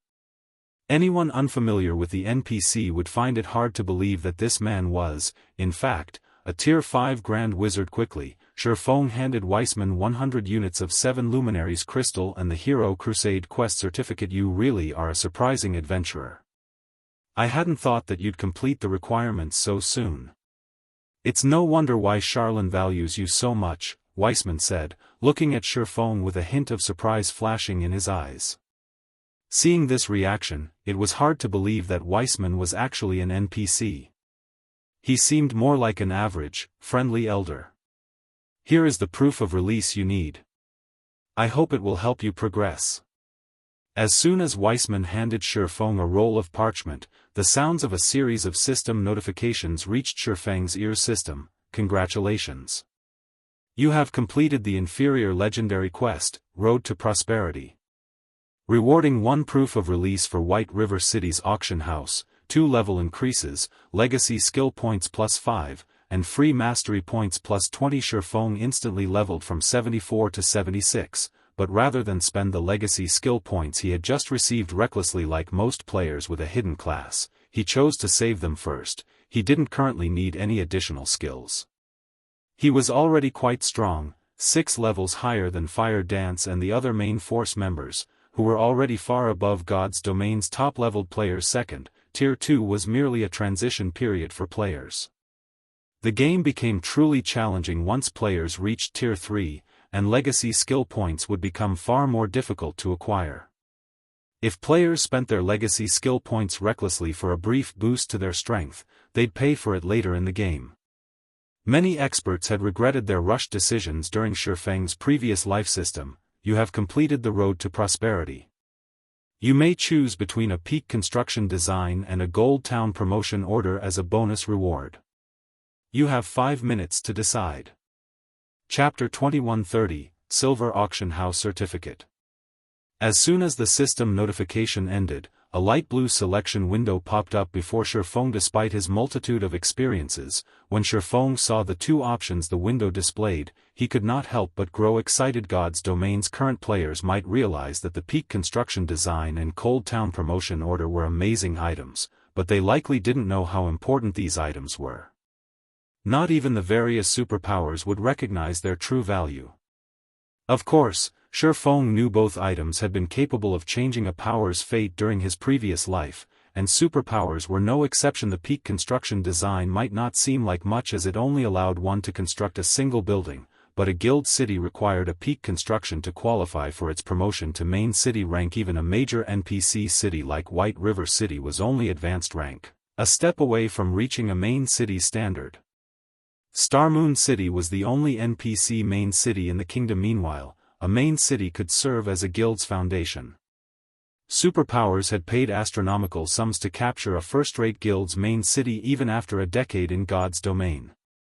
If not for the existence of main cities, the various superpowers would have snuffed out all first-rate guilds and stolen their territories. Hence, a guild had only been considered first-rate once it had acquired a main city during Shifeng's previous life in the past. A peak construction design had even been worth more than an ordinary fragmented legendary item. When one had appeared on the market, the various major powers hadn't hesitated to offer their fragmented legendary items in exchange. The Gold Town promotion order was only slightly less valuable than the peak construction design. It could only promote an advanced town into a basic city. However, the two items were equally valuable right now. Players were getting closer to qualifying for their Tier 3 promotions, and without a guild city as a base in level 100 neutral maps, completing the promotion quest would be quite difficult. Unfortunately, upgrading an advanced town into a basic city wasn't easy and required a lot of time. Even after players had reached level 100 in the past, very few superpowers had commanded a guild city, not to mention lesser organizations. If Zero Wing secured an additional guild city before players reached such a high level, the guild would gain unimaginable benefits. Let's go with the Gold Town promotion order. After hesitating for a long moment, Shifeng chose the promotion order. Although a main city was unshakable to any below Tier 5, the amount of time a guild needed to prepare its guild city for the promotion was no laughing matter. Furthermore, with Zero Wing's current predicament, the guild would be eliminated before it could successfully acquire a main city. On the other hand, the Gold Town promotion order could instantly provide an additional safeguard. After obtaining the Gold Town promotion order, Shifeng immediately made his way toward White River City's auction house. Now that he had the auction house's proof of release, the NPC auction house could finally fulfill its potential. The thought alone excited Shifeng. White River City's auction house was already connected to the auction houses in the several neighboring NPC cities. In total, more than 15 million players had access to the auction house. Now, the items these players sold through the NPC auction houses would show up in Stone Forest Town's auction house. This was akin to adding another 15 million players to Stone Forest Town's population. Moreover, items sold in Stone Forest Town's auction house would appear in White River City's auction house, which would greatly increase the latter's competitive edge. With the two auction houses complementing each other, their development speed and income would easily surpass that of the guild auction houses and NPC auction houses. The various superpowers ran. However, shortly after Shifeng entered the crowded auction house of White River City, Aqua Rose called him. When the call connected, the system revealed her flustered expression. Has something happened in the guild? Shifeng asked. Fire Dance's team had just chased away the Mad Beast Legion that had been interfering with Silverwing Town. Starlink would likely need some time to prepare if it wanted to remount its assault on the town. Dealing with Zero Wing in Star Moon Kingdom should prove even more challenging for the superpower. Even a fool would know the benefits the one-star honorary guild title provided. Unless Starlink had gone mad, it would never attempt to start an actual war with Zero Wing in Star Moon Kingdom. No, it's the Dark Knight Empire. Something major has happened there. Aqua Rose hurriedly reported. I've just received news that Starlink has dealt a heavy blow to Unyielding Soul during its attempt to capture the Buried Bones Fortress. Half of Unyielding Soul's guild experts were killed in the ambush. Unyielding Soul will likely have a lot of trouble just trying to set foot in the ancient undead country, now. After this, Starlink will likely try to eliminate the Dark Knight Empire's various major powers to ensure that no one ever dares to question it in the Empire. The Hundred Flowers Palace's several allies have publicly severed their relationship with the palace over this. 3 superpowers fought for supremacy in the Dark Knight Empire. Although Starlink had gained a massive advantage after securing Dark Knight City's auction house, Unyielding Soul and Crimson Emperor were still capable of fighting Starlink in the Empire's other locations. Although the Empire's major powers were in awe of Starlink's strength, they had no qualms about carrying out covert operations. Overall, the various major powers still had plenty of living space in the Empire. However, now that Unyielding Soul had taken such a severe blow and lost a significant portion of its combat power, it was at its limit as it tried to stay afloat. Unyielding Soul couldn't pin down Starlink any longer. As for Crimson Emperor, the guild's attitude toward Starlink had always been lukewarm. Crimson Emperor only supported Unyielding Soul on the surface, it wouldn't attempt to stand against Starlink for the other guild after this victory. Starlink would try to solidify its position in the Empire. Zero Wing's shops and its partnership with the 100 Flowers Palace would likely go down the drain once Starlink's position was unshakable. The guild could afford to dispatch even more of its members to harass Zero Wing. A large part of the reason that Zero Wing had resisted Starlink's forces in the Ore Empire thus far was the help Unyielding Soul and Crimson Emperor unwittingly provided by pinning the superpower down in the Dark Knight Empire. Without them, Starlink would have likely taken Silverwing Town by now as expected of Starlink. It wounded Unyielding Soul even while fighting on two fronts. Shurfeng could not help but lament at Starlink's foundations. Although Shurfeng had known that Starlink had the Starline Corporation's support and had developed rapidly in the past, he hadn't thought that the guild would be this strong. It was no wonder why the Secret Pavilion had allowed Starlink to become an advanced member in the Secret Chamber of Commerce. What should we do now, guild leader? We've expended a lot of effort to gain a foothold in the Dark Knight Empire. Should we give it up?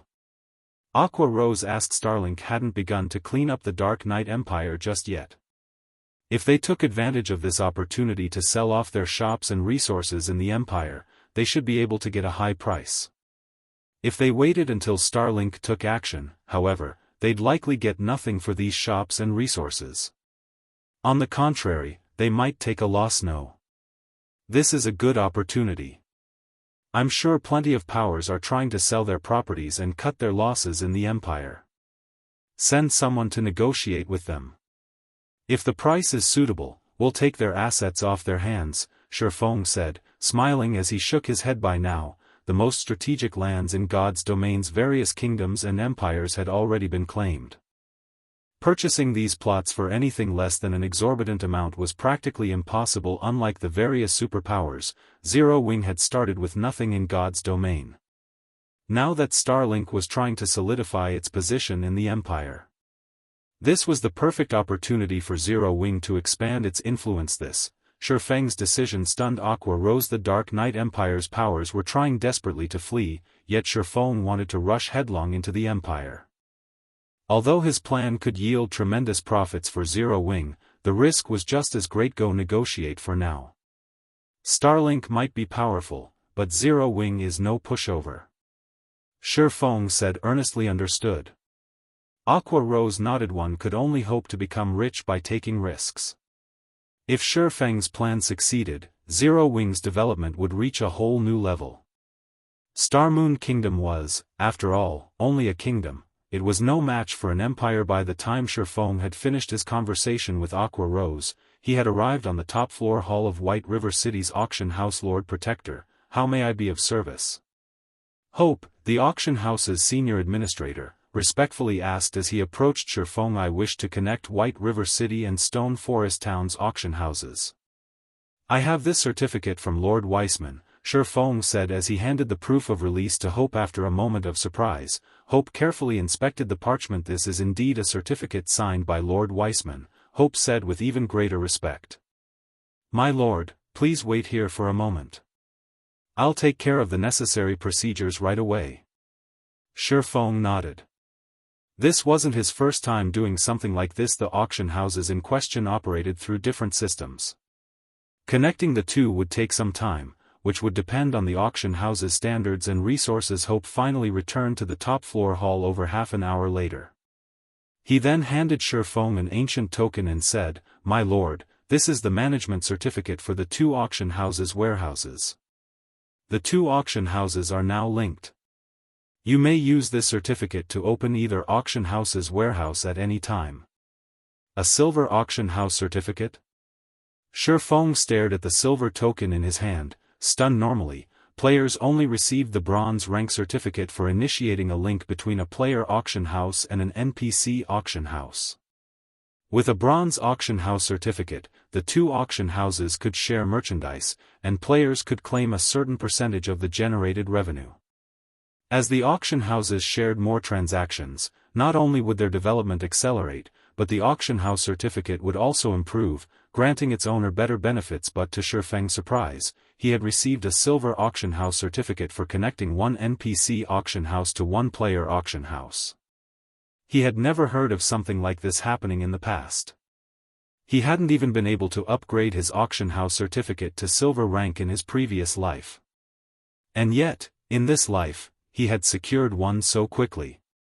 Chapter 2131, Auction House Opening.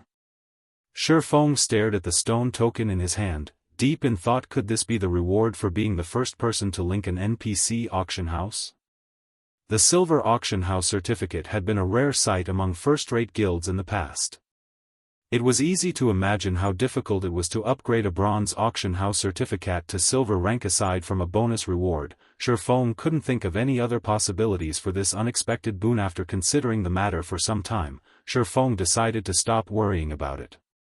Instead, he tapped on the certificate and inspected its attribute panel. Auction house certificate, silver rank. Token to manage auction houses. Can be used to move the resources available in owned auction houses. Can be used to collect 15% revenue from owned NPC auction houses. Increases NPC auction houses' popularity by 30%. Amazing. It's so much better than a bronze certificate. It's no wonder auction houses with a silver certificate had grown so rapidly in the past. Shifeng was ecstatic after reading the certificate's information. The bronze auction house certificate only granted players 10% of an NPC auction house's revenue. This referred to the processing fees charged when players used the auction house's services. There was simply no comparison to a player-built auction house, which allowed players to collect 100% of the auction house's revenue. However, since far more players used NPC auction houses than those who used the player-built versions, 10% was an exceptional amount of money. Meanwhile, the silver auction house certificate provided an additional 5% of profits. This was equivalent to obtaining half the management rights to a second NPC auction house. The silver certificate also increased the NPC auction house's popularity by 30%. This was akin to a 30% increase to the auction house's promotion speed, an effect the bronze certificate didn't offer. At Allah's NPC auction houses developed, they became larger and more extravagant. They would also gain more auction house rooms for sale, which would drastically increase the auction house's profits. Most importantly, auction house certificates weren't the same as the NPC auction houses themselves. While an NPC auction house could acquire new owners, auction house certificates could not. The certificates were considered personal possessions. Even if a player lost their original NPC auction house and won another, they would enjoy the benefits the silver certificate provided through their new auction house. If the various superpowers find out that Zero Wing has this, they'll likely do everything they can to take White River City's auction house from us in the next auction arena. Shifeng thought to himself as he smiled. As time passed and White River City's auction house continued to develop, the profits the auction house generated would increase. Eventually, this city's auction house could earn more than 2 NPC auction houses in other cities. So far, most superpowers had only secured 2 NPC auction houses. If Zero Wing could win another in the future, it could earn the income of 3.5 NPC auction houses. At that time, Zero Wing's financial prowess would even be considered above average among superpowers. Furthermore, Zero Wing could link its NPC auction houses to its guild auction houses. Even superpowers would have to think twice before trying to compete with Zero Wing's financial strength. Shifeng then left White River City's auction house and made his way to Stone Forest Town. Although he had already obtained the auction house certificate, he physically needed to visit each to use the certificate, linking them. Stoneclaw Mountains, Stone Forest Town. As Shifeng walked down the town's main street, he could see how much the town had begun to decline. Aside from new players, very few experts and merchant players roamed the town. When Stone Forest Town had been at its peak, it had housed more than 800,000 players. Now, there might not even be 300,000 players in the town. Moreover, Stone Forest Town had only been an intermediate town during its glory days.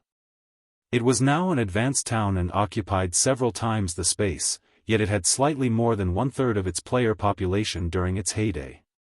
This made the towns look even bleaker. Even the superpowers who had wanted to lay claim to the town had lost interest. The only reason that Stone Forest Town still attracted players was its advanced auction house and battle arena. If Zero Wing City's battle arena hadn't been so crowded, there wouldn't be so many players visiting Stone Forest Town now. After a short moment, Shifeng arrived before the Zero-Wing auction house. As he entered the building, he noticed that only a small number of players conducted business in the hall. Moreover, these players were under level 50, with most only around level 30. They were pitifully weak compared to mainstream players, who had already reached level 60. If Stone Forest Town weren't located next to the Stoneclaw Mountains and had an advanced auction house, not even these players would waste their time here. By now, there were a plethora of low-level grinding spots available, since most players had outgrown these maps.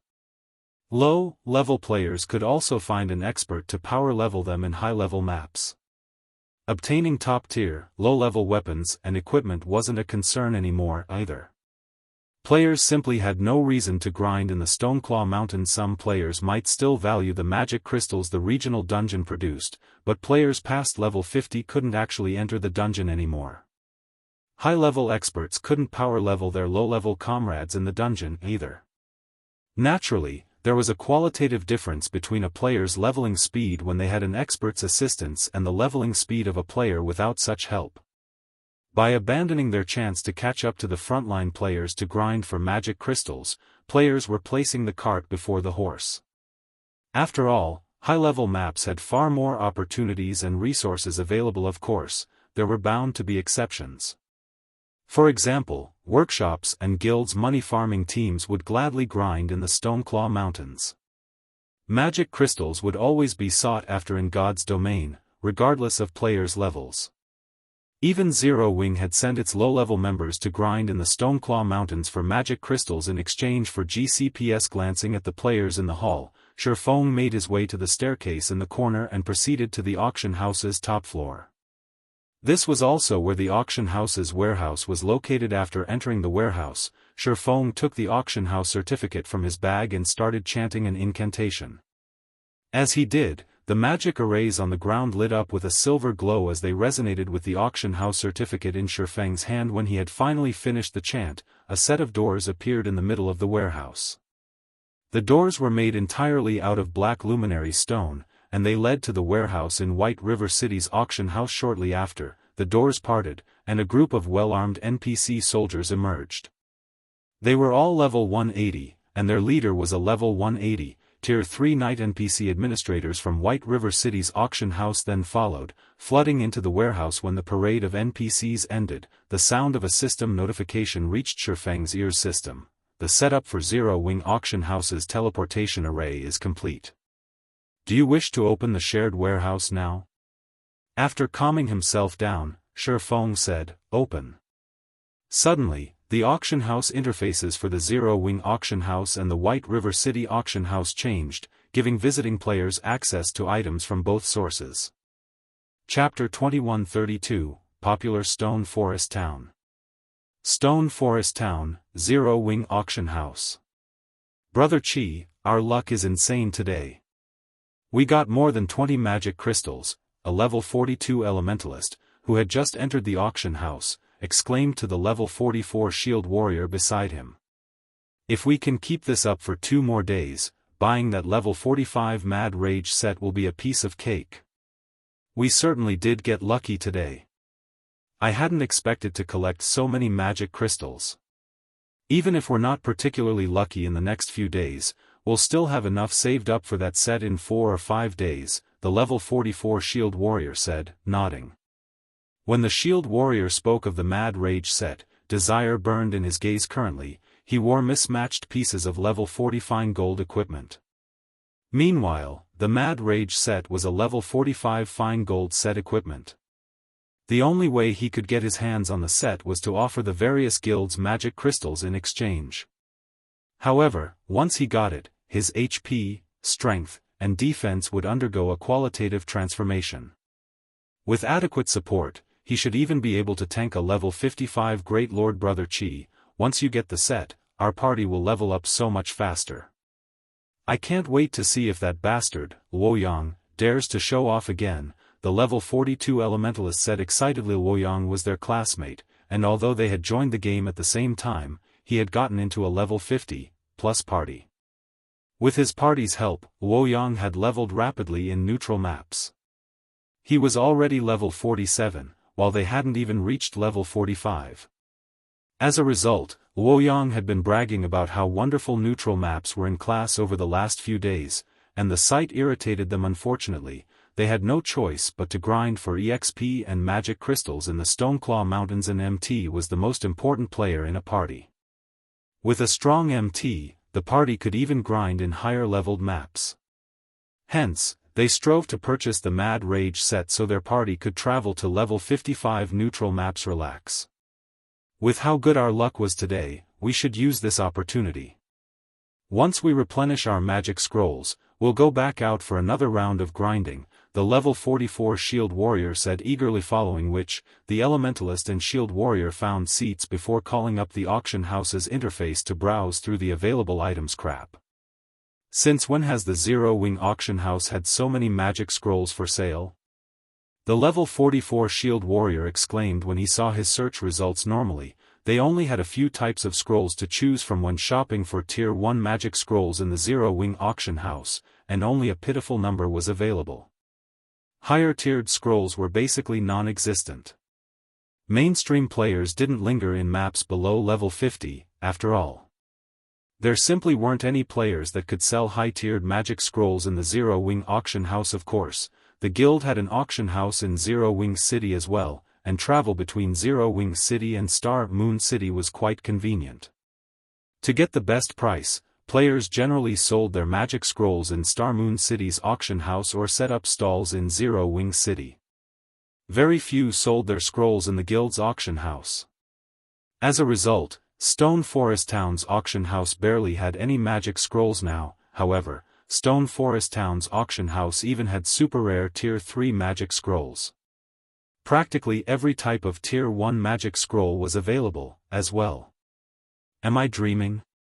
Someone's even selling level 45 dark gold equipment in the Zero Wing auction house. The level 42 Elementalist exclaimed the Zero Wing auction house was only a guild auction house, and not many players chose to sell their items through it. Trying to buy low-level, top-tier equipment though a guild auction house was difficult, and it was hard to find a large guild that was willing to sell such items. Most of the large guilds held on to the items for their new members. Thus, such weapons and equipment were even rare in NPC auction houses, much less guild auction houses. To make matters worse, their party's grinding spots were so far from NPC cities that travel back and forth was quite inconvenient. Hence, they only returned to NPC cities every once in a while. As a result, they had a harder time encountering such opportunities. Now, however, the Zero Wing auction house had low-level, top-tier weapons and equipment for sale. Why wouldn't they be shocked? The Elementalist and Shield Warrior duo weren't the only players to discover this anomaly. Every player conducting business in the Zero Wing auction house soon noticed the change and was shocked. The wide array of items available in this auction house even surpassed the auction houses in ordinary NPC cities. With how well stocked this place is, we won't have to return to Star Moon City anymore. We can stay in Stone Forest Town until we level past 50. The level 44 Shield Warrior ecstatically realized. We can definitely level faster than that bastard, Luoyang. Although neutral maps monsters granted a lot of EXP, players needed time to travel to these maps. The occasional trip their party made to Star Moon City to resupply took up a lot of time, as well. However, now that they buy any of the items they needed in Stone Forest Town, their leveling speed in the Stoneclaw Mountains could potentially become even faster than grinding in a neutral map. Brother Chi, quick, look. There's a level 45 dark gold shield here. If we can get that and the Mad Rage set, we'll be able to hunt level 50 Grand Lords once you hit level 45. The level 42 Elementalist shouted hurriedly. What an awesome shield. It can increase my defense by at least 20%, and I can probably use it even after I reach level 50, the Shield Warrior said, panting a little in excitement as he inspected the shield's attribute panel. The uproar that occurred in the Zero Wing auction house soon spread throughout Stone Forest Town. Players who were under level 50 and planned to leave the town quickly changed their minds. They all decided to move to another leveling spot only after they reached level 50. When the kingdom's players between level 30 and 49 heard the news, they made a beeline for Stone Forest Town. Suddenly, the desolate town brimmed with life. Naturally, business in the Zero Wing auction house also boomed. In the 30 minutes after Shifeng had connected the auction houses in White River City and Stone Forest Town, he had earned more than 100 gold from the profits due to the Zero Wing auction house's sudden boom. Players that had consigned items to White River City's auction house watched them sell like hotcakes. As a result, they began to transfer more of their stock to White River City's auction house. Taking advantage of this sudden development, White River City's auction house was suddenly so popular that Star Moon Kingdom's various major powers were confused. They all wondered what Zero Wing had done to make White River City's auction house so popular. It was now even more popular than Star Moon City's auction house, which was backed by Starlink. When Zero Wing's members heard the news, it rekindled their hopes. After all, their guild's prosperity was linked with White River City. Esulon, who was responsible for managing Zero Wing's financial affairs, was flabbergasted. White River City's auction house had been on a decline a moment ago, but now, players rushed toward it from all over the kingdom, determined to sell their items. The income White River City's auction house generated had already more than doubled. At this rate, Zero Wing could likely function normally by relying on the income from Zero Wing City and White River City's auction house. There no longer needed to worry about lacking funds. However, as far as Shifeng was concerned, this was only the beginning. Guild leader, I've negotiated with the Dark Knight Empire's various major powers. All that's left is finalizing the deal with a contract, Aqua Rose said. Worriedly, she continued, in total, we've negotiated for 45 shops that are either in city's central area or have high potential. They're all within the Empire's top 10 cities. Purchasing them all will cost a total of 1.6 million gold. I'm afraid that we can't afford that. Moreover, these powers want the full payment within a month. 1.6 million? Finalize the deals. Shifeng said after giving the matter some thought. On average, each shop cost about 20,000 gold. If not for the threat of Starlink, securing these strategic shops for such a low price would have been impossible. Finalize the deal? Seeing Shifeng's unwavering determination, Aqua Rose had no choice but to grit her teeth and take the risk. I'll get it done, then. In less than half an hour, the ownership of 45 shops in the Dark Knight Empire's top 10 NPC cities had transferred to Zero Wing. Shortly after, news of the matter spread throughout the Empire. 2133 Dark Knight Empire shaken. Dark Knight Empire, Dark Knight City. Unyielding Soul's upper echelon sat with solemn expressions in their guild hall's top-floor meeting room.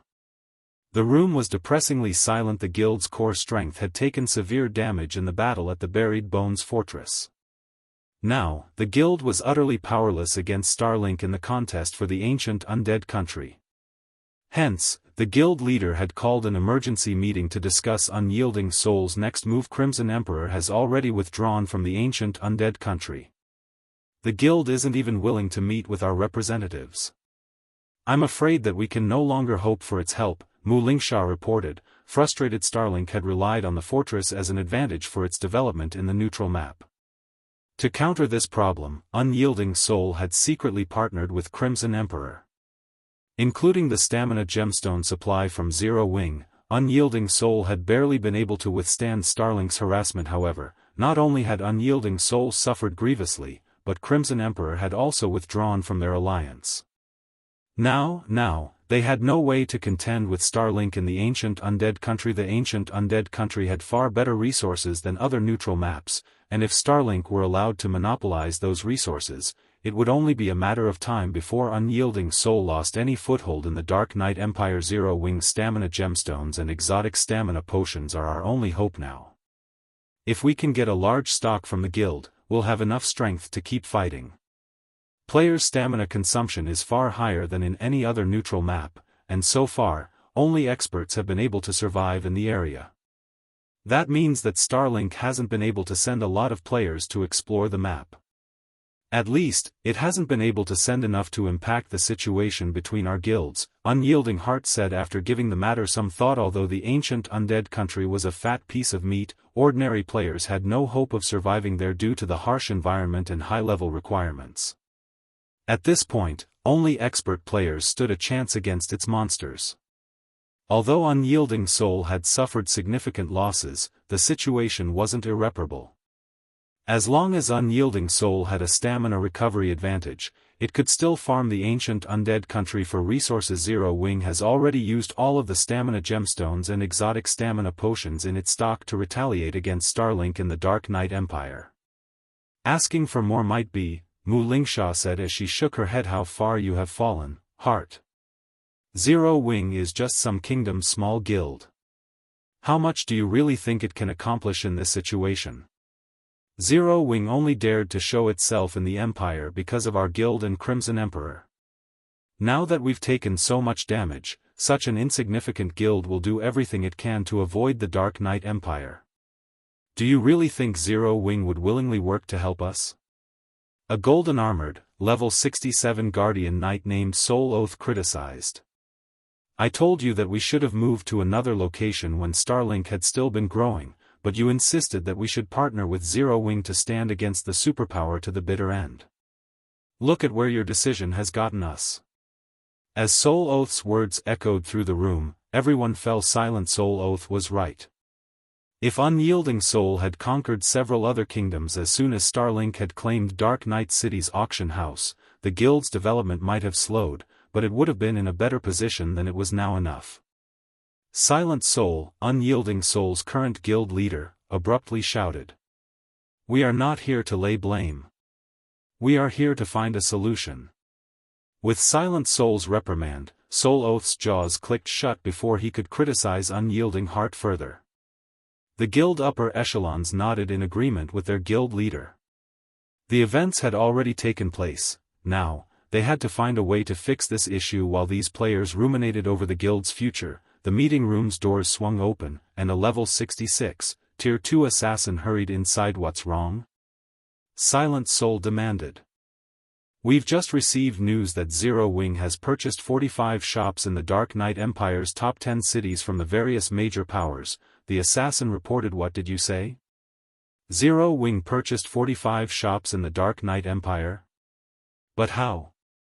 The guild upper echelons were stunned by the news. Are Zero Wing's leaders stupid? Don't they know that Starlink is already on its way to conquer the ancient undead country and has begun to solidify its position and influence in the Empire? Soul Oath wondered incredulously. The Dark Knight Empire's major powers had been doing everything to escape the Empire, yet Zero Wing eagerly picked up their territories as if Starlink didn't matter in the least. For a moment, Soul Oath wondered if Zero Wing hadn't heard that Unyielding Soul and Crimson Emperor had been rendered powerless against the domineering superpower. Wonderful. Zero Wing hasn't abandoned us. Mu Lingsha could not contain her joy hearing Mu Lingsha's unintentional comment. The guild's upper echelons shot Soul Oath a glance. He had called Unyielding Heart a fool for trusting a small guild like Zero Wing, accusing the first vice guild leader of dragging the guild down with him, yet Zero Wing had stepped up to the plate without hesitation. It was no exaggeration to claim that Zero Wing had just declared war against Starlink in the Dark Knight Empire. It's too early to celebrate. Zero Wing is still facing a financial crisis in Starmoon Kingdom. This stunt in the Empire will only drag it further into the jaws of death. Soul Oath said, sneering. Unyielding Soul, who had been silent, fell deep into thought. What is Zero Wing trying to do? Although he was grateful that Zero Wing was still willing to help Unyielding Soul in this crucial moment, he had to admit that it seemed like a fool's errand. The Dark Knight Empire was Starlink's home ground. Declaring war against the superpower here was suicidal. Zero Wing's latest disruption caused an uproar among the Dark Knight Empire's various major powers. None of them knew whether the small guild was foolish or impressively brave. While they thought that Zero Wing's decision was simply suicidal, the Empire's independent players disagreed. Is Zero Wing starting a war against the Empire's overlord? I thought I've heard that Starlink has been suppressing Zero Wing in Starmoon Kingdom, and the guild is barely holding on. Amazing. Even super guilds think twice before provoking Starlink, yet not only has Zero Wing been harassing Starlink in the Dark Knight City's auction house, but now, it has also purchased 45 shops in the Empire's top 10 cities. Crap. 45 shops in the top 10 cities? Is Zero Wing trying to become the Empire's fourth titan? For a time, the Dark Knight Empire's independent players bubbled with excitement. They had all witnessed war between guilds before, even between superpowers, but this was the first time any of them had seen a guild without any background openly challenge a superpower. For a time, Zero Wing's fame in the Dark Knight Empire was unmatched due to its recent purchases. Many players even began to show interest in the guild, expressing their desire to join Zero Wing's ranks. While news of his exploits spread throughout the Empire, Shifeng took the mana stones he had synthesized to a border town in the Dark Knight Empire. He then used the 7 Luminaries ring to teleport to the neutral map located closest to the ancient undead country before mounting his demonic flame tiger and riding toward his target. Chapter 2134, Ancient Undead Country. The ancient undead country was a cursed, ancient kingdom. It had been decimated during the Great Ancient War, becoming a land of death. Undead roamed the countryside, and none of the various kingdoms or empires wanted anything to do with the abandoned kingdom. However, despite its ruined state, the ancient undead country still contained legacies the former kingdom had left behind and resources that had gone unexploited for tens of thousands of years. As a result, the neutral map had become a goldmine for outlaws. Unfortunately, the ancient undead country was quite far from civilization. From the Dark Knight Empire, the closest NPC-established map, a player would need more than a full day of mounted travel to reach the neutral map. After spending more than half an hour of repeated teleportation and mounted travel, Shifeng finally reached the ancient undead country's border. Shifeng didn't hurry to enter the neutral map as he stood atop a plateau that overlooked the ancient undead country. Taking a short break, he switched 5 of his strength gemstones for stamina gemstones and drank down an exotic stamina potion. The ancient undead country wasn't like other neutral maps. Due to the war that had destroyed the former kingdom, the map was in a constant state of chaos. Not only was teleportation within the map impossible, but players' stamina was also at least 50% higher than in ordinary neutral maps. The kingdom's terrain and monsters weren't to be underestimated. Even players on dark gold mounts wouldn't get very far if they weren't careful. Normally, players would take the time to recover to their peak before entering the ancient undead country, including Tier 2 peak experts. Only Tier 3 and above players had the strength to ignore most of the map's dangers. No matter how many times I visit this place, it's always breathtaking. Shifeng thought as he gazed at the gigantic barrier, bathed in darkness, before him. Occasionally, he spotted arcs of silver lightning flicker within the barrier. The Great Ancient War had happened tens of thousands of years ago, yet the aftermath lingered to this very day. The ancient god's power was truly unimaginable, far greater than any modern Tier 6 god. After about a 10-minute rest, Shifeng had fully recovered from his travels. Not wanting to waste any time, he hopped back onto his demonic flame tiger and rushed through the dark barrier. Although Zero Wing had acquired 45 shops in the Dark Knight Empire's top cities, the debt it had accumulated to do so was large enough to make any first-rate guild despair. 1,060,000 gold. Even superpowers' eyes would twitch at seeing so much gold. If Zero Wing couldn't clear the debt within a month, it would have to offer up Zero Wing City's shares as collateral. Yulan had nearly lost it when she had heard of the transaction. Zero Wing was already having financial troubles and barely preserved its hold on Star Moon Kingdom. Now, Shifeng had taken out a debt that could crush an entire guild. Spending that amount on so many excellent shops would be a wonderful thing in other kingdoms and empires, but no major power dared to set foot in the Dark Knight Empire right now. However, this was an excellent opportunity to further Zero Wing's development. In Shifeng's opinion, the Dark Knight Empire was famed for its products, especially since it was connected with a city like the Sea of Trees. Even among the various empires on the God's Domain continent, the Dark Knight Empire had above-average resources. Although Zero Wing had accepted the management rights to half of the 100 Flowers Palace's shops in the Empire, the partnership only allowed Zero Wing to sell its products in those shops. Unfortunately, the palace didn't own that many shops in the first place, so it was important that Zero Wing make room for itself in the Empire's market. If a guild wanted to become a powerhouse in God's Domain, it needed more than a large number of expert players. it also needed an astronomical amount of resources to support these experts' growth. Relying on one kingdom's resources simply wasn't enough. Shifeng had already considered developing his guild past Star Moon Kingdom's borders and into the several neighboring kingdoms. With such a rare opportunity to do so before him, he couldn't afford to play it safe. Although Zero Wing had indeed incurred a huge debt because of this investment, if Shifeng could move Stone Forest Town to the Bottomless Abyss, collecting 1.06 million gold within a month was doable. The Bottomless Abyss was, after all, quite attractive to God's Domain's various powers and players. The instant Shifeng stepped through the barrier, he felt a powerful gravitational force pull on his body, and his senses dulled. At best, he could only exert 70% of his combat power in this state. After running through the map for about 5 minutes, he encountered an area full of level 60+ monsters. Most of these monsters were undead, and although they were only chieftain rank, with a smattering of lords, these undead had very high combat standards. An ordinary Tier 2 player would be fortunate if they could solo one of these chieftains, and only Tier 2 experts stood a chance against the Lord-ranked undead in a one-on-one. A Tier 2 expert wouldn't even have a hope against a great Lord-ranked undead. Defeating such monsters typically required a full 20-man team of Tier 2 experts at the very least. However, these powerful monsters weren't the most troublesome aspect of the ancient undead country. The countless traps that littered the map were far more dangerous. High-intellect undead had set these traps, and if players accidentally fell into one, without the strength of a peak expert, their death was certain. Moreover, even peak experts had very little chance of survival if they fell into these traps. Of course, in exchange for the danger it offered, the ancient undead country contained resources and treasures that were far beyond those in other maps.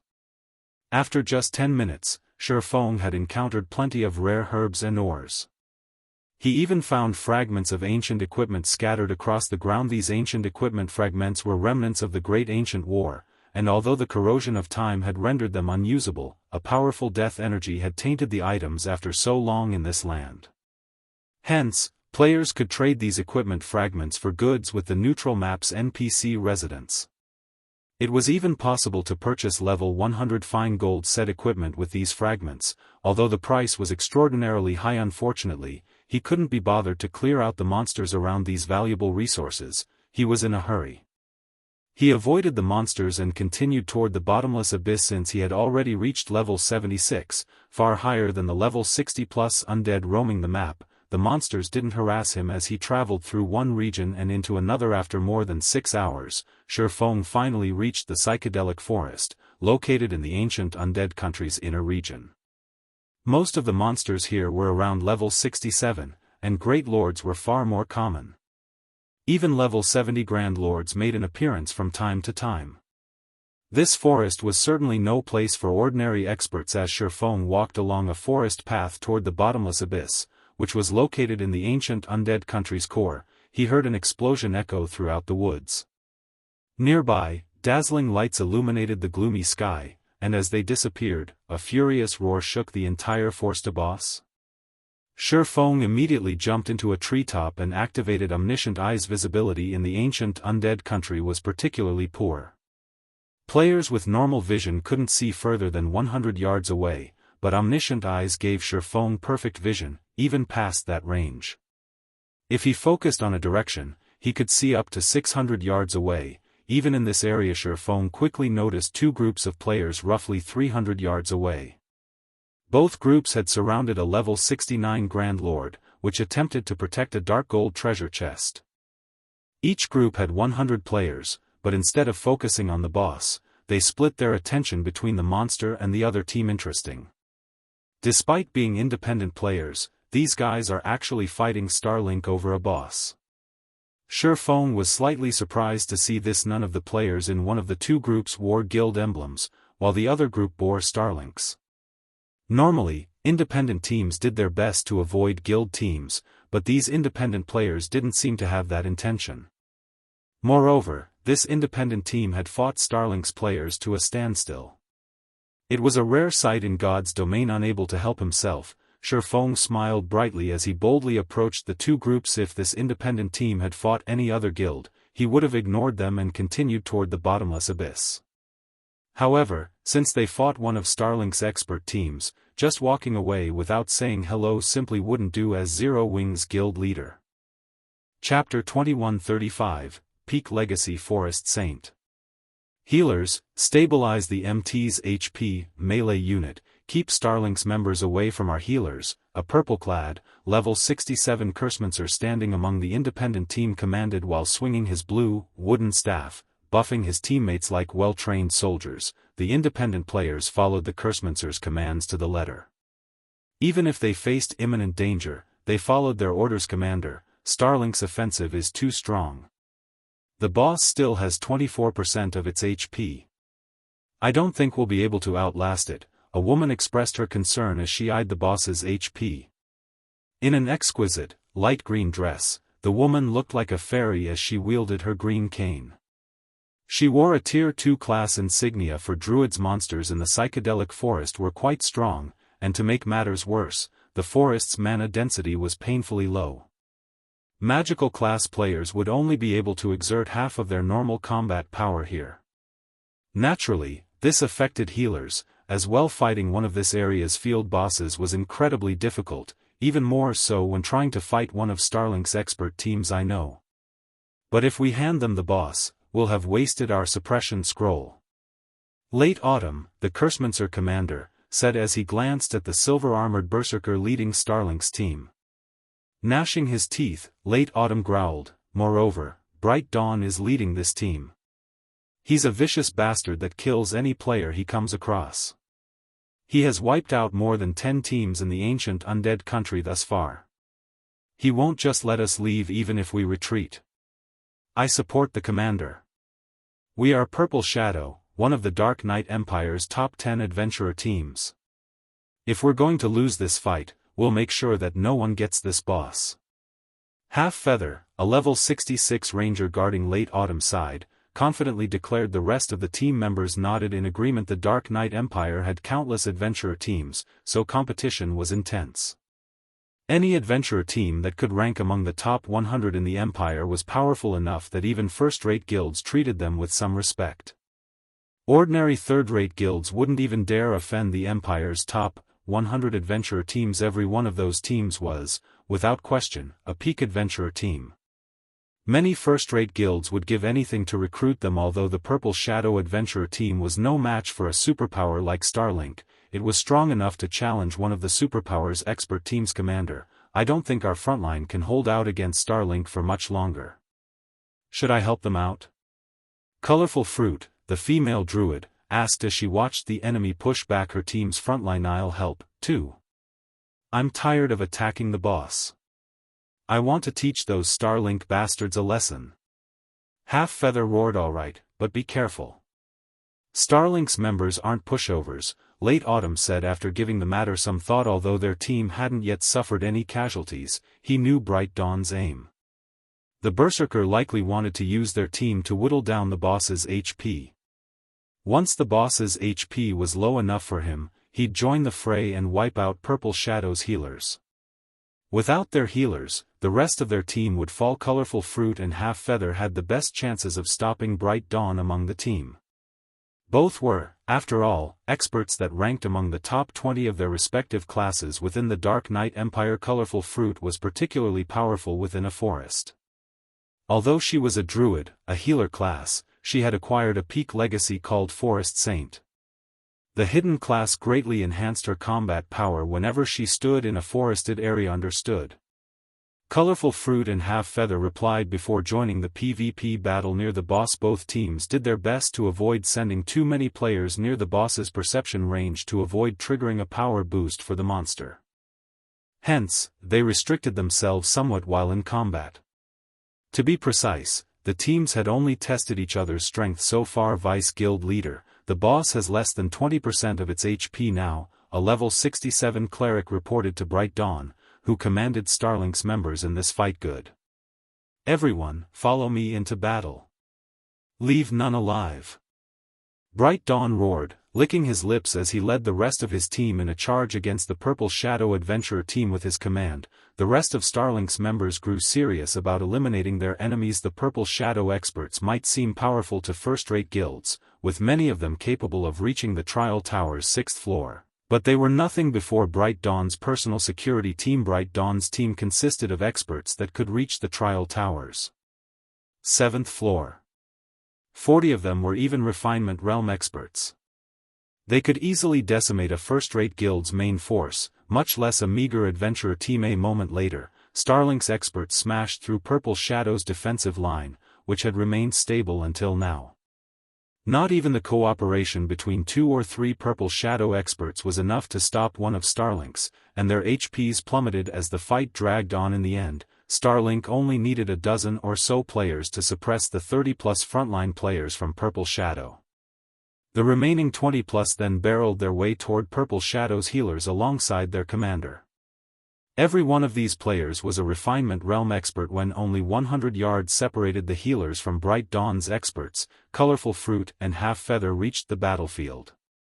They were surprised by the sudden turn of events, but they quickly recovered from their daze and engaged the enemy immediately. Colorful Fruit cast the Tier 3 Overtier spell, Forest's Descent. Waving her cane, the Forest Saint manifested a domain that spread out around her, enveloping everything in her surroundings.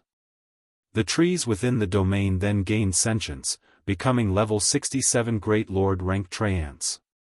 6 Treants responded to Colorful Fruit's call in total, moving to block Starlink's advance. Moreover, Colorful Fruit gained full control of the vines on the still dormant trees. She commanded more than a dozen vines, every one containing Tier 3 strength. Nearby, Half Feather's crimson bow suddenly brightened with a dazzling glow.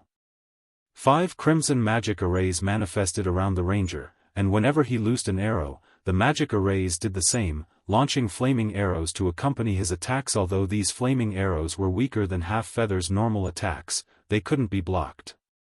Even a Refinement realm expert would fall under this ranger's assault. Amazing. The Purple Shadow Adventurer team actually has such powerful experts? Starlink's members were stunned for a moment. They had seen their fair share of experts as the members of a personal security team for one of the guild's vice-guild leaders. Thus, witnessing one move was more than enough to give them a general idea of an expert's strength based on their experience. They recognized both Colorful Fruit and Half Feather as Refinement realm experts. Moreover, the two had incomparably powerful skills. Colorful Fruit, in particular, had received a considerable boost to her basic attributes with her last spell. If an ordinary Refinement realm expert attacked her, they'd likely get a one-sided beating in return. In contrast, Purple Shadow's members expressed their glee as they watched their 2 comrades take action. When this druid and ranger fought together in a forest, they could even defeat a 200-man expert team by themselves. While Starlink's Refinement realm experts struggled against Colorful Fruit and Half Feather's attacks, Bright Dawn wielded his Whitebone greatsword as he charted through the Great Lord rank Treants and vines like a speeding bullet. Even though Half Feather fervently fired at the Berserker, Bright Dawn easily maneuvered past the arrow's trajectories. The Berserker was astonishingly fast, no slower than a peak Tier 2 assassin, which made it hard for Half Feather to aim within 3 seconds. Bright Dawn stood before the ranger, swinging his greatsword. Suddenly, 6 white flashes blinded the combatants. As they faded, they revealed 6 deep slashes in the ground, each 15 yards long. Although Half Feather had tried to use his bow to defend himself, 3 of the attacks had landed, and he died on the spot. How is this possible? Colorful Fruit was stupefied. Half Feather ranked among the top 20 ranger experts in the Dark Knight Empire, yet against Bright Dawn, he was as weak as an infant.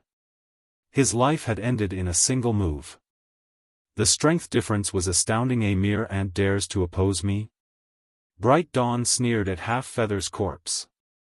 He then shifted his gaze toward Colorful Fruit and said, "All right, you're next." The Starlink Berserker then transformed into a blur as he flew toward the Forest Saint, who stood around 20 yards away. Seeing this, Colorful Fruit panicked. She tried to use her vines to stop Bright Dawn, but she quickly discovered that they were practically non-existent before this madman. He easily deflected them with his great sword, not even pausing. So, this is the strength of a superpower? At this moment, Colorful Fruit understood that this battle was a lost cause and intended to disregard her defense. Just as Bright Dawn reached Colorful Fruit and raised his greatsword against the druid, he froze and turned toward a figure that had suddenly appeared from behind the nearby trees. When he saw this figure, his expression turned grim. Colorful Fruit and the rest of the players engaged in battle were confused by his abrupt change. When Purple Shadow's Forest Saint followed her enemy's gaze, she noticed a man slowly approaching. This man wore a suit of pitch-black armor with a silvery-gray cape draped over his shoulders and carried 2 longswords at his hips. As if he were oblivious of the battle around him, he lightly strolled toward her. Who is that? Chapter 2136, Power of Words. After a quick glance at the approaching swordsman, Colorful Fruit returned her attention to the enemy berserker before her. Bright Dawn's expression was tight and grim, as if he were looking at an absolute monster. He completely ignored her, his gaze glued to that distant swordsman. Her enemy's intense reaction confused Colorful Fruit. What's going on? Who is that guy? She wasn't the only one confused.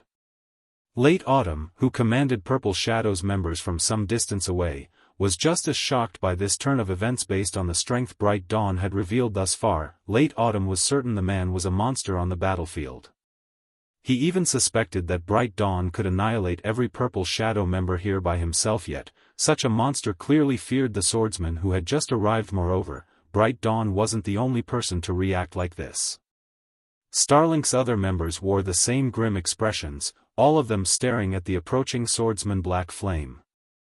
What are you doing here?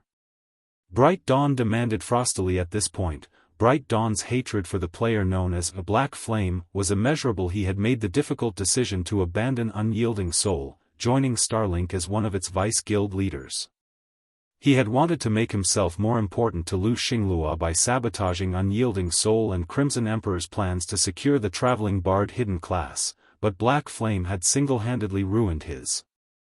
In the end, Starlink had gained far fewer traveling bards than its competition. Lu Xinglua had been disappointed in his failure and refused to assign Bright Dawn any notable tasks for some time now. After a long list of arduous tasks, trying to earn the responsibility of the ancient undead country's management, Bright Dawn, once again, encountered Black Flame. His recollection of this man's strength was still crystal clear.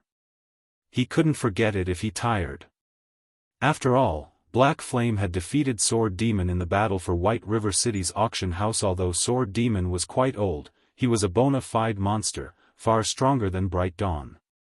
There were less than a handful of experts that could rival the old man's strength. What? Am I not allowed here? Shifeng asked, smiling as he swept a glance over Starlink's agitated members. Bright Dawn expressed his exasperation in reply. If he were talking to anyone else, he would have attacked already. He wouldn't have bothered to trade nonsensical pleasantries. After a second to calm down, he asked once more, his tone soft, "What do you want?" The Berserker's question caused Purple Shadow's players to turn to Shifeng again, gaping in shock. Late Autumn felt particularly tongue-tied. He couldn't believe this was happening. Bright Dawn was a peak expert, earning the Undead Sword title. He was famous for his ruthlessness, and he never let an enemy escape with their life. He never negotiated, either take their Purple Shadow adventurer team, for example. Despite ranking among the top adventurer teams in the Dark Knight Empire, Bright Dawn had attacked without hesitation. Yet this vicious man was pausing mid-battle to converse with Shifeng. It was unbelievable. Commander, who is this Black Flame? He's so amazing.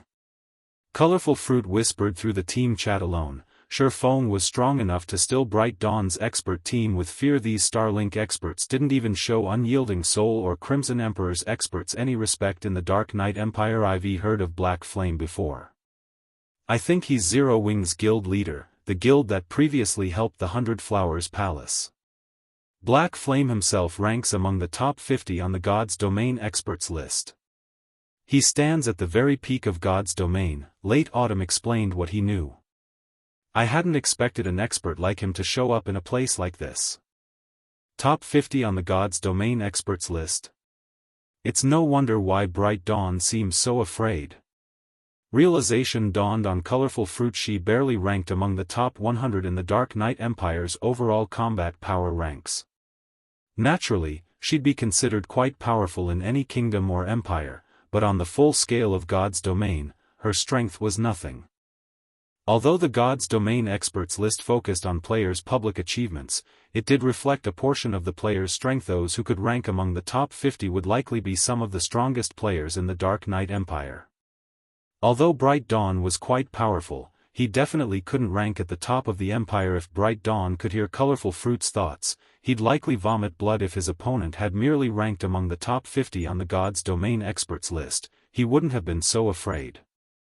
In fact, he'd gladly take any of those experts over this swordsman. I want this boss and that dark gold treasure chest, Sherfong calmly replied, glancing at the level 69 Grand Lord, which only had 18% of its total HP remaining, and the treasure chest behind it. The purple shadow members' jaws nearly hit the ground when they heard Sherfeng's demand. Is this guy insane? Sherfong actually intended to steal the boss and its treasure by himself. Even arrogance had a limit. And he had just demanded this from one of Starlink's vice guild leaders. Most importantly, they were currently in Starlink's territory. With just a quick call, Bright Dawn could likely summon a large number of reinforcements. More of his guild's peak experts would probably answer his call, as well. Sherfong might be stronger than Bright Dawn, but could he take on 3 or 5 peak experts simultaneously? This guy is way too reckless. We're still in the psychedelic forest, Starlink's fortress isn't that far away. If Bright Dawn calls in reinforcements, none of us will escape, Late Autumn thought to himself, watching Sherfong with an exasperated expression. All fortresses could teleport players across long distances, even in the ancient undead country. The psychedelic forest wasn't that far from Starlink's fortress. A single teleport would be enough for players to reach the forest's edge. Furthermore, plenty of Starlink's expert teams were operating in the area. If Sherfong truly angered Starlink, he wouldn't have a snowball's chance in hell of leaving the forest alive. Late Autumn and his team had already prepared themselves for utter annihilation when they had decided to stay and fight the boss, despite Bright Dawn's team trying to steal the kill. As long as they could claim the boss's loot and the treasure chest it guarded, their deaths would be worth the effort. However, it was a different story for Sherfong. Sherfong was an apex expert in God's domain. One of his lives was likely worth more than a Grand Lord's loot and a dark gold treasure chest. As Purple Shadows members expected a fight to break out between Sherfong and Bright Dawn, the Berserker sheathed his white bone greatsword. Since guild leader Black Flame wants this bounty, we'll leave out of respect. Let's go. Bright Dawn said before turning to leave, not even sparing the boss and treasure chest a second glance. Starlink's members promptly withdrew from their fights with Purple Shadows members and retreated from the battlefield, following their commander in less than 15 seconds. All of Starlink's members had left the area, the speed and decisive nature of their withdrawal stunning the adventurer team players. Chapter 2137, Different Level. Although many of Starlink's experts were relieved that they hadn't had to fight Sherfong, anger roiled in their stomachs after leaving the battlefield. Vice Guild leader, are we really just leaving? A level 67 assassin geared in black leather armor asked, disgruntled. Black Flame might be powerful, but this is our guild's territory. As long as you command it, at least 3 teams can converge on our location in 10 minutes or less. Couldn't we easily take him down with the strength of 4 expert teams? Starlink was the ancient undead country's overlord. Even players from the Dark Knight Empire's other 2 superpowers had to bow their heads and walk away when they encountered Starlink's members in this neutral map, much less Black Flame. Regardless of how powerful the swordsman was, he couldn't be stronger than Unyielding Soul and Crimson Emperor. The 2 superpowers peak and monster level experts were far stronger than experts from ordinary guilds, and Starlink had defeated both of them. Furthermore, if news of this retreat spread, it would damage the guild's reputation. Take him down? You think I don't want to? Bright Dawn demanded, glaring at the female assassin. If he were just some ordinary domain realm expert, then sure. But that guy defeated Sword Demon. Even 10 expert teams couldn't do anything to him, let alone 4, do you understand? If he wished it, none of us would leave this forest alive. The most annoying thing about all of this is that Black Flame was just toying with us. If I had refused to withdraw, he'd take action immediately and teach me how foolish such a decision is. Bright Dawn knew that no matter what he had decided, Feng would hurt Starlink's reputation in the ancient undead country eventually. Since that was the case, he'd rather take the path that incurred the least amount of losses. Every member of his team was a trusted subordinate. If he let someone kill these people, not only would Starlink's reputation suffer, but his power base in the guild would also weaken. Is he really that strong? The level 67 assassin asked, shocked. Although domain realm experts could easily defeat a 100-man expert team like theirs in the fields, it was usually because those experts employed guerrilla tactics, gradually picking off the team members. If their team split up and focused on escape, not even a domain realm expert could kill every one of them. However, it seemed that Bright Dawn fully believed that Feng could slay them all. All of Starlink's teams in the psychedelic forest were led by peak experts, and Bright Dawn even held the title of Undead Sword. He even ranked at the top among peak experts, and it wouldn't be long before he reached the domain realm. Otherwise, he wouldn't have been one of Unyielding Soul's three main pillars in the Pasta's Bright Dawn's personal security team. Their strength ranked at the top among Starlink's various teams, yet their commander insisted that not even they would escape Feng's wrath. Could that really be possible? Those monsters are not as simple as you think. Why do you think the various superpowers have such headaches when dealing with domain realm monsters? God's domain, in particular, has given these monsters a platform to exhibit their full strength, which makes them even more of a challenge. Bright Dawn spat hatefully. However, this isn't over. Although our team can't defeat Black Flame, the guild leader will likely send someone to take him down a notch once we report back. While domain realm experts were frightening, every superpower had such experts of their own. Moreover, God's domain offered a plethora of methods to use against domain realm experts. It just depended on whether or not the various superpowers were willing to pay the price for these methods. While Bright Dawn relayed the news of Feng's appearance in the psychedelic forest to his guild, Purple Shadow's members were still caught up in their momentary daze. For a time, they had no idea what to do about this turn of events. Commander, what should we do now? Colorful Fruit asked through the team chat. Everything had happened too suddenly. A second ago, their team had been at risk of utter annihilation, facing Starlink's members in a bitter battle for survival. Then Feng had shown up and indicated his desire for the boss and the treasure chest. What left Purple Shadow's members truly flabbergasted was the fact that Starlink's team had actually acceded to Feng's claim and left the area. Staring at the swordsman in question, Late Autumn had no idea how to proceed. Should they stay and fight Feng for the boss? Or should they take off just as quickly as Starlink's team had? The outcome of fighting this man was obvious. Since Starlink's team, which was stronger than theirs, had fled without a second thought, Late Autumn had a fairly good idea of how powerful Feng was. Unfortunately, Feng hadn't given them permission to leave the area. If their abrupt withdrawal displeased Feng, he might decide to end their lives alongside the boss. As suddenly, Late Autumn felt that the Purple Shadow Adventurer team, which he was so proud of, was, in fact, insignificant before powerhouse players and superpowers. Purple Shadow wasn't even strong enough to make its own decisions. These titanic existences could determine an adventurer team's rise or fall with a single word. Late Autumn even wondered if the Dark Knight Empire was truly just an empire after all was said and done. Purple Shadow was one of the top 10 adventurer teams in the Dark Knight Empire. Many first-rate guilds had tried to extend an olive branch to their team and treated them with great respect, but before Starlink and Feng, this team was powerless. While Late Autumn hesitated, Feng shifted his gaze toward the Cursemancer. Starlink's people are gone. I'll leave this boss to you, but I want one item from that dark gold treasure chest. Do you agree to my terms? Feng asked. Seeing Late Autumn's obviously anguished indecision, Feng related with the Cursemancer's internal struggle during his previous life and before Tier 5 players had existed in God's domain. Most players had still been able to rely on a team against the game's truly powerful experts. Unfortunately, once those experts had reached Tier 5, even Shadow, which had controlled 10 major NPC cities, had been powerless against them.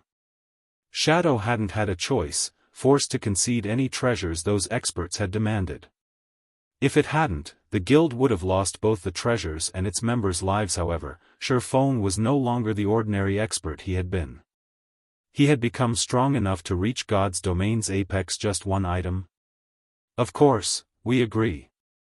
Late Autumn nodded enthusiastically once he snapped out of his daze, realizing that Shifeng didn't have any ill intentions toward them. Purple Shadow's other members breathed a sigh of relief. Kill stealing was a common occurrence in the fields, but this was the first time they had been so powerless in such a situation. As they began to relax, Purple Shadow's experts looked to Shifeng with excitement and admiration. Some of the female players even turned starry eyes toward the swordsman. Both Shifeng's individual strength and his identity of a guild leader, commanding a guild that controlled an entire kingdom, were worthy of their admiration. With Shifeng's permission, Late Autumn led his team to defeat the boss. Although a level 69 Grand Lord was powerful, it wasn't a difficult foe to an expert team like Purple Shadows. Furthermore, the magic array they had used to suppress the monster was still in play. Shifeng didn't even show any interest in the boss's loot once the Grand Lord fell. Even in a place like the ancient undead country, the best loot a Grand Lord could drop was level 65 dark gold equipment. Moreover, the drop rate was extremely low. Normally, a team would be lucky if the map's Grand Lords dropped level 65 fine gold set equipment. Although such quality weapons and equipment were tempting to current players, they held very little attraction to Shifeng. He already had a large stock of level 70 fine gold equipment. He didn't mind passing up a few pieces of level 65 fine gold or dark gold equipment. Only the dark gold treasure chest interested him. However, Purple Shadow's members celebrated the boss's loot for some time. It had dropped a level 65 dark gold ranked cloth hat and a piece for a level 65 fine gold set equipment. Both were considered top tier at this stage of the game. Once the boss died, the magic barrier around the dark gold treasure chest lifted. As these players turned toward the glowing treasure chest, they gulped audibly, their eyes becoming bloodshot as they felt the urge to charge forward. However, Purple Shadow's members opened a path for Shifeng under Late Autumn's command, allowing the swordsman to open the treasure chest. The command didn't surprise any of them. After all, without Shifeng, they wouldn't have acquired anything from this battle. They probably would have lost their lives. Even if Shifeng wanted everything within that treasure chest, they wouldn't argue. Fortunately, it isn't a locked treasure chest. Shifeng released a sigh of relief as he approached the chest. Normally, most treasure chests would be locked once they reached dark gold rank, and unlocking a treasure chest was a troublesome process. Some even required keys of corresponding ranks. Take the inferior legendary treasure chest he had obtained from the Falling Star secret land, for example. Although he had the treasure chest in his possession, it was locked, and it required an inferior legendary key to open. When he had discovered this, he had been depressed for some time. Shifeng spent the next 20 seconds opening the dark gold treasure chest. The instant he lifted the lid, colorful lights burst forth, illuminating a 400-yard radius area. These lights were even visible from 7,000 yards away. Chapter 2138, Regional Treasure. Purple Shadow's members were surprised to see the brilliant lights that escaped the treasure chest. Normally, dark gold treasure chests only caused a commotion that affected a 3,000 or 4,000-yard radius when opened, but the lights this treasure chest released were even visible from 7,000 yards away. The various adventurer teams hated this particular feature the most. Every player within 7,000 yards would now know that someone had opened a dark gold treasure chest. Meanwhile, they were in the ancient undead country, which had far more resources than other neutral maps. Naturally, the contents of this dark gold treasure chest would be worth far more than usual. While it was amazing that Shifeng had scared away Bright Dawn's team by himself, he couldn't change the predicament they were now in. Such a dazzling light show would certainly lead a large number of teams to their location. Regardless of Starlink, plenty of powerful guilds and adventurer teams operated in the ancient undead country. Although Shifeng might escape, what were they supposed to do? Any competent team in the fields carried a magic mirror. Although magic mirrors could only view a small area, they had a very long reach. If a team spotted a treasure's lights, they would refer to their magic mirrors immediately to scout the area and locate the treasure. If the dark gold treasure chest's lights had only been visible from 4,000 yards away, only 6 or 7 teams might have noticed it. With their strength, the Purple Shadow team could have escaped with the treasure. At worst, they might have lost a few dozen members while they fled. However, a minimum of 20 teams would notice this treasure chest's lights, and every one of them would be an expert team. While Purple Shadow's members cursed the system, the various adventurer teams within 7,000 yards of the dark gold treasure chest used their magic mirrors to search for its exact location. A dark gold treasure chest is radiating such a powerful light? Isn't that Late Autumn from the Purple Shadow adventurer team? His team sure is lucky. They actually found a dark gold treasure chest with such brilliant lighting. Quick! We mustn't let the other teams get to the treasure before us. The nearby teams recognized the Purple Shadow adventurer team and began to move. Although magic mirrors only displayed images, not sound, and players couldn't inspect the images' data, the Purple Shadow adventurer team was famous throughout the Dark Knight Empire. Recognizing its members wasn't difficult. Normally, ordinary players would don black cloaks before opening a treasure chest in the fields.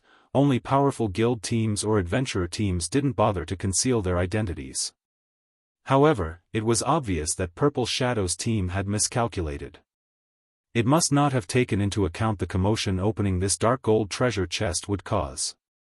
With the strength of this chest's light, it undoubtedly contained extraordinary items. Knowing this, how could the various teams ignore such an opportunity? After obtaining a treasure chest's items, players gained a 2-hour debuff that guaranteed the items would drop if they died. Commander, we used a spatial exploration scroll and discovered that 26 magic mirrors are locked onto our location. Getting out of here won't be easy, Colorful Fruit reported grimly. 26 expert teams were watching them. They'd have to face a full force of 2,600 experts. With just 100 players on their side, getting past so many players would be incredibly difficult. How can there be so many? Late Autumn could not help but feel powerless. Meanwhile, Bright Dawn and his team, who were already quite far from the Purple Shadow adventurer team, were stunned when they saw the light pillar rise up behind them. Vice Guild Leader, that treasure chest is astounding. It is releasing such a powerful light. The items inside must be extraordinary. The level 67 assassin beside Bright Dawn exclaimed as he gazed at the towering shaft of light in the distance. Ha ha ha. Good. Very good. Bright Dawn began to laugh. Vice Guild Leader. The assassin gave his commander a confused look. Although the dark gold treasure chest had yielded incredible items, they weren't related to it in any way. He didn't understand why Bright Dawn laughed. It would make more sense if the man were enraged by the situation, not joyful. That treasure chest would have been theirs if not for Sure Feng's intervention. After Ali, guess it's not unusual that you don't understand, Bright Dawn said, chuckling. The teams in the ancient undead country aren't just from the Dark Knight Empire. Powers from other empires and kingdoms have sent their people, as well. According to my sources, 2 other superpowers are operating in the psychedelic forest alone. They've disguised themselves as independent players, and both expert teams are led by monster-level experts. The guild leader warned me about these teams before we headed out. Neither of those teams will ignore the appearance of such notable treasure. Realization dawned on Starlink's members after listening to their commander's explanation. Teams with monster-level expert leadership were incredibly strong. Normally, superpowers used these teams as strategic pawns, assigning multiple peak experts to them. Even the weakest member would be a refinement realm expert. Even a 1,000-man legion of experts would have to avoid such a team. Weary not going to return just yet. I want to stay and watch what Black Flame intends to do about his latest predicament.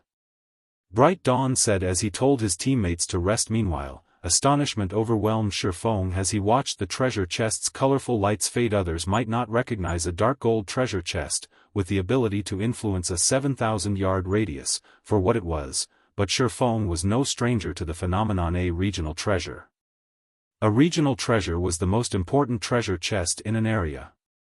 Even if the psychedelic forest hid an epic rank treasure chest, its items would pale in comparison to this dark gold treasure chest's bounty. Whenever a regional treasure had been discovered in the past, massive wars had ensued. Regional treasures actually had a chance of dropping an ancient document. Ancient documents were one way players could search for treasures in God's domain. Many powers had discovered legendary and fragmented legendary items with the help of these documents, hence, the various powers had fought fiercely to claim any regional treasure they could find. Regional treasures also gave ordinary guilds a chance to claim legendary or fragmented legendary items, giving them a fair chance to compete with the various superpowers for such items. After all, regional treasures appeared randomly. Not even superpowers could claim them all. Shifeng had found multiple regional treasures in the past, but unfortunately, he hadn't been able to claim any for himself. Every regional treasure he had encountered had been snatched away by a top adventurer team or first-rate guild. Once the treasure chest's light faded fully, Shifeng inspected the items within the dark gold treasure chest. Contained a total of 5 items. One was a level 70 dark gold helmet for shield warriors, one was a level 70 fine gold staff, one was a cloth hat for a level 70 fine gold set equipment, one was a tier 3 magic scroll, and one was an ancient tome with silver, divine runes on its cover. A silver ancient document. Shifeng's heartbeat accelerated as his gaze rested on the ancient document. Chapter 2139, Silver Ancient Tome. I want this book. The rest of the items are yours, Shifeng told Late Autumn as he picked up the silver ancient tome and stored it in his bag, acting as if he had no interest in the 4 other items in the treasure chest. The 4 other items were indeed valuable at this stage of the game, especially the level 70 dark gold helmet for shield warriors. Even superpowers experts would drool over such an item. However, even combined, these 4 items weren't worth nearly as much as the silver ancient tome. God's domain had all kinds of ancient tomes to offer. Some contained clues to items, while others could cause devastating destruction. This silver ancient tome could improve players' natural response time. Normally, a player's neural response time depended on their real-world body. Players typically had to use specialized training methods to improve their natural reaction time, as well as have the innate talent to do so. Otherwise, their success would be limited, regardless of how hard they trained. However, the silver ancient tome broke this rule and could forcibly improve a player's response time in God's domain. Of course, the improvement was minor, and the silver ancient tome's effects varied from person to person, but even a minor improvement could significantly impact a player's performance in the game. This tome was a special item that could make up for a player's congenital deficiencies. Even though the tome's effects weren't as substantial as a boost to physique, each silver ancient tome had sold for tens of thousands of gold during Shifeng's previous life. Some of the superpower's elderly experts had even traded fragmented legendary items or basic bloodlines to get their hands on one of these tomes, trying to make up for their deteriorating reaction time. Shifeng was actually quite surprised to get his hands on a silver ancient tome so early. If he gave it to one of his guild's refinement realm experts, it wouldn't be long before they broke through to the flowing water realm. After all, improved neural response time would indirectly improve players' combat standards. In fact, when the various large guilds recruited internal members, they typically prioritized players with above-average response time. Currently, Zero Wing had 4 experts stuck between the Refinement Realm and Flowing Water Realm: Fire Dance, Aqua Rose, Gentle Snow, and Violet Cloud. If they could use the Silver Ancient Tome, they might become Flowing Water Realm experts very quickly. Once they reached the Flowing Water Realm, combined with their abilities in the Truth Realm, they'd finally blossom into bona fide peak experts. After Shifeng stored the silver ancient tome, Late Autumn gave the dark gold treasure chest a hesitant look. Guild leader Black Flame, this item is a piece of level 70 dark gold equipment, Late Autumn said as he examined the helmet for shield warriors. He then turned to Shifeng and said sincerely, "Our Purple Shadow Adventurer team has only avoided annihilation because of you. Accepting such an item is too much." At this stage of the game, even the various superpowers madly contested for level 65 dark gold equipment, not to mention level 70 dark gold equipment. Moreover, this was a helmet for MTs. It was far more valuable than ordinary equipment of the same level and rank. I've already told you that I only wanted one item from the treasure chest. Moreover, it is only level 70 dark gold equipment. It is nothing to Zero Wing, Shifeng responded. Seeing the Cursemancer's guilty expression, he chuckled and continued, "If you really can't bring yourself to accept it, why don't you help me out with something else? Then, you can consider the helmet your compensation." He didn't know much about the Purple Shadow Adventurer team, but based on the team's performance and camaraderie, he could see that its members were righteous people. Otherwise, they likely would have split up and fled from Bright Dawn's expert team. That was one of the reasons that Shifeng had chosen to help them. At most, he might have saved any other team from Bright Dawn's bullying. He wouldn't have allowed them to keep the boss and treasure chest. Compensation? Late Autumn was inwardly surprised, looking at Shifeng's calm expression. This swordsman had offered a piece of level 70 dark gold equipment as if it meant nothing to him. Moreover, Late Autumn could tell that Shifeng was telling the truth. Immediately, he replied, "That won't be a problem. Guild leader Black Flame, please tell us what you need us to do. Our Purple Shadow Adventurer team will assist you with everything we got. I'm heading to the Bottomless Abyss to take care of something. I'd like your help in clearing out the mobs. The whole affair will take roughly half a day. How about it?" Shifeng asked. The Bottomless Abyss was the lowest-leveled God Mode regional dungeon in God's domain. Not only did an abundance of monsters call the dungeon home, but they were also quite challenging to deal with. Without enough strength, most teams would find themselves on a one-way trip if they tried to enter the dungeon initially. Shifeng had planned to clear out the monsters in his path by himself. Mobilizing the guild's main force to help him would only be a waste of time and resources. With Zero Wing's current predicament, the guild couldn't afford such an operation. However, since the Purple Shadow Adventurer team had volunteered its help, he was more than glad to accept. From what he had seen thus far, Purple Shadow was quite strong overall. Although the team couldn't compare to Zero Wing's main force, it was close to rivaling other first-rate guilds' main forces. The only real difference between Purple Shadow and a first-rate guild's main force was their equipment. Yuri heading to the Bottomless Abyss? Colorful Fruit's jaw dropped, and she stared at Shifeng in astonishment. For the players grinding in the ancient undead country, the Bottomless Abyss was a forbidden land, yet Shifeng had originally planned to head straight into the beast's maw by himself. The various major powers had already attempted to enter the Bottomless Abyss, but every one of them had returned in defeat. Some of those teams had even been comprised of experts, led by peak experts. Alright. Although Late Autumn found Shifeng's request surprising, he decided to go through with his promise. "Are we setting off now, then?" "MHNN, the sooner we get there, the better." Shifeng nodded. "In that case, let's rest and recover." "We'll set off in 1 minute, Late Autumn announced, glancing at his teammates. "Conditions, Commander, are we really going into the dungeon?" Colorful Fruit whispered, sounding worried. Even the Windwolf Adventurer team retreated after less than an hour. Windwolf was the 5th-ranked adventurer team in the Dark Knight Empire and much stronger than Purple Shadow overall, and they hadn't even made it a full hour in the Bottomless Abyss. Moreover, only half of the team had escaped the dungeon alive. Because of this, the Empire's adventurer teams had begun to fear the regional dungeon. Asking them to spend half a day in the Bottomless Abyss was no different than asking them to commit suicide. "Of course, we're going. I've already promised him our help," Late Autumn said.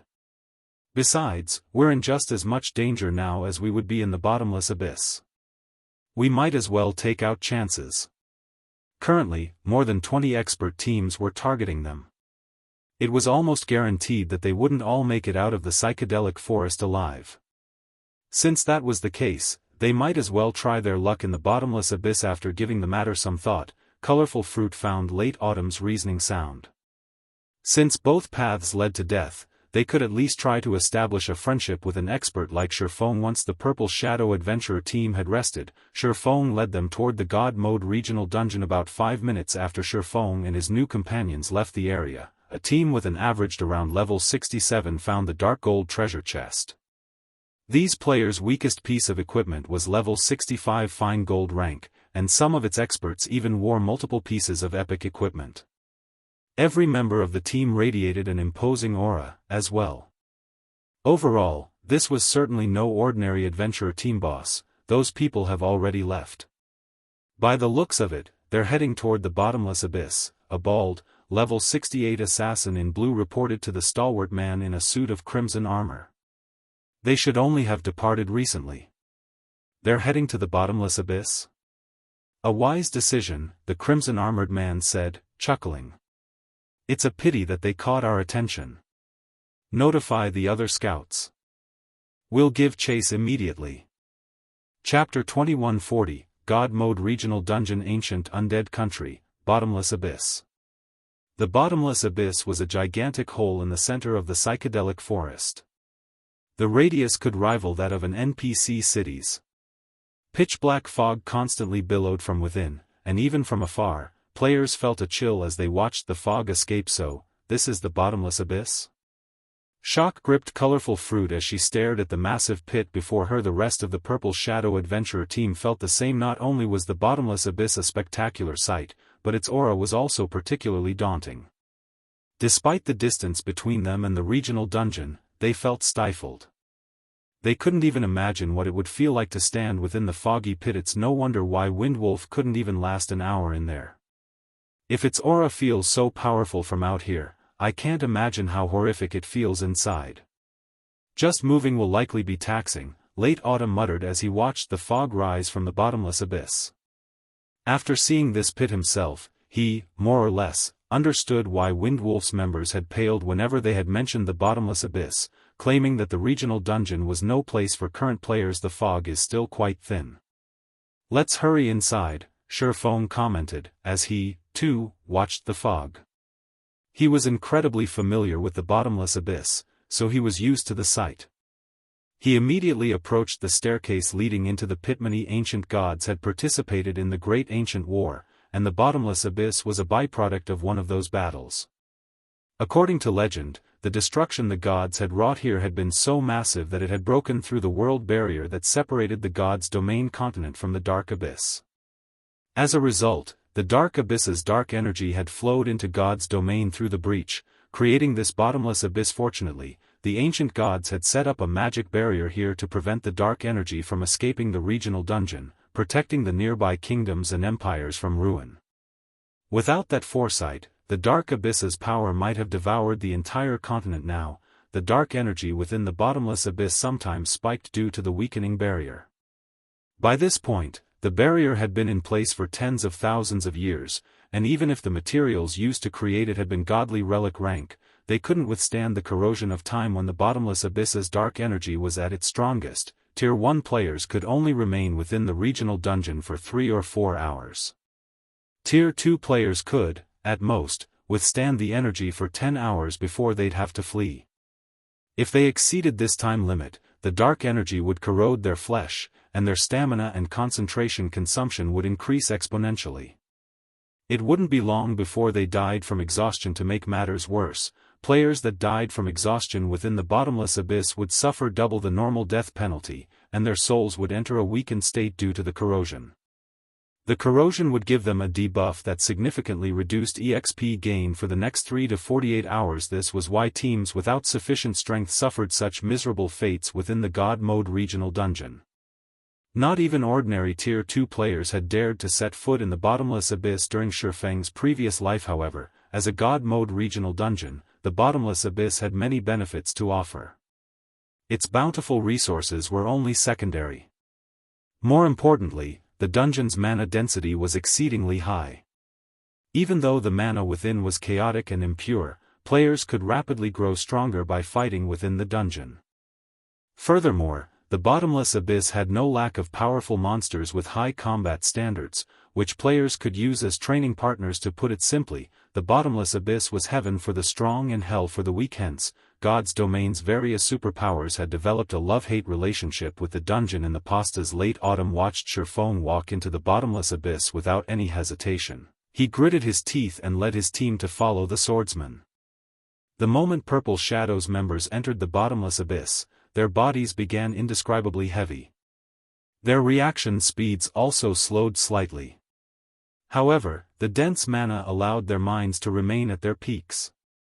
These players felt like they were having an out-of-body experience as the opposing sensations assaulted them. It was like trying to operate high-performance software on an ancient computer. Moreover, they realized they couldn't see as far within the Bottomless Abyss.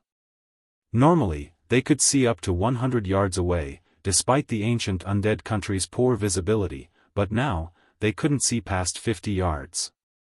At this distance, monsters could see them before they noticed, and they'd frequently come under attack after descending the staircase for about 3 minutes. The Purple Shadow members realized that level 60+ monsters hung from the walls and dominated the staircase.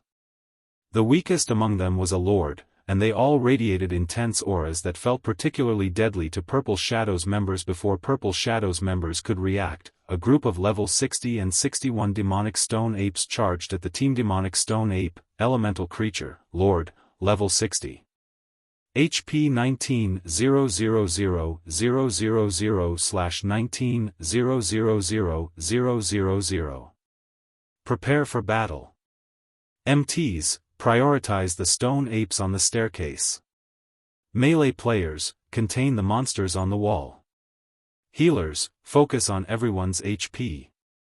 Late Autumn's response was quick, and he cautiously issued commands. Although these demonic stone apes were much lower leveled than they were in the bottomless abyss.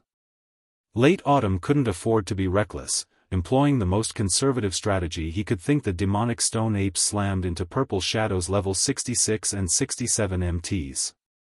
Like seasoned warriors, these monsters use tactics against their player enemies. One stone ape would attack head-on, while 2 or 3 of its companions attacked from the sides. Their coordination was seamless. Purple Shadows expert MTs couldn't cope with the coordinated assault, and each took 2 or 3 hits during the initial charge. Every MT instantly lost over 50,000 HP, losing more than half of their totals. The healers in the rear began to panic, swiftly casting healing spells. Why are these monsters so powerful? Colorful Fruit was stunned as she watched the 4 demonic stone apes suppress her teammates. Purple Shadow's lead MT was a half-step refinement realm expert, and the weakest piece of equipment on him was level 65 fine gold rank. He even wore a piece of epic equipment, yet it took everything he had to hold off 4 lord-ranked monsters, and he wasn't faring well. Earlier, their lead MT had tanked the level 69 Grand Lord by himself. The 20+ demonic stone apes on the staircase quickly broke past the MT's defensive line, and 6 of the monsters charged toward the team's healers.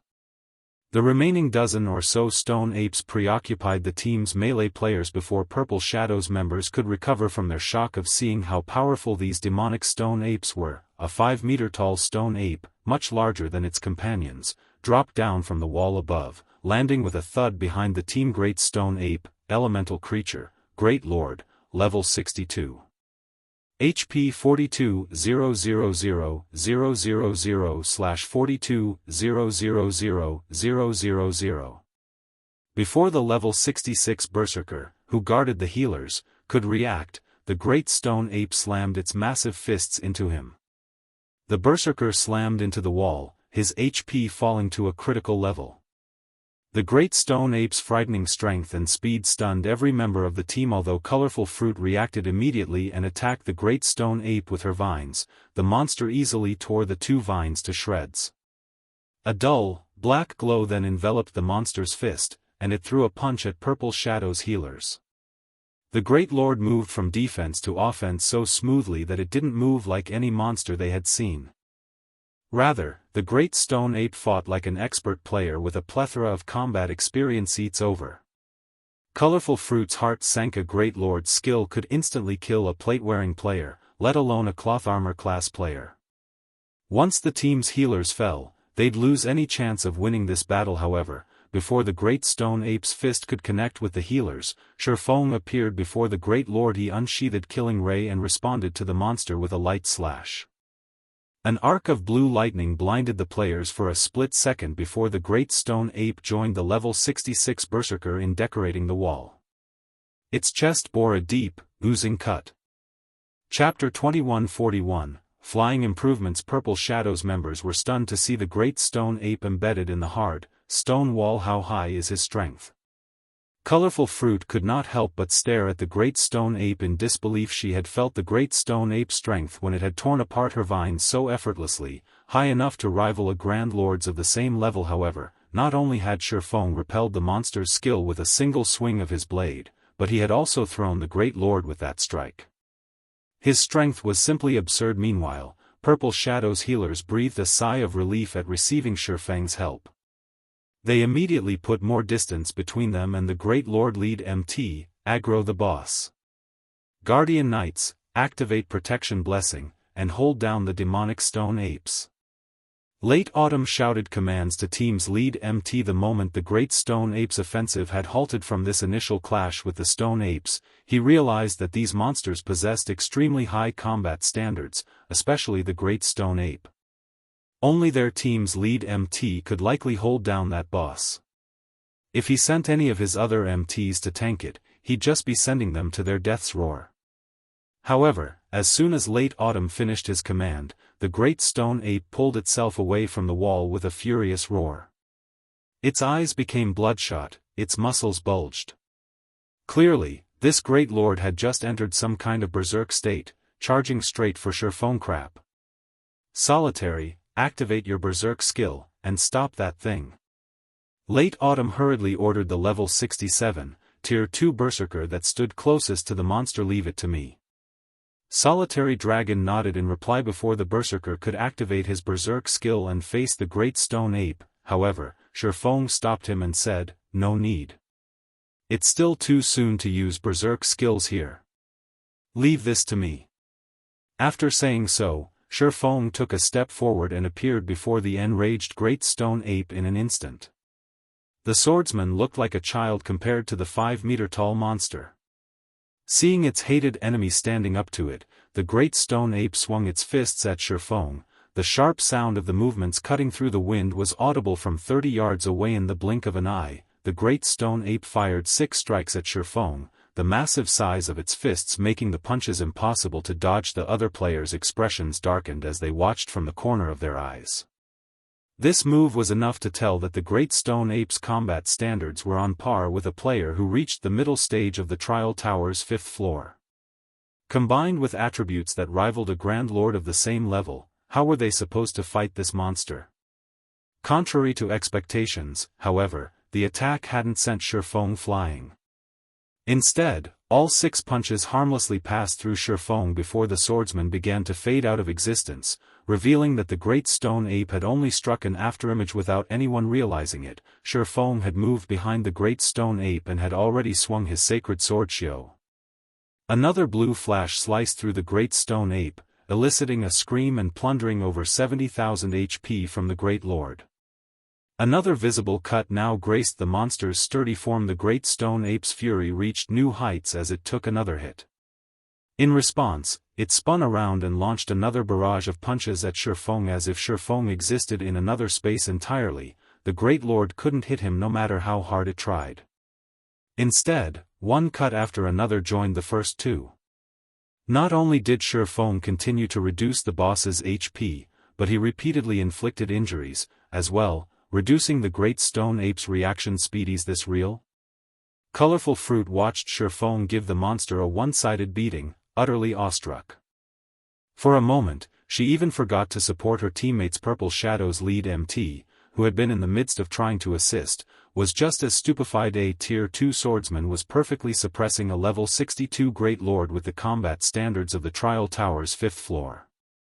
Moreover, he accomplished this feat within the bottomless abyss, where players' physical bodies were severely suppressed. This was unbelievable. Most importantly, Sherfeng's calm composure made it seem as if he were confident of slaying this Great Stone Ape by himself. It's no wonder why Bright Dawn was so afraid of him. He is truly a monster. Late Autumn inwardly exclaimed as he watched the Great Stone Ape's HP plummet. Finish the fight quickly. We'll only attract more monsters if we linger, Sherfone shouted, noticing the dazed expressions Purple Shadow's members wore. Although he could solo the Great Stone Ape, doing so would require a lot of time and energy, and a God Mode regional dungeon wasn't a place where players could afford prolonged battles. If this fight took too long, they'd attract another wave of monsters. Sherfeng's warning snapped Purple Shadow's members out of their daze, and they immediately resumed their attacks against the demonic stone apes. Immediately, they resumed their attack on the demonic stone apes with Sherfone keeping the Great Stone Ape in check. Purple Shadow's members had an easier time dealing with the demonic stone apes.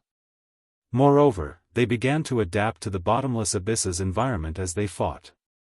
As a result, their attacks became more efficient under Late Autumn's command. The team gradually descended the staircase, never fighting in one place for too long. Although they occasionally encountered other stone ape groups, the number of enemies they fought at any one time was tolerable. Finally, after more than 5 hours of combat, the team had cleared out the demonic stone apes and great stone apes in their path. The loot the monsters had dropped had surprised Purple Shadow's members. Not only did these monsters drop plenty of magic crystals, but they had also granted the team a few pieces of level 60 equipment and materials. These monsters' loot was far more abundant than outside the regional dungeon. Moreover, the weakest piece of equipment the stone apes had dropped was level 60 mysterious iron rank, and some had even granted secret silver rank items. Such high-quality equipment could fetch a lot of money on the market. It was no exaggeration to claim that the last 5 hours' harvest could rival a full day of grinding elsewhere. However, the loot wasn't the most valuable acquisition. Due to their battles against the stone apes, Purple Shadow's members had been inspired, improving their combat standards. That was a benefit they definitely wouldn't find outside of the Bottomless Abyss. Commander, this place is heavenly. If we could spend a month down here, the Purple Shadow Adventurer team could become one of the top 5 adventurer teams in the Dark Knight Empire. Half Feather exclaimed. As a Refinement realm expert, he could sense himself improving throughout the 5 hours of constant battle. Needless to say, his teammates must have improved even more than he had. Furthermore, these monsters' loot was several times better than monsters elsewhere. That's right. I hadn't imagined that this place would be so helpful. It's no wonder why the various large guilds are so desperate to explore the Bottomless Abyss, Late Autumn said. He had a far better understanding of the regional dungeon's value than his subordinates. While resources and funds were important to a guild, those factors weren't nearly as valuable as its members' strength. This God Mode regional dungeon had proven to be a natural training ground, and players' leveling speed wouldn't slow while they trained here. On the contrary, they would enjoy a much higher leveling speed than outside of the dungeon's borders.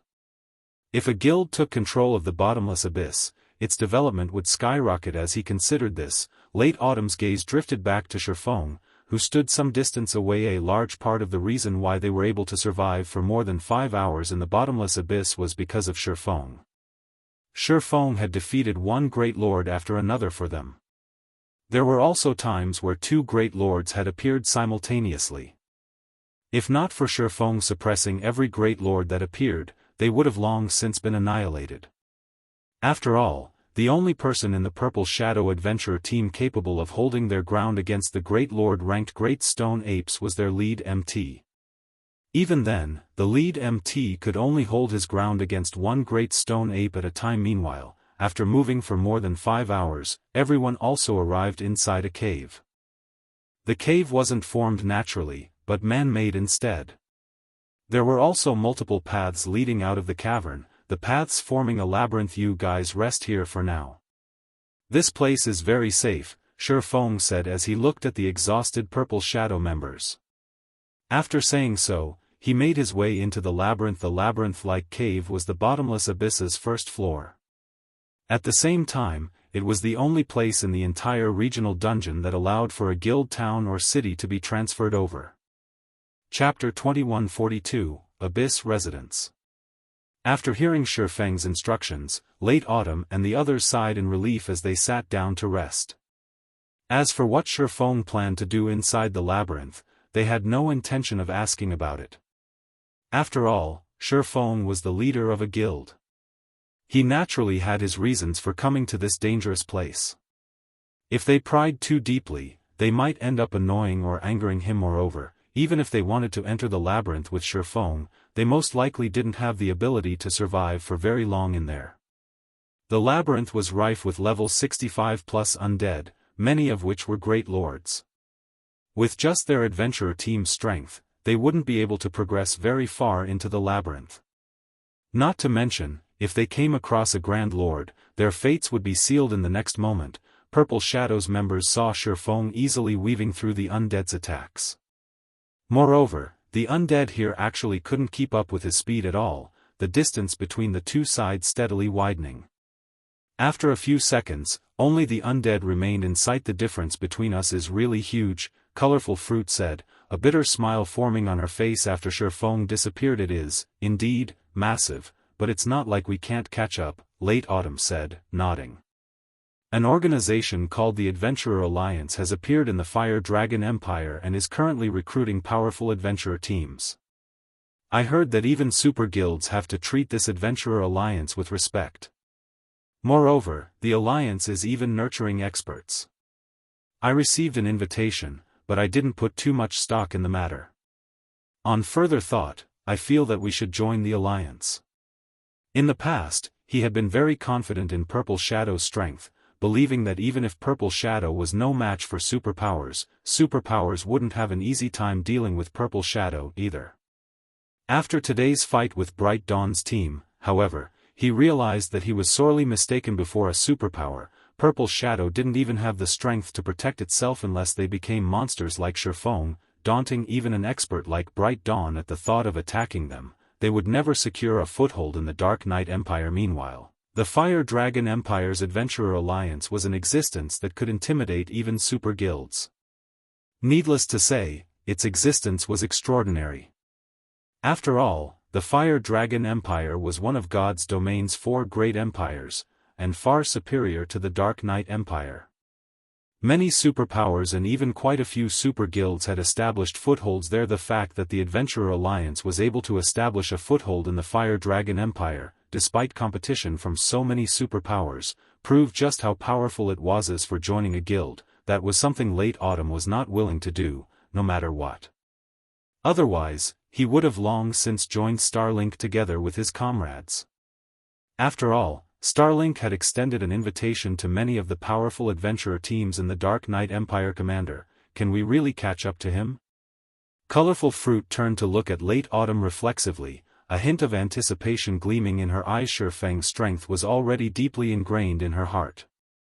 At this point, what she wanted to do most was to share the same stage with Sherfang one day, instead of staying in the Dark Knight Empire and remaining a frog in a well. It shouldn't be a problem. The Alliance promised that as long as we pass its test and qualify for its training, we will be able to reach the apex of God's domain, Late Autumn said previously. Late Autumn had sneered at this promise, as he thought that the Purple Shadow Adventurer team already stood at the Dark Knight Empire's peak. There was no need for Purple Shadow to undergo the Adventurer Alliance's training. However, in hindsight, the gap between Purple Shadow and the Adventurer Alliance was massive. Moreover, a power that could stand shoulder to shoulder with superpowers should understand the strength of the various superpowers. Since the Adventurer Alliance had declared that it could help qualified players become apex experts, the Alliance was most likely telling the truth. This is great. The next time we meet, I must stand on the same stage as him. Colorful Fruit thought to herself, her fighting spirit soaring at this moment. Aside from Colorful Fruit, Half Feather and the other top experts of Purple Shadow also had similar thoughts. Meanwhile, as Purple Shadow's members were resting, Sherfang had activated Gale Domain to shake off the undead chasing him. The undead here were living beings that died during the Great Ancient War. Not only were their combat standards extremely high, but they were also organized when fighting. He would require a lot of time to defeat them. Fortunately, the undead here were not monsters that persistently chased players. They would give up pursuit once the distance between their target and themselves exceeded 300 yards. Sherfang was a level 76 player, and with his basic attributes, his movement speed was already faster than that of great lords of the same level. After activating Gale Domain, he shook off the level 65 plus undead here right away and effortlessly passed through one area after another. Meanwhile, the deeper he ventured into the labyrinth, the higher the levels of the undead he came across, the monster's levels gradually increasing from 65 to 70. Finally, after traveling through the labyrinthine pathways for more than an hour, Sherfang arrived before a dilapidated palace in a cavern that was enveloped by a magic barrier. None of the wandering undead dared come within 100 yards of the magic barrier. Sherfang, however, walked toward the barrier without hesitation. The magic barrier specifically targeted undead and was totally ineffective against the living. There was no creature inside the palace besides the phantom of a grey-robed old man. If players used an advanced identification skill on this old man, they would discover that he was actually a level 180, tier 4 hero. The title of hero was not easily obtained in God's domain. The existences granted the title of hero were invincible in their tier. Meanwhile, not only was this old man a hero, but his title had even been bestowed by an ancient god. In other words, he was blessed with a portion of an ancient god's power, making him the strongest NPC in the entire Bottomless Abyss. Young adventurer, this is not a place for the living, the hero Saibu said as he opened his eyes to look at Shifeng. Immediately, a horrific aura filled the palace. If an ordinary Tier 2 player were standing here right now, this horrific pressure would most likely scare them stiff. However, Shifeng had the support of multiple fragmented legendary items and a bloodline, so he managed to withstand the pressure brought on by this aura. Esteemed hero Saibu, I am here by the will of the gods to expel the darkness, Shifeng said respectfully as he stood 30 yards away from Saibu. Players wanting to transfer a guild town to the Bottomless Abyss needed to fulfill 3 conditions, 2 of which were the standard conditions for transferring a guild town. The third condition was a hidden condition, passing Saibu's test. The first part of the test was enduring Saibu's aura. In the past, 90% of the powers that attempted this test had failed at the very start because ordinary experts couldn't endure Saibu's aura at all. One needed the basic attributes of a Tier 3 player of the same level to do so. Otherwise, they would be forced to kneel, then get teleported out of the palace. Not bad. Being able to move so close to me proves that you have the strength to deal with the darkness, Saibu said, smiling and nodding in approval when he saw that Shifeng was barely affected by his aura.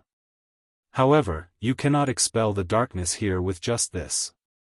Since you are a bronze legatee, I can set up a stable area for your residence, which will allow you to combat the darkness here long term. However, you will have to contribute 6,000 mana stones. Lord Saibu, here are the 6,000 mana stones you require, Shifeng said as he took out the mana stones he had prepared beforehand. He had basically emptied out the guild's reserve of magic crystals to make these 6,000 mana stones. However, this price was well worth it if he could move Stone Forest Town here. Excellent. So many mana stones should just barely be enough to resist the corrosion of darkness here, Saibu said. As he received the 6,000 mana stones from Shifeng, he couldn't help taking a few extra glances at the youth before him. Following which, he started incanting. As Saibu chanted, the 6,000 mana stones merged and transformed into a resplendent gemstone. With this item, you can set up a magic barrier on the first floor, which we are on. The residents you set up inside this barrier will be able to avoid the corrosion of darkness. Keep in mind that this item can be used only on the first floor, Saibu said gravely as he handed the gemstone to Shifeng. When Shifeng accepted the gemstone, he sighed ruefully. In the past, he could only watch from the sidelines as the various superpowers established one town after another inside the Bottomless Abyss. In this life, however, he, too, could set up his own town here. Chapter 2143, Transferring Stone Forest Town. Shifeng didn't linger after obtaining the barrier gemstone, making his way toward the Undead Forest. The Undead Forest was located in the center of the Bottomless Abyss's first floor. Not only did a large number of level 70+ undead wander the area, but it was also where the first floor's dark energy was densest. Without high darkness resistance, not even Tier 2 players could spend more than 6 hours in the area. However, despite the Undead Forest's dangers, it was one of the few places on the first floor that could support a guild city. The Bottomless Abyss's first floor was comprised of a series of connected tunnels and caverns, which was why there weren't many places that could house a guild city. As far as Shifeng could remember, fewer than 10 caverns could support such a massive player base. Most of them could only support an advanced town. As a result, players needed to select the location for their guild town carefully in the Bottomless Abyss. Otherwise, they wouldn't be able to promote the town due to insufficient space. Of course, Shifeng had another reason for choosing the Undead Forest. It was the closest location to the Bottomless Abyss's second floor. The Bottomless Abyss was a level 60 to 100, super large-scale regional dungeon, and it was considerably larger than many neutral maps elsewhere, separated into a total of 3 floors. Each floor was more difficult than the last, and the second floor was considered a turning point to current players. The Bottomless Abyss's first floor was already horrific, but they didn't realize that the first floor was only a training ground to help players adapt to the regional dungeon's environment. These monsters were only between level 60 and 75. However, the dungeon wouldn't be so kind once they reached the second floor, its difficulty rising to a whole new level. The second floor's monster ranged from level 70 to 90, but as the God Mode regional dungeon became more challenging, it would reveal its true benefits from the second floor onward. Not only would monsters drop 7 luminaries crystals, but their drop rates for fine gold and dark gold equipment would be roughly 3 times higher than elsewhere. Players would also find plenty of combat techniques and skill books. They'd even have a chance of finding a legacy if they were particularly lucky. Unlike most legacies found outside of the dungeon, those in the Bottomless Abyss had survived since ancient times. The weakest legacy players could find in this regional dungeon was Advanced Runkas for the Bottomless Abyss's third floor. It was where players would discover the true essence of the God Mode regional dungeon. Not only would players have a chance of obtaining peak legacies when they killed the bosses on that floor, but they'd also have an extremely small chance of obtaining fragmented legendary items. Typically, fragmented legendary items didn't even drop from ordinary mythic bosses, only special mythic bosses had a chance of dropping such precious treasure. However, the Bottomless Abyss's third floor was the typical map. Every mythic boss on that floor had a chance of dropping fragmented legendary items, and the dungeon's final boss was guaranteed to drop One. Could say the Bottomless Abyss was responsible for introducing fragmented legendary items to God's domains. Players in the past, the various superpowers had only begun to acquire fragmented legendary items once they had discovered the Bottomless Abyss. After that moment, everyone had come to understand that epic items weren't truly the best weapons or equipment in the game, and that something even stronger existed. Since Sherfone was the first person to acquire a barrier gemstone in the Bottomless Abyss, he had to take advantage of as many opportunities in preparation for conquering the regional dungeon's third floor. After an hour or so of travel, Sherfone found himself in a massive, spacious cavern. At first glance, the cavern looked like any other forest, filled with verdant trees and bright light. It looked nothing like the cavern it truly was. This was the Undead forest. The dark energy here was so dense it was stifling, and level 70+ Great Lord ranked undead roamed through the woods. There were even quite a few Grand Lords. Dark energy affected these monsters in the same way mana affected players. The denser the dark energy was, the higher the monster's combat standards would be. Even the weakest Great Lord in the Undead Forest had combat standards on par with the late stage of the Trial Tower's 5th floor. Such combat standards would be impressive enough to earn a player a party leader position among a first-rate guild's core members.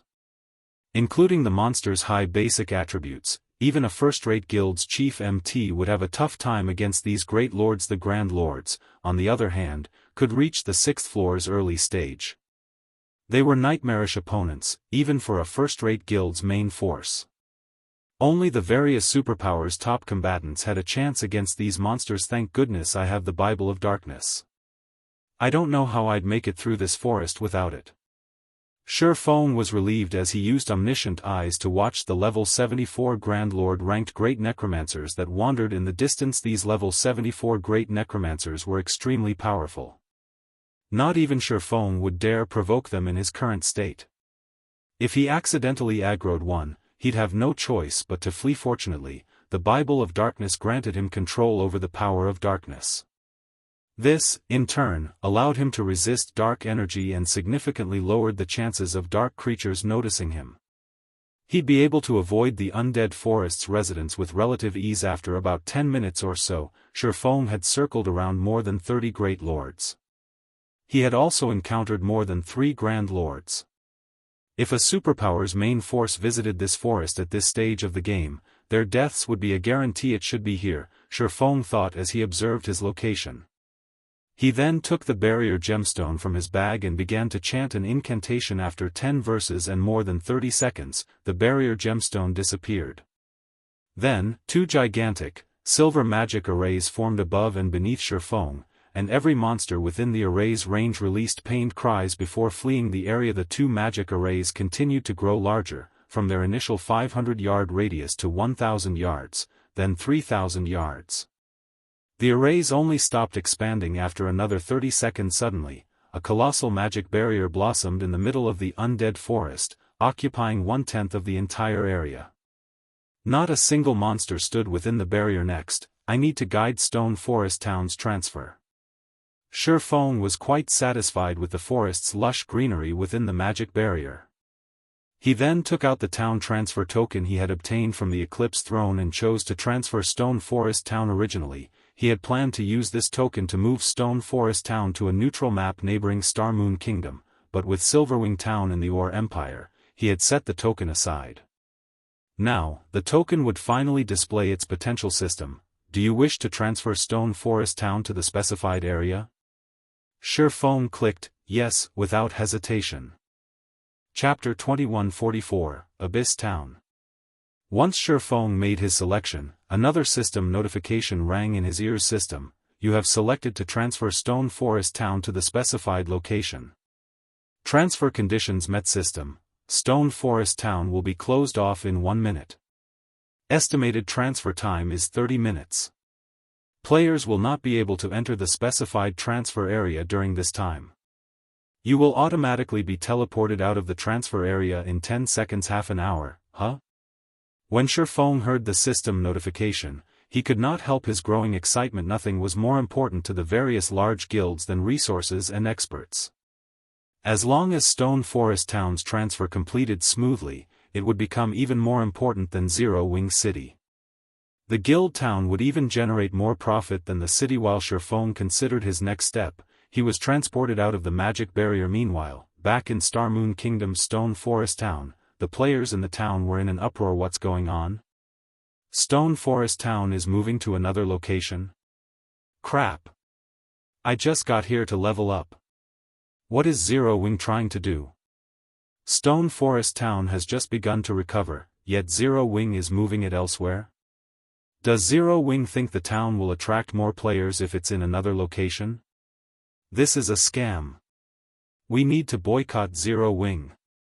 The guild's abandoning new players just to become more popular. I won't ever set foot in a Zero Wing town again. We'll see how long Zero Wing lasts if no one visits its towns. The players in Stone Forest Town fell into heated discussions when they received the system notification about the town's relocation. The players new to God's domain were particularly boisterous. Stone Forest Town was still a holy ground for players between level 30 and 50. Not only was the town next to a low-level Azura mode regional dungeon, but it also had everything low-level players could need or want. Not even NPC cities could rival Stone Forest Town's benefits for low-level players. However, before they had the chance to enjoy these benefits, the system had announced Stone Forest Town's transfer to another location. This meant the time they had spent trying to reach the town had been for nothing. Meanwhile, news of Stone Forest Town's relocation quickly reached Starmoon Kingdom's various major powers. What? Zero Wing is moving Stone Forest Town to another location? Stone Forest Town's popularity has only begun to recover. It's still earning a significant magic crystal profit each day, yet Zero Wing wants to relocate the town? Has the guild found a better location? I want this investigated immediately. Tell our spies in Zero Wing to find out where the guild plans to relocate the town. For independent players, Stone Forest Town's relocation only meant that they'd lose a leveling spot, and that only impacted the independent players that had recently joined God's domain. Naturally, there were other maps where they could grind. However, Stone Forest Town's transfer held a completely different meaning for Starmoon Kingdom's various powers. Transferring a town meant transferring an area of influence. Since no one could oppose Zero Wing in Starmoon Kingdom, they'd be doomed if the guild relocated Stone Forest Town to their territories. Hence, the kingdom's powers anxiously searched for the town's new location. While Starmoon Kingdom's various powers panicked, Xianxia, who resided in one of White River City's advanced restaurants, stared intently at the report he had just received from a subordinate. Uncle Yuan, have our spies learned anything? Purple Jade asked curiously. Is Black Flame's claim really true? Has he actually relocated Stone Forest Town into the bottomless abyss? The various superpowers were paying particularly close attention to the God Mode regional dungeon. If not for the bottomless abyss's monsters and environment, the secret pavilion would have already dispatched a large team to explore the dungeon. Meanwhile, according to the most recent report, quite a few super guilds had sent their own teams into the bottomless abyss. Unfortunately, they had suffered grievous losses for doing so. According to their investigation, current players simply weren't strong enough to grind in the regional dungeon. They'd have to reach level 70 before they'd have any chance of survival. Hence, she found it truly hard to believe that Zero Wing had successfully transferred Stone Forest Town to the dungeon, but when she recalled Shifeng's confident expression on the day they had made their deal, she knew he hadn't been joking about his plans. Furthermore, if Shifeng failed to complete the transfer, the secret pavilion would secure the guardian puppet design. They haven't been able to verify anything yet, Yuan Tianxin said, shaking his head. But based on our information, Black Flame has made an appearance in the ancient undead country. He even humiliated Bright Dawn, one of Starlink's vice guild leaders. I believe that your guess is likely correct. A town's transfer, after all, requires its owner's permission. Yuan Tianxin couldn't help the sting of regret he felt. If the secret pavilion had been as confident in Zero Wing's abilities as Shifeng, it would have likely invested more in the guild, rather than treat Zero Wing with half-hearted sincerity. If Zero Wing has actually accomplished its goal, its future will be set. With Stone Forest Town alone, Zero Wing will qualify to contend with superpowers.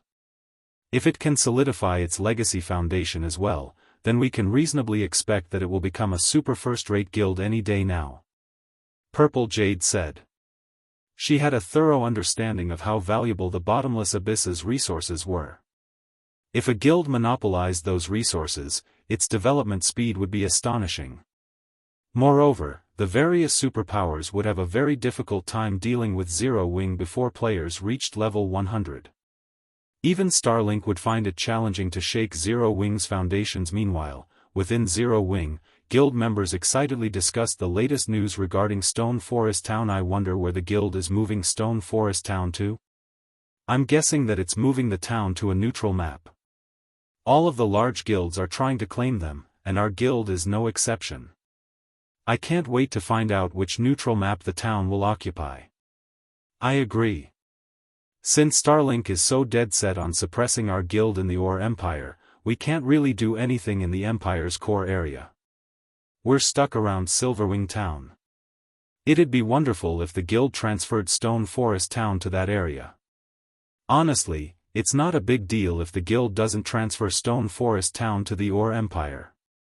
Starlink already has a fortress there, but it doesn't have any bases in other neutral maps. We could secure a massive advantage if the guild transfers Stone Forest Town to a different neutral map. Moreover, the Zero Wing auction house now has access to a wider variety of items. Even if the guild transfers the town to a smaller neutral map, our leveling speed won't be any slower than it is in the Ore Empire. Many of Zero Wing's members expressed their guesses and hopes for Stone Forest Town's new location, every one of them filled with anticipation. Although Fire Dance had repelled the Starlink forces capped outside of Silverwing Town and restored some of the guild's morale, that didn't change the fact that Starlink still harassed the guild's members in the rest of the Ore Empire and the other neutral maps around Starmoon Kingdom. To make matters worse, other guilds' members were rapidly growing stronger and exploring neutral maps. To say that Zero Wing's members didn't have any opinions on the matter would be a lie, as every player throughout Starmoon Kingdom discussed this abrupt change. Half an hour passed quickly.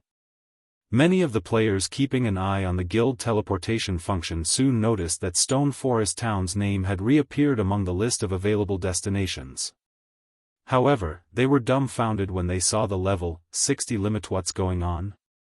Why is there a level limit?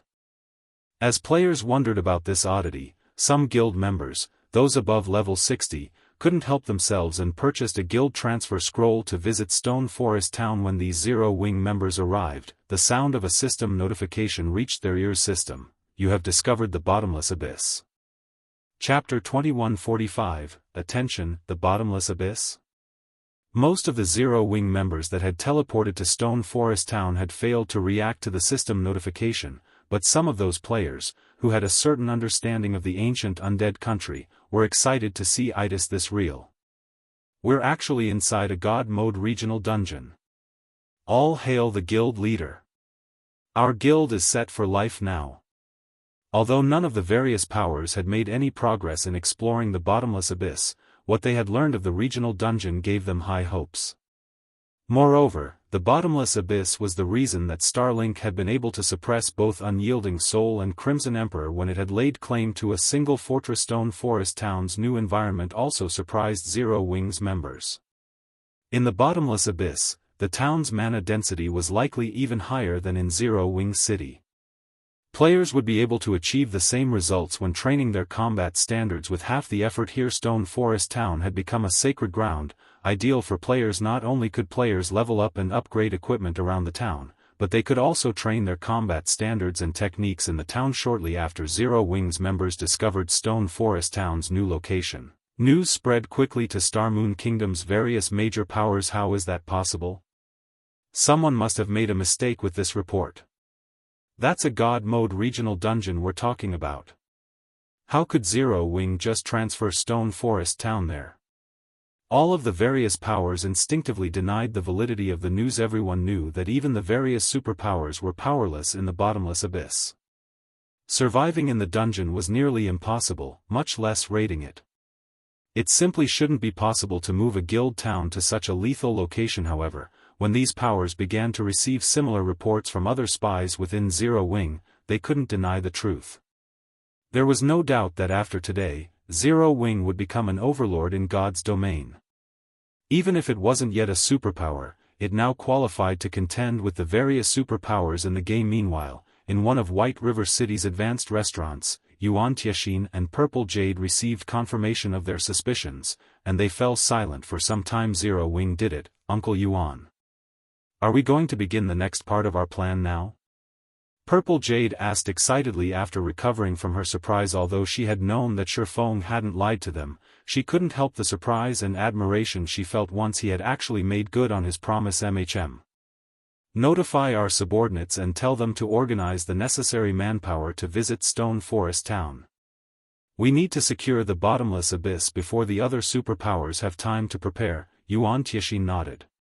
Smiling, he continued, this time, we'll show the Chamber's advanced members how foolish the Secret Pavilion's decision was. The Secret Chamber of Commerce's advanced members had criticized the Pavilion for demoting Starlink to basic membership rank, and the Pavilion had been forced to offer a variety of benefits to quell their anger. To make matters worse, many superpowers that had heard of the matter had ridiculed the Secret Pavilion for being foolish enough to abandon a fortress in the ancient undead country for Zero Wing. However, none of that mattered now. The Secret Pavilion owned a portion of Stone Forest Town's shares. Not only would it earn a large number of coins from the town, but it could also establish a guild transfer point within its walls. The pavilion's members would not have to run all the way to the ancient undead country to reach the Bottomless Abyss. In fact, the pavilion's members could now grind in the regional dungeon without having to leave it. Once they ran out of stamina, they could simply return to Stone Forest Town and rest. The pavilion now had more advantages than the other superpowers. With this relocation, Zero Wing could nullify any progress Starlink had made in the Bottomless Abyss on a whim. Moreover, Zero Wing wouldn't have to resort to drastic measures to do so. As long as the guild barred Starlink's members from Stone Forest Town, allowing others in, Starlink would fall behind. If the situation persisted, it would even affect Starlink's position in the Dark Knight Empire. This was exactly what the superpower had attempted to accomplish by hindering Zero Wing's progress in the neutral maps around Starmoon Kingdom. Moreover, Starlink would likely find Zero Wing a difficult pest to crush now. Once the various superpowers discovered Stone Forest Town's relocation, they'd reach out to the smaller guild in an attempt to secure a partnership. Once that happened, Zero Wing wouldn't be so easy to shake. However, if Starlink allowed Zero Wing to develop in the Bottomless Abyss freely, the superpower would only lose its advantages in its own empire. I doubt anyone had imagined that a small guild like Zero Wing would put the Dark Knight Empire's overlord in such a bind. As Xianxia remembered when Zero Wing had been small and weak, he couldn't help his rueful sigh. Zero Wing's developmental history was practically a miracle. After today, Zero Wing would qualify to stand on the same stage as the various superpowers. It was no longer an ordinary guild that could so easily be slaughtered. While the Secret Pavilion prepared to garrison in Stone Forest Town, Unyielding Soul and Crimson Emperor's headquarters in the Dark Knight Empire were in an uproar. How did Zero Wing do it? Both super first-rate guilds' upper echelons were overwhelmed with shock and curiosity when they learned of Stone Forest Town's new location in the bottomless abyss. None of them had ever thought that Zero Wing would be so capable. Heart, I want you and Xianxia to visit Zero Wing's headquarters in White River City. Tell them that Unyielding Soul would like to deepen our relationship. Isn't Zero Wing trying to break into the Dark Knight Empire's market? We can offer them some of our central shops in the Empire if they're willing to let us build a temporary residence in Stone Forest Town.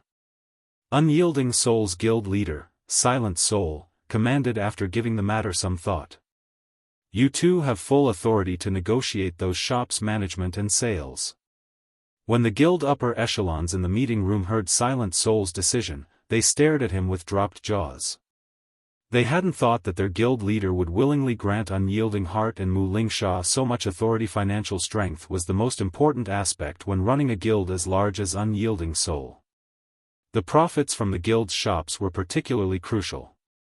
Shops were a guild's lifeblood, and the fact that Silent Soul had given Unyielding Heart and Xianxia control of the guild's lifeblood meant he had granted them the authority that was only second to his. The guild leader Unyielding Soul wasn't the only superpower interested in cooperating with Zero Wing. Superpowers throughout God's domain promptly made their way to Star Moon Kingdom's White River City as well. Chapter 2146, General Trend. Ancient Undead Country, Psychedelic Forest. How can this be? Utter shock assaulted Bright Dawn as he read the latest report on Zero Wing. It had only been a few hours since his encounter with Black Flame, yet in that time, the Swordsman had relocated Stone Forest Town into the bottomless abyss? No matter how he looked at it, the situation felt like a dream. Not even Starlink dared to delve too deeply into the bottomless abyss, but Black Flame had established a town within the regional dungeon in a matter of hours. Starlink had invested an astronomical amount of manpower and resources to secure a fortress in the ancient undead country, but none of its effort could even compare to Black Flame's alone. Many superpowers had already begun to make their way to White River City to negotiate with Zero Wing due to the guild's latest success. Needless to say, they all wanted a cut of Stone Forest Town's shares and a temporary guild residence within the town. If Zero Wing agreed and accepted these superpowers' help, Starlink wouldn't be able to continue its assault against the enemy guild. Moreover, Starlink's development would descend into the pits of hell due to Stone Forest Town's prosperity. As a result, Xianxia had ordered Bright Dawn to use everything Starlink had to destroy or capture Stone Forest Town before Zero Wing could stabilize its position in the bottomless abyss. Has something happened, Vice Guild Leader? The assassin beside Bright Dawn asked curiously when he saw his commander's sneer. Good news. Wonderful news. Bright Dawn said, laughing. Black Flame had humiliated him earlier, and he hadn't expected to find a chance to take revenge so soon. Why wouldn't he be excited? Good news? The assassin gave Bright Dawn an odd look. The guild leader has commanded me to deal with Stone Forest Town. Moreover, I get to mobilize the guild's full strength. Bright Dawn explained all of it. The news shocked the assassin. He had already learned about Stone Forest Town's relocation to the bottomless abyss since it had sparked a commotion among Starlink's members. Naturally, the news had shocked them all. However, Xianxia's command to mobilize the guild's full strength against the town was even more unexpected. The various superpowers had far more influence than ordinary guilds, and the guild typically only mobilized a fraction of its strength for any of its operations. Even when Starlink had targeted Unyielding Soul, for example, it had only used a small fraction of its true power. Yet now, Starlink wanted to turn every weapon in its arsenal against a non-superpower like Zero Wing. That's right. Everything. Bright Dawn nodded as he grinned wickedly. I had expected to wait a long time before I had a chance to claim vengeance. I hadn't expected that I'd get to move against that bastard so soon. Hopefully, Black Flame doesn't run from me too quickly. Dealing with an established town was normally even a headache for superpowers like Starlink, but if Starlink employed the guild's full power, taking down a guild town would be a piece of cake. Not even advanced towns would pose much of a challenge. Furthermore, Stone Forest Town had just completed its transfer. its defenses weren't as strong as usual since hardly any players currently occupied the town, although not a lot of players could traverse the Bottomless Abyss's complex terrain at once. Destroying or capturing a town didn't require a full army. A sufficient number of peak experts and powerful tools would be enough to complete the task. Notify the fortress and have them deliver this list of items. I also want you to summon our old monsters and all of the peak experts in the fortress. Bright Dawn commanded. The assassin's eyes glowed as he began to contact the necessary personnel. Although Bright Dawn was responsible for handling the guild's affairs in the ancient undead country, the peak experts and old monsters in the fortress weren't under his control, not to mention the tools within the fortress. Every one of those tools would be a strategic missile on an open battlefield. They simply shouldn't be used unless absolutely necessary. Meanwhile, a team of 100-plus players used the Undead Forest's trees as cover while they observed Stone Forest Town. Boss, you really are impressive. Sparing and following the Purple Shadow adventurer team actually led us to Zero Wing's Stone Forest Town. A level 68, blue-clad assassin congratulated as he watched Purple Shadow's members enter the town. Zero Wing has certainly proven capable, transferring a guild town here. Not even our Sky Dragon house could accomplish such a feat, a man in crimson armor commented as he stared at the town in admiration. If Sherfong were present, he'd likely be shocked to hear the conversation between these two players. Sky Dragon house was one of the Fire Dragon Empire's 3 overlords and a veteran super guild. It was far stronger than ordinary super first-rate guilds. Even the up-and-coming Starlink would have to bow its head before Sky Dragon House. At its peak in Sherfeng's previous life, Sky Dragon House had even been known as one of God's Domain's top 10 guilds. The virtual gaming world wasn't the same as it had been in the past. Countless corporations now invested in the industry, and becoming one of God's Domain's top 10 guilds meant that it stood among the best of the best.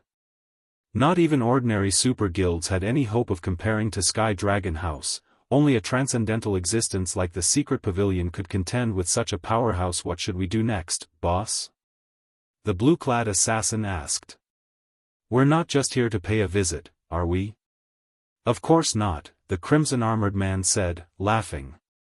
Zero Wing is quite impressive to pull off such a move, but the Bottomless Abyss isn't fit for the likes of such a small guild.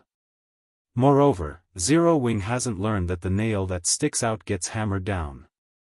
Rather than let other powers get their hands on Stone Forest Town, we should claim it.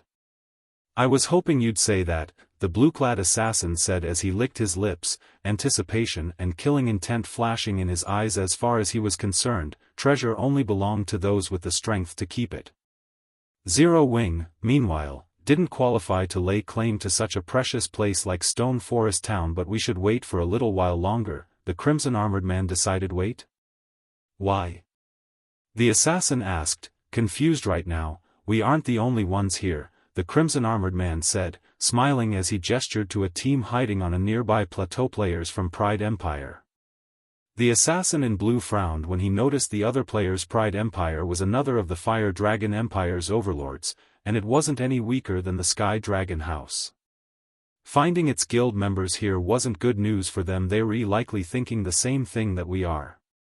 If we make the first move, they'll try to take advantage of the situation, the crimson-armored man said. But we can't just wait here, boss. Plenty of superpowers have set their sights on Stone Forest Town. If we don't move quickly, securing the town will become more of a challenge, the assassin complained. Before the man in crimson armor could reply, he received a message. Sure enough, they've discovered us, the crimson-armored man reported, chuckling as he read the message. Moreover, they're taking the initiative to ask for our help in securing Stone Forest Town. What? They actually want to cooperate? The assassin was surprised to hear it. The Sky Dragon House and Pride Empire were rivals. Although their two guilds had very few public confrontations, they constantly fought in secret. This could work, too. Rather than waste each other's time, we might as well work together to claim the town before more competitors show up, the crimson-armored man said after giving the matter some thought. Tell everyone to get ready. Understood. Although the blue-clad assassin didn't like the idea of working with his guild's rival, he had no choice but to obey his commander's orders. Under the crimson-armored man's command, the team from Sky Dragon House snuck towards Stone Forest Town while the Pride Empire's members did the same. Chapter 2147, Stone Forest Town Promoted. When the Purple Shadow team followed Shifeng into Stone Forest Town and saw the large number of level 70+ monsters wandering outside of its walls, they were flabbergasted. Experts like Late Autumn and Colorful Fruit were especially stunned since they knew far more than the adventurer team's ordinary members. They recognized how amazing it was to establish a guild town in the bottomless abyss. With this advantage, Zero Wing would likely become the leading force in the God Mode regional dungeon. As they entered the town, the mana density within surprised them further. It was simply unprecedented. Moreover, Stone Forest Town's mana wasn't nearly as chaotic as it was in the rest of the bottomless abyss. Not only did the mana soothe their spirits, but it also made them feel far more agile.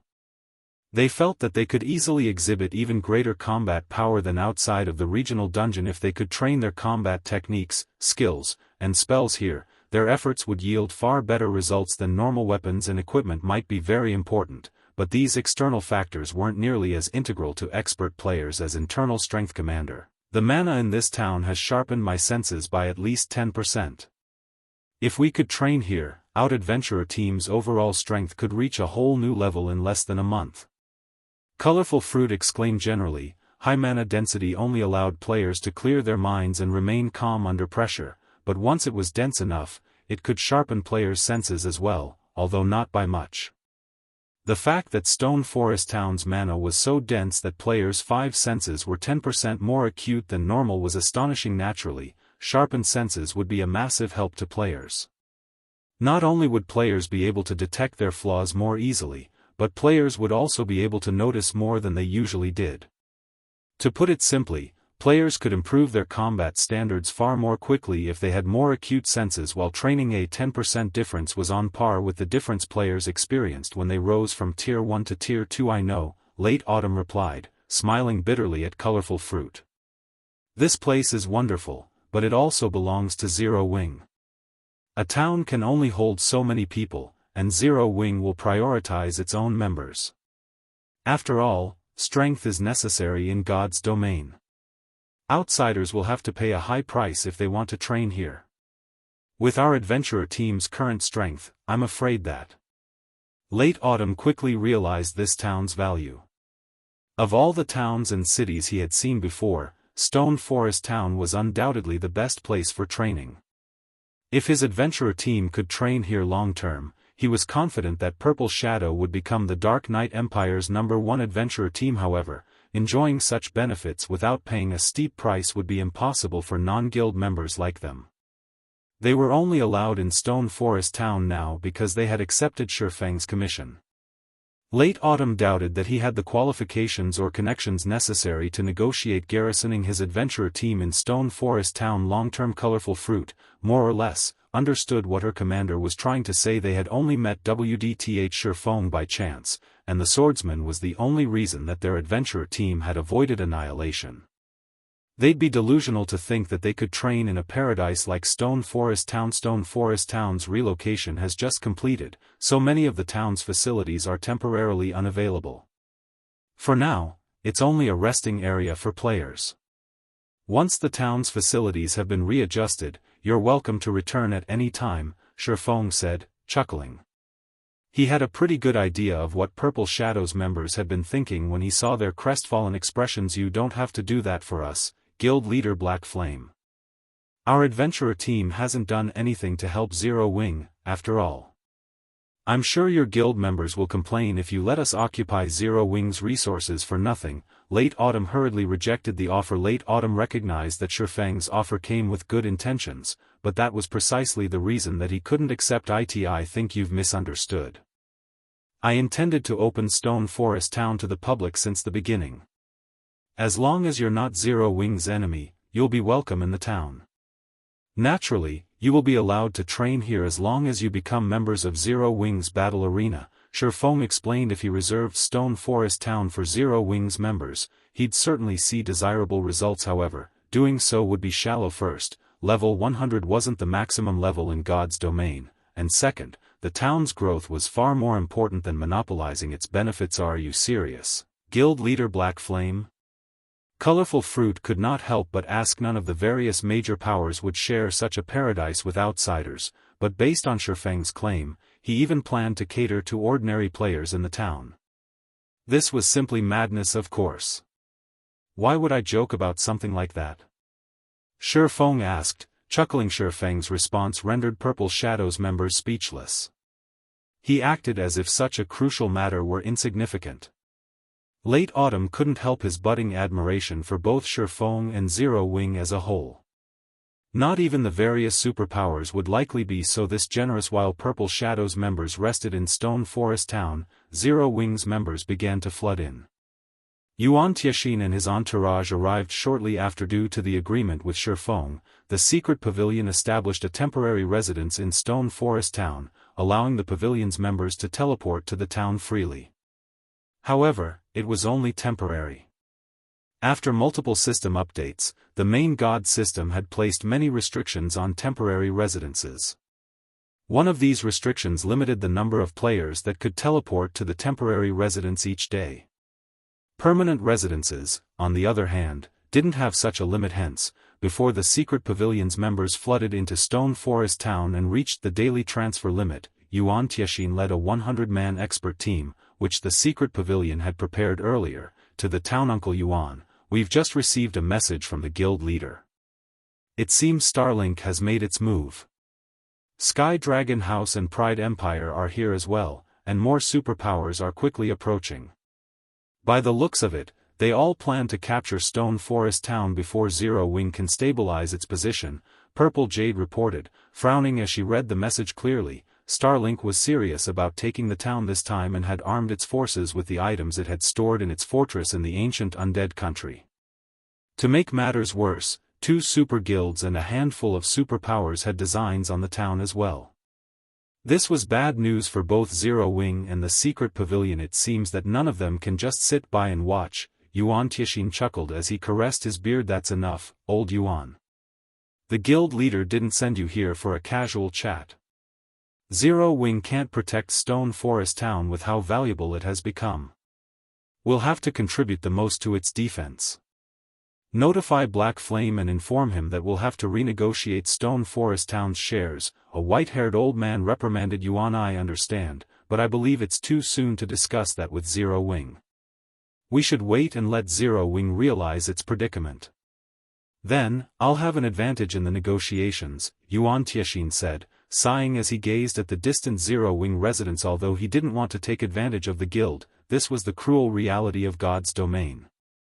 Without sufficient strength, one would lose any valuable treasure they obtained to a stronger force. The fact that Shifeng had accomplished this feat was impressive, but Zero Wing had no place in the struggle that would follow. Not long after the secret pavilion's members arrived in Stone Forest Town, Shifeng reached the first underground floor, and the most important location. In Zero Wing's residence. Walking down a dark hall and seeing Zero Wing's flag flutter in its center, Shifeng retrieved the Gold Town Promotion Order and merged it with the massive magic array on the ground system. Gold Town Promotion Order detected. Do you wish to promote Stone Forest Town into a basic city? Promote. Shifeng selected the option without hesitation. Chapter 2148, Another Uproar. Inside Zero Wing's residence in Stone Forest Town. After Shifeng chose to promote Stone Forest Town, 2 gigantic magic arrays suddenly appeared, one in the air and the other on the ground, enveloping the entirety of the town. The players inside Stone Forest Town could not help but grow nervous at the sight. What's going on? Yuan Tianxin looked in confusion at the magic array above him. Although he did not have a great understanding of magic arrays, the one above him was no doubt the largest he had ever seen. Moreover, the mana flowing around it was actually visible. The intensity of its aura also greatly surpassed that of mythic monsters. While everyone was panicking over this sudden development, a system notification suddenly entered the ears of every player inside Stone Forest Town. System: Stone Forest Town has been promoted to a basic city. You will be teleported out of Stone Forest Town in 30 seconds. Everyone in Stone Forest Town immediately fell into a daze upon receiving the system notification, wondering whether or not they had heard wrong. How? Stone Forest Town actually got promoted into a city? No one could believe this was true. The secret pavilion's members, in particular, were dumbfounded by this situation impossible. To become a city, a town needs not only sufficient defensive structures and an astronomical amount of popularity but also a large number of permanent residents. Stone Forest Town just transferred to this place, so how could it possibly get promoted to a basic city? The white-haired old man from the secret pavilion yelled in denial. Everyone else from the secret pavilion very much agreed with this old man's words. After all, only a handful of people in the secret pavilion was more knowledgeable than this old man about the promotion of a guild town. Moreover, this old man was also one of the publicly acknowledged top 5 master town architects in God's domain. Easy Wind. A master town architect was, basically, a master architect. Although the architect subclass did not seem that amazing and was far from comparable to the forger and alchemist subclasses in terms of popularity, as players progressed in God's domain, the various major powers gained a greater understanding of the purpose of master architects. As a result, they also started placing greater importance on the architect subclass. This was because the development of guild towns often required advanced constructions. Moreover, the planning of a town was also extremely important. If carried out properly, it could accelerate a guild town's development substantially. Meanwhile, the guild towns built using Easy Wind's designs developed 30% faster than guild towns that used the default designs.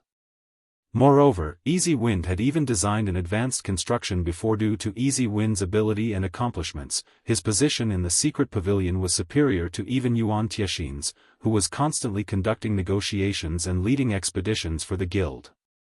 When it came to discussing the development of guild towns, Easy Wind held more authority than even the secret pavilion's vice-guild leaders. In fact, the main reason why the secret pavilion had dispatched Easy Wind to Stone Forest Town was to help the town develop much more efficiently and become a guild city a little sooner. Now, however, it was obvious that Easy Wind had just wasted a trip in visiting Stone Forest Town. Before everyone could react to the system notification, they were already outside Stone Forest Town. Meanwhile, after snapping out of their daze, Zero Wing's members promptly burst out in enthusiastic acclamation. The second city. Our guild has a second city. Even super guilds don't have a guild city established in a neutral map right now. At this point, God's domain still didn't have that many guild cities. Moreover, practically all of these guild cities were owned by top-ranking superpowers now. However, Zero Wing actually possessed 2 guild cities. More importantly, Zero Wing's second city was established in the Bottomless Abyss, a God mode regional dungeon. Zero Wing could earn a fortune just by collecting entry fees in Stone Forest Town. After all, a guild city had much more space than a guild town. Let alone accommodating 1 million players, even accommodating 5 million players wouldn't be a problem. Previously, everyone from Zero Wing was still worried about whether Stone Forest Town could accommodate all the guild members who wished to grind in the Bottomless Abyss.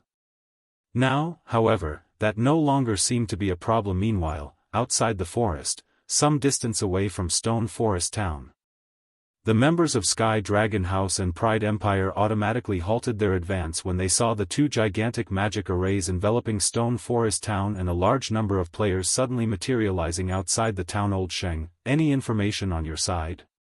So many people actually got teleported out of the town. Is Stone Forest Town off limits to players? A tall, middle-aged man with short hair from Pride Empire's team asked as he looked at the crimson-armored man standing beside him. How would I know? Not to mention, since when is Pride Empire's information network slower than Sky Dragon House's? The crimson-armored man replied, rolling his eyes at the short-haired man dressed in exquisite mage robes. If the upper echelons of the Fire Dragon Empire's various large guilds were here, they would most likely be stupefied. After all, Pride Empire's Ghost Mage, Zhan Baya, and Sky Dragon House's Meteor Hammer, Sheng Wuji, were actually working together. If news of this matter spread, it would definitely shock the entire Fire Dragon Empire. Ghost Mage and Falling Meteor were both capable generals of their respective guilds. Their positions were not the slightest bit inferior to vice-guild leaders in their respective guilds. They were also monstrous existences in terms of strength. If these 2 monsters cooperated, even superpowers would have to be extremely careful of them. Meanwhile, shortly after their exchange, both of them received a message at the same time. After they read their respective messages, both of them had a very startled expression on their faces. What kind of background does Zero Wing possess? It actually managed to promote Stone Forest Town into a basic city. Jean Baya could not help but gaze at the distant Stone Forest Town in puzzlement. According to the information that Pride Empire acquired, Stone Forest Town had definitely been promoted into a basic city. Pride Empire had a guild city of its own, so it knew just how difficult promoting a guild town to a guild city was. Pride Empire had mobilized all its resources in order to attain its guild city, yet now Zero Wing had actually succeeded in promoting Stone Forest Town into a guild city. Old Jean, what does your side plan to do? Sheng Wuji asked after he finished reading his own message. They gave me only 4 words, Jean Baya replied. No matter the cost. Mine said roughly the same thing too, Sheng Wuji said, a bitter smile on his face. However, a basic city is different from an advanced town.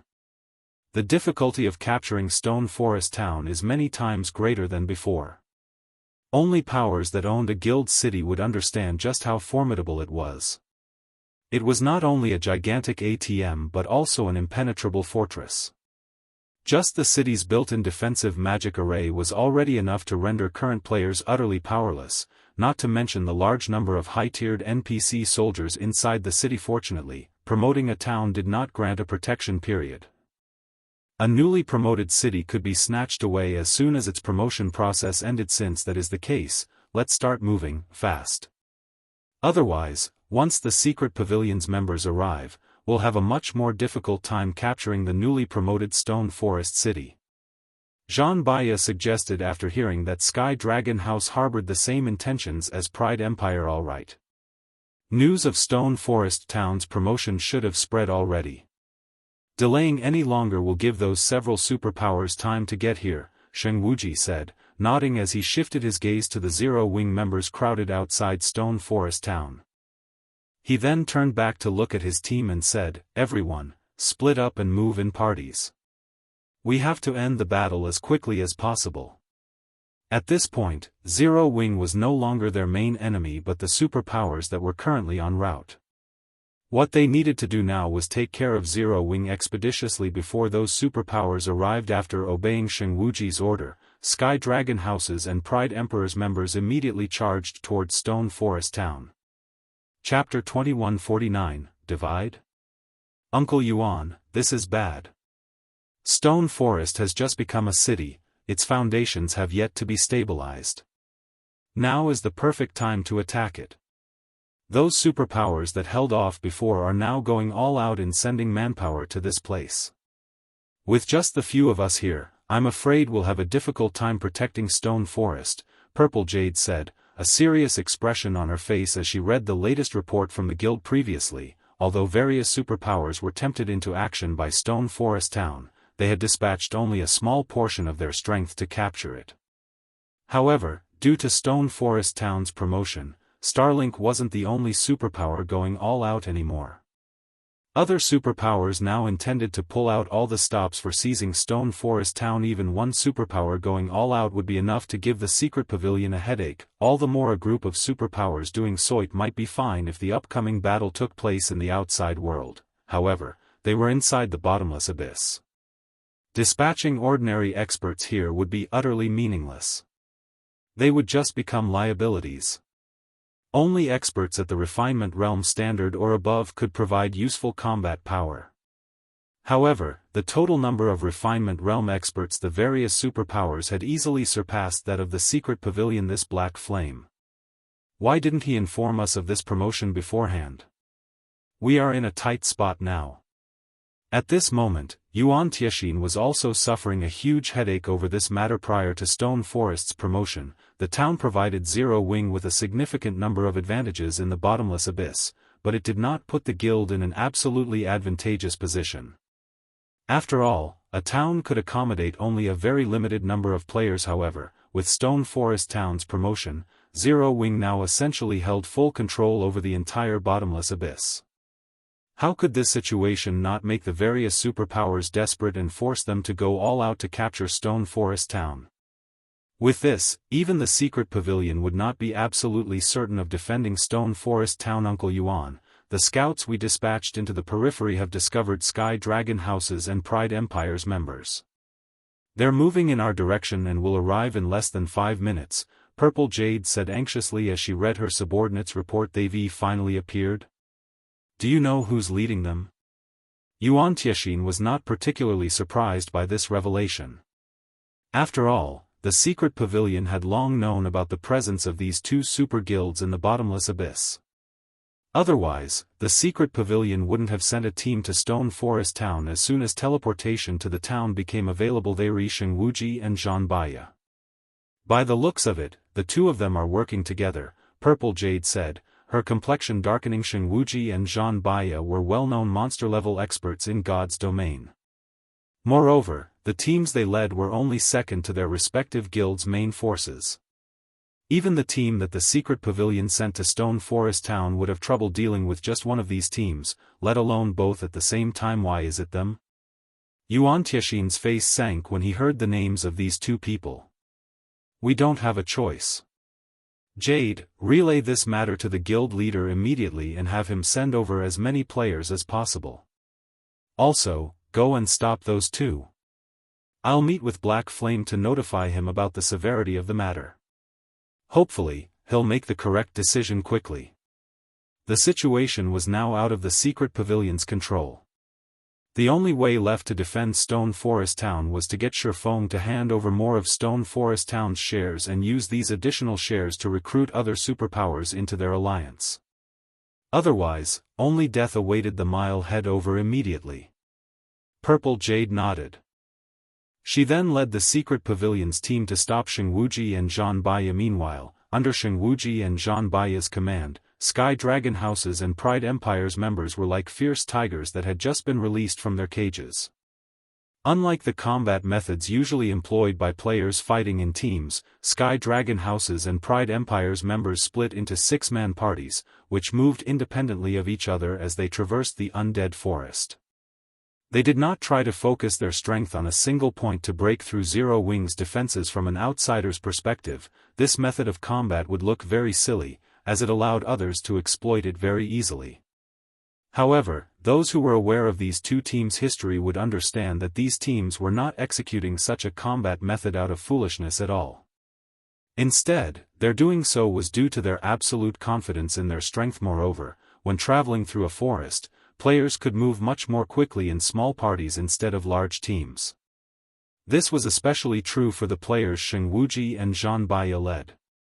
They were akin to lively monkeys as they traversed the Undead forest, moving very swiftly and leaving no traces behind. When these two teams got within 500 yards of the city and were about to exit into the clearing that surrounded it, Purple Jade's 100-man team halted their advance. Little Missy, although you are the secret pavilion's prodigy, do you really think you can stop both our teams with just these few people? Xianxia, who currently perched atop a tree, asked as he looked down at Purple Jade. He did not hurry to take action.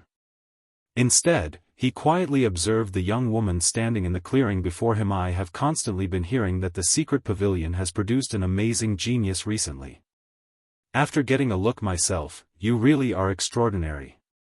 You're already a peak expert at such a young age. Unfortunately, I'm afraid you're still not enough to stop the both of us, Zhanbaya said as he walked out of the forest. Although Xianxia and Zhanbaya had spoken in very amicable tones, the auras they radiated were incomparably frightening. Even the many Refinement realm experts standing behind Purple Jade felt the threat of death when bathed in this aura. In addition, the secret pavilion's members could also sense many other bone-chilling killing intents being directed at them from the forest. Every one of these killing intents was enough to make their bodies shudder.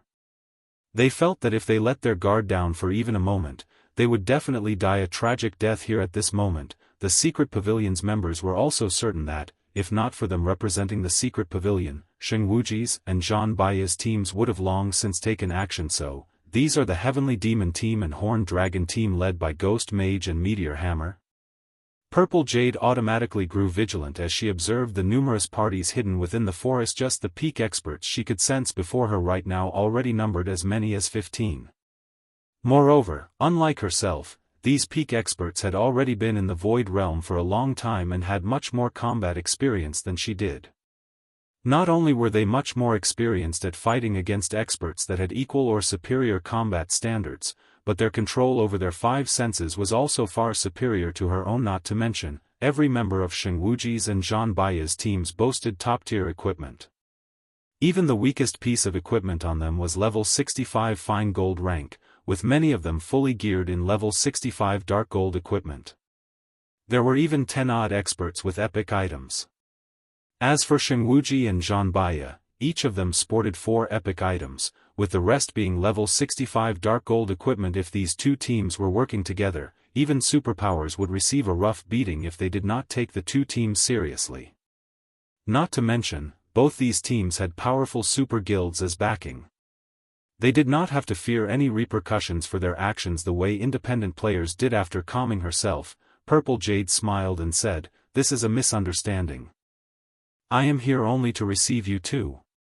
I have no intention of fighting." "It seems the secret pavilion understands the current situation," Shengwuji laughed.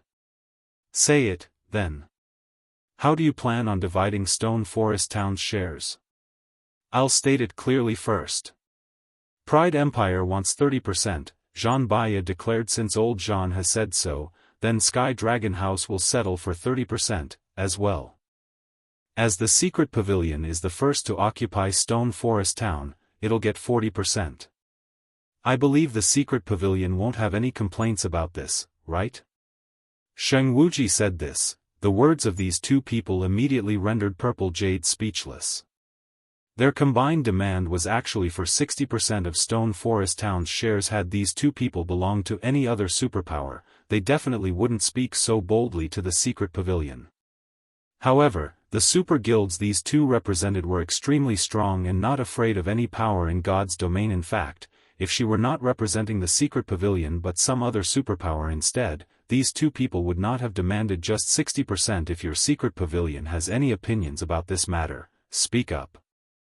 However, you are not allowed to touch this bottom line," Shengwuji said sternly when he saw Purple Jade hesitating to speak. Although Zhan Baiya did not make any additional comments, his attitude made it clear that he shared the same sentiments as Shengwuji. As these two people were waiting for Purple Jade's reply, a man suddenly appeared from another corner of the forest. This man wore a quaint, old cloak and had 2 exquisite longswords hanging at his waist. He gave the impression of a down-and-out swordsman that was just passing by. "Since you two want Stone Forest Town's shares, aren't you going to ask Zero Wing whether this is fine or not?" Chapter 2150, Lacking Qualifications. "Who are you?"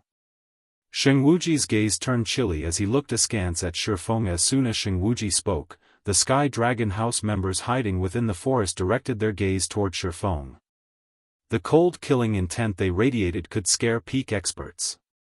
Even monster-level experts would most likely grow wary upon sensing such an intense killing intent. What happened next, however, stunned both Sky Dragon House's and Pride Empire's members. Despite having such an intense killing intent directed at himself, Shifeng remained at ease as he strolled toward Shengwuji, his demeanor making it seem as if the intense killing intent did not exist at all. "Black Flame." Shifeng replied curtly, "So, you're the Sword King?" Upon hearing Shifeng's answer, Shengwuji immediately looked at Shifeng squarely. If the person Shengwuji was dealing with were merely the guild leader of a first-rate guild, he wouldn't have bothered taking a second glance at the other party. After all, in terms of strength or status, he was on another level altogether compared to a first-rate guild's guild leader. However, Shifeng was different. Shifeng was a bona fide apex expert, someone of equal strength. The only reason why Shengwuji had treated Purple Jade amicably before was the fact that she was the secret pavilion's representative.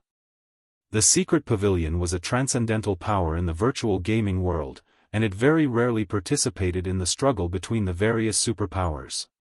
It mainly moved for money and information gathering. However, the secret pavilion was not weak by any means. After all, it was impossible for a power to transcend without sufficient strength. In reality, even Sky Dragon House feared the secret pavilion greatly and would normally avoid coming into conflict with it. Sky Dragon House had decided to offend the secret pavilion only because too much was at stake. This time Guild leader Black Flame, since you've arrived as well, let's just speak frankly with each other, Xianxia said, chuckling. The current stone forest is no longer something you can afford to hold. Even the secret pavilion can't do so. After all, there are simply too many superpowers eyeing this place. If you wish to hold the city, your only choice is to work with us. We've already stated the amount of shares we want. Each of our guilds wants 30%. As for the remaining 40%, you can decide how you want to split it with the secret pavilion. Our guilds won't mind whatever decision you make. That's right. This is our bottom line. If negotiations fail, then we'll simply switch to another method to negotiate, Xianxia said, nodding. He then turned to look at Purple Jade and continued, however, I'm afraid the end result then will be undesirable to the secret pavilion. Although Xianxia also valued experts like Shifeng highly, in front of the various superpowers, Shifeng alone would be helpless to change anything. In Xianxia's calculations, Shifeng didn't have any authority in their negotiations at all. The one actually in control of Stone Forest Town should be the secret pavilion. Meanwhile, Shifeng's appearance here was only a negotiating tactic for the secret pavilion to gain more benefits. Guild leader Black Flame, both Sky Dragon House and Pride Empire are super guilds with extraordinary strength. Both of them are far stronger than even the current Starlink. Now that the two of them are working together, if it really comes down to a fight, what with the interference of other superpowers, the outcome will not be pleasing, Purple Jade said. She naturally understood what Xianxia was trying to say. Moreover, as a core member of the secret pavilion, she understood very clearly just how frightening these two super guilds were. However, Shifeng didn't know this, so she needed to explain things to him. Otherwise, the consequences would be unimaginable. However, as soon as Purple Jade finished speaking, Shifeng turned his gaze toward Xianxia. Bottom line? Shifeng chuckled. Isn't this something meant to be surpassed? Also, you want to take Stone Forest Town's shares? I'm afraid you're still not qualified to do so. The atmosphere in the area immediately hit rock bottom. As for Purple Jade, she nearly fainted from anger when she heard Shifeng's words. Her intention had been to let Shifeng understand how powerful the guilds backing Xianxia and Xianxia were and have him appease these two people first. That way, they would still have hopes of negotiating for better terms afterward. Now, however, not qualified? Since that is the case, everyone, let's show guild leader Black Flame whether our Pride Empire is actually qualified or not. Xianxia growled as he waved his hand. Immediately, the Heavenly Demon team members hidden in the forest sprang into action. Over 20 level 66 plus melee experts instantly surrounded and attacked Shifeng. The coordination between these melee experts was excellent. They evenly split their attacks into 4 stages, with every member taking on a specific role in the assault, some focused on executing defensive maneuvers, and some focused on offense. As veterans of the battlefield, their assault was void of any flaws that could be taken advantage of. Even Domain Realm monsters would have a headache dealing with such a coordinated attack. It seems he is still too young. He must think that nobody can stop him, now that he has reached the Domain Realm. Xianxia sent Shifeng a look of pity when he saw the coordinated assault of Pride Empire's experts. It was very rare for someone to reach the Domain Realm at Shifeng's age. Hence, those that did manage to accomplish such a feat would generally feel that they were invincible existences and would not put anybody in their eyes. Unfortunately, Shifeng's opponent this time was the Heavenly Demon team, a team that constantly fought monster-level experts.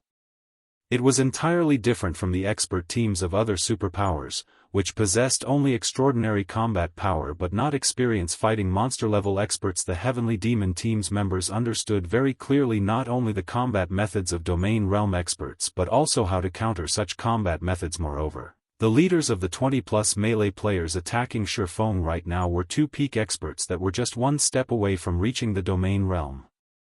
Either of them was more than capable of fighting Domain Realm experts to a standstill for quite some time. If they coordinated with each other and received aid from other teammates, they were fully capable of taking down a Domain Realm expert. Hence, whenever the Heavenly Demon team succeeded in surrounding a Domain Realm expert, the fight generally ended with the Domain Realm experts' defeat. If a monster-level expert from the older generation came across the Heavenly Demon team, they would generally pay attention to their positioning. They definitely wouldn't allow the Heavenly Demon team to surround them. However, Shifeng was far too young. Furthermore, he was someone that came from a minor power that had no background whatsoever, so it was normal for him to be ignorant of the Heavenly Demon team. Otherwise, he definitely wouldn't have committed such a low-level mistake. Meanwhile, when Purple Jade saw that Shifeng was surrounded, her complexion darkened immediately. She was well aware of just how powerful the Heavenly Demon team was and the team's many exploits. Hence, she knew that Shifeng was now in an extremely precarious situation. She immediately unsheathed her sword, intending to reinforce him. However, before she could even take a step forward, she suddenly felt a chilling gaze directed at herself and the threat of imminent death. Her body froze up on instinct. Little missy, I advise you not to take action. This matter is between Zero Wing and Pride Empire. If you make a move, then I'll have no choice but to take action as well, Xianxia warned slowly. Upon hearing this, Purple Jade had no choice but to abandon her thoughts of helping Shifeng. Judging by Xianxia's phrasing, she deduced that there was still ground for recovery. This fight was being regarded as only a small friction between Zero Wing and Pride Empire. If she were to intervene, however, the fight would take on a whole different meaning. The secret pavilion would be standing in direct opposition to both Sky Dragon House and Pride Empire. Then, there would no longer be any room for negotiations. When Purple Jade resumed her previous stance, Xianxia nodded in approval before returning his gaze to Shifeng. He was eager to see just how far Shifeng had progressed in the Domain Realm. At their standard, strength could no longer be determined using common sense. Even if Shifeng was killed multiple times today and lost a significant amount of progress, he could still climb back up to prominence one day. After all, opportunities that ordinary experts found hard to attain could be easily secured by experts of their standard. In fact, Domain Realm experts could almost certainly secure any opportunities they came across. Their levels and equipment standard wouldn't pose a hindrance to them. This was also the reason why the various superpowers abhorred dealing with Domain Realm experts. In the next moment, 2 Peak experts and 6 Flowing Water Realm experts from the Heavenly Demon team launched a pincer attack on Shifeng. The 2 Peak experts focused only on offense while the 6 Flowing Water Realm experts divided their roles between offense and defense. As for the other melee players, they focused on preventing the Swordsman from escaping the encirclement. They were all ready to trade blow for blow with him when dealing with a Peak expert that abandoned defense and focused solely on offense. Even Domain Realm experts would have to tread carefully. Normally, the best way for Domain Realm experts to cope with such suicidal Peak experts was to temporarily go on the defensive and wait for an opportunity to deal a fatal blow. Now, however, Shifeng had to deal with not only 2 Void Realm experts and 3 Flowing Water Realm experts, all of whom were attacking him, hell-bent on mutual destruction, but also 3 Flowing Water Realm experts defending these 5 suicidal experts. However, contrary to everyone's expectations, even when the great swords of the 2 Peak experts were about to land on Shifeng's body, the Swordsman still showed no signs of wanting to dodge the attacks at all. Instead, he brandished his 2 swords and greeted the incoming attacks in battle. 2 bright flashes entered everyone's eyes, followed by 2 loud metallic clangs. In the next moment, both Peak experts abruptly went flying over a dozen yards. Their bodies crashed heavily into the ground, their HP bars decreasing by a sizable chunk. The arms of both Peak experts also trembled violently as they stiffened up. Chapter 2151, Slaying the Heavenly Demon Team. The instant the 2 Peak experts went flying, everyone in the Heavenly Demon team was stunned. The 6 Flowing Water experts supporting the 2 Peak experts even forgot to attack Shifeng. They simply stared at the man before them in utter disbelief. If the 2 players Shifeng had just sent flying were any other Peak expert, the 6 would, at most, be a little surprised. However, they knew exactly how powerful those 2 Peak experts were. The 2 Peak experts' combat standards aside, their weapons and equipment alone were already considered the best among the best in the current God's domain. Not only were both Peak experts fully geared in level 65 Dark Gold equipment, but both of them also wielded epic weapons. Moreover, both peak experts were berserkers. In a competition of strength, they could clash directly even with their guild's domain realm experts, who boasted 3 or 4 epic weapons and equipment. Despite all that, Shifeng not only sent both of these peak experts flying but even caused their arms to stiffen up. How is his strength so high? Xianxia was also stunned as he stared at Shifeng. The 2 peak experts that went flying could exhibit strength rivaling great lords of the same level. They could even hold their own against strength-based great lords in a frontal confrontation. However, Shifeng effortlessly nullified the combination attack of the 2 peak experts, and sent both of them flying. Only grand lords of the same level could accomplish such a feat. A monster-level expert with the strength of a grand lord of the same level? After Xianxia thought up to this point, his complexion turned incomparably grim. Before the Heavenly Demon team members could react to the unexpected development, Shifeng took a step forward, the 2 swords in his hands suddenly transforming into dazzling streaks of lights. In the next moment, a beautiful lotus of light bloomed around him. Swords transmigration. 12 sword lights instantly cut through the 6 flowing water realm experts standing idly around Shifeng. Although these 6 experts had sensed the attacks, the 12 sword lights were simply far too fast for them to react to. Moreover, the sword lights were accurately aimed at their defensive blind spots. In the end, they could only watch as the sword lights pierced through their bodies. A moment later, all 6 flowing water realm experts collapsed at Shifeng's feet. The entire process had been so quick that the rear-line healers didn't even get a chance to start casting their healing spells. So strong. With this kind of speed and strength, even that old thing from our guild might be inferior to him, Wuxia exclaimed in astonishment. When Sky Dragon House's members heard Wuxia's comment, they could not help but stare at Shifeng in shock and horror. Wuxia was one of Sky Dragon House's main pillars. There were only 3 people in the entire guild that Wuxia would refer to as an old thing, and they were existences that even their guild leader had to treat with the utmost respect. As for the equipment these 3 people wore, all sorts of guesses were bandied about in the guild. However, the consensus was that each of these 3 people had at least 7 pieces of epic equipment on them. No doubt, they stood at the apex of God's domain in terms of equipment standards now. However, Wuxia actually said that Shifeng surpassed one of these 3 people in basic attributes. How could such a thing be possible? Nevertheless, these words had come out of Wuxia's mouth directly, so the Horned Dragon team's members had no choice but to accept them. After all, Wuxia was one of Sky Dragon House's monster-level experts. His insight and knowledge far surpassed their own. Since he said so, then there was a 90% chance that it was true. Only, they simply could not figure out how a small guild like Zero Wing managed to equip Shifeng to such an extent. Players needed to have compatibility with their weapons and equipment in order to wield them properly. Epic weapons and equipment were no exception to this. Players could strengthen their basic attributes by using weapons and equipment that were of a higher quality but had low compatibility. However, by doing so, they would not only fail to increase their combat power but even decrease it instead. From Shifeng's performance, it was evident that he was using weapons and equipment that were compatible with him. However, obtaining 7 or more pieces of epic equipment that had high compatibility was extremely difficult. The first reason was the rarity of epic items. The second reason was the high repetition rate of certain equipment parts. At this stage of the game, first-rate guilds might have 20 or 30 epic items, but the majority of these were for the head, top, and legs.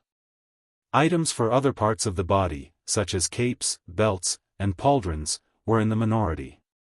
Some first-rate guilds might not even have epic equipment for these parts. Hence, players faced extreme difficulty obtaining 7 or more pieces of epic equipment that were compatible with them. Members of super guilds were no exception. Meanwhile, after Shifeng killed the 6 flowing water realm experts from the Heavenly Demon team, Xianxia no longer dared to take the situation lightly. He immediately took out a bottle of purple gold potion. The potion's bottle was made out of mana stone, and the potion exuded dense mana that was palpable even from several dozen yards away. 4 other players from the Heavenly Demon team also took out the same potion and drank it. The instant the 5 players drank the potion, a purple gold divine rune suddenly appeared on their heads. The aura their bodies radiated also skyrocketed in intensity. What? The Heavenly Demon team actually prepared 5 divine protection potions? The corners of Xianxuji's mouth twitched slightly when he saw the potion the 5 players consumed. The Divine Protection Potion could be obtained only from the Fire Dragon Empire's ancient ruins. The value of each bottle rivaled that of an epic item, and even the Horned Dragon team he led had only 2 bottles prepared. Players who consumed the Divine Protection Potion would temporarily receive a God's Blessing, which improved their life ratings by a significant margin. Of course, the potion was only effective for players at Tier 3 or below. Normally, when Tier 2 players consumed the potion, they would gain basic attributes close to the Tier 3 standard. Now that 5 players from the Heavenly Demon team had consumed the Divine Protection Potion, the team essentially gained 5 semi-Tier 3 players. It should be known that the difference between tiers was massive in God's domain. Although the 5 players from the Heavenly Demon team could only be considered semi-Tier 3 players right now, the combat power they could exhibit would still surpass anything Tier 2 players could hope to achieve. Not to mention, of the 5 players that consumed the Divine Protection Potion, 4 were peak experts, and 1 was a monster-level expert. In the next moment, the 5 players started fighting it out with Shifeng, the attacks of both sides wreaking great destruction on their surroundings. From afar, the fight between these 6 players looked more like a battle between monsters than one between players. Right now, any one of the 5 players from the Heavenly Demon team had the combat power to defeat monster-level experts. They were akin to strategic missiles in a field battle, able to slay a 1,000-man team of ordinary experts all by themselves. They were frightening existences that were basically unstoppable due to the high standards of the battle. The Heavenly Demon team's other members couldn't interfere in the battle at all, left to watch from the sidelines at this moment. However, Shifeng was equally terrifying. Despite facing the joint assault of these 5 players, Shifeng was actually only at a slight disadvantage. Everyone, hold out a little longer. This place is the Bottomless Abyss. The stamina consumption here is several times higher than in the outside world. He won't last very long if he keeps on moving at such a pace. Xianxia said, sneering as he watched Shifeng fervently dodging their attacks. Once his stamina runs out, he'll die. Currently, Shifeng's defense was practically perfect. He consistently deflected all of their attacks, making them feel as if they were pointlessly striking the air. As a result, each attack barely did him any damage. However, Shifeng had been fighting against them at full capacity all this time. His 5 senses and mental state were constantly being pushed to their very limits. Doing so would place a tremendous burden on his stamina and concentration. What with the greatly increased stamina and concentration consumption in the Bottomless Abyss, the swordsman wouldn't be able to last very long in this battle. In contrast, the 5 of them received a qualitative improvement to their life ratings after consuming the Divine Protection Potion.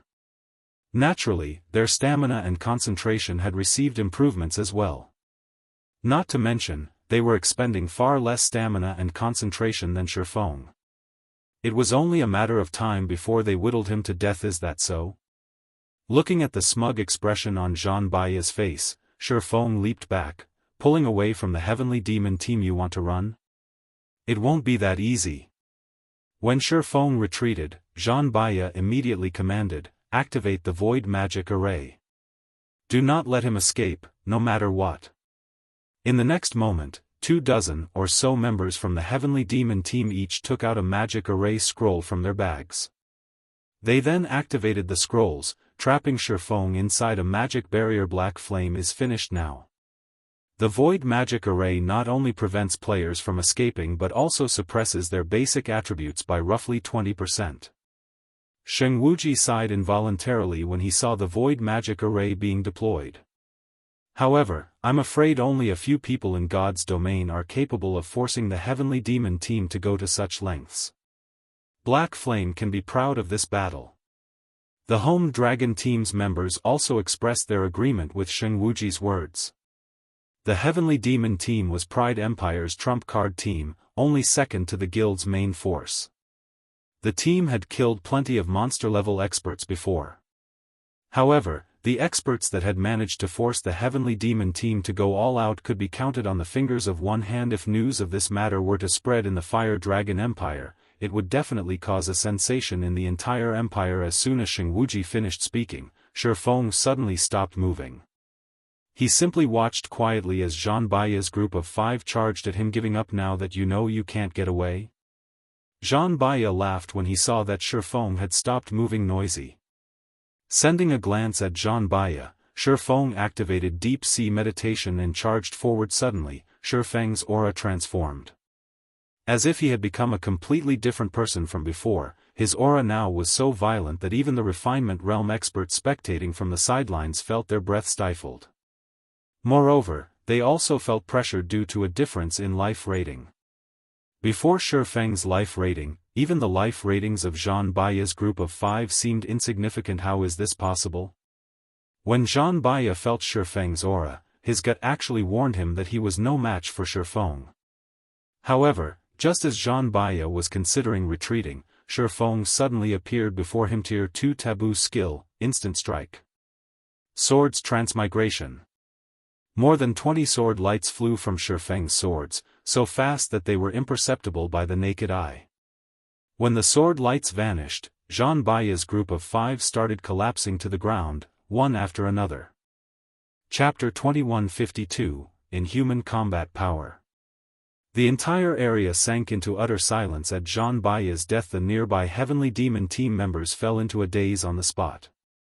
Even the rear-line healers, who had been casting healing spells continuously, froze as they stared at Zhang Baiya's corpse. As for Xingwuji, Purple Jade, and the other onlookers, their eyes nearly fell out of their sockets when they saw this scene. Crap. Is he really a player? At this moment, even Xingwuji could not help but curse out loud.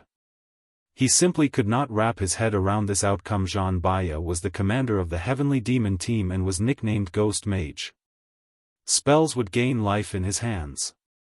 The way he connected and coordinated his spells was something even domain realm experts found difficult. Not to mention, he had also consumed the Divine Protection Potion for this battle, yet Shifeng had still managed to kill Zhang Baiya in one hit. Moreover, he had struck so quickly that the latter didn't even have time to use any of his life-saving skills. What did he do? Purple Jade googled reflexively in utter disbelief as she looked at Shifeng, who was standing proudly on the battlefield from start to end. The only thing she was certain of was that Shifeng had suddenly appeared before Zhang Baiya's group, followed by a dazzling flash crossing the distance between the two sides.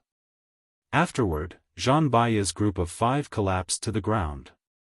Everything else that happened in between had escaped her 5 senses. It should be known that she had already reached the Void Realm. She could exert her 5 senses to their very limits and clearly perceive her surroundings. Even if an action was too fast for the naked eye, said action couldn't escape all of her senses. Even the old monsters of the secret pavilion couldn't accomplish such a feat. Nevertheless, she had actually failed to perceive Shifeng's actions. Meanwhile, back on the battlefield, after Shifeng killed Zhang Baiya's group of 5, he calmly shifted his gaze to the rest of the Heavenly Demon team and asked, "Do you still want to continue?" Although Shifeng did not speak very loudly, his voice carried, loud and clear, on the silent battlefield. Upon hearing Shifeng's words, the Heavenly Demon team members suddenly felt as if they had just received a death sentence, and all fell into despair. Even the 2 remaining peak experts of the team, who were originally preparing to take action, involuntarily lowered their heads. They avoided eye contact with Shifeng, lest he misunderstand and take it for a challenge. After all, if even a domain realm expert like Zhang Baiya was killed so effortlessly, what could the rest of them possibly do against Shifeng?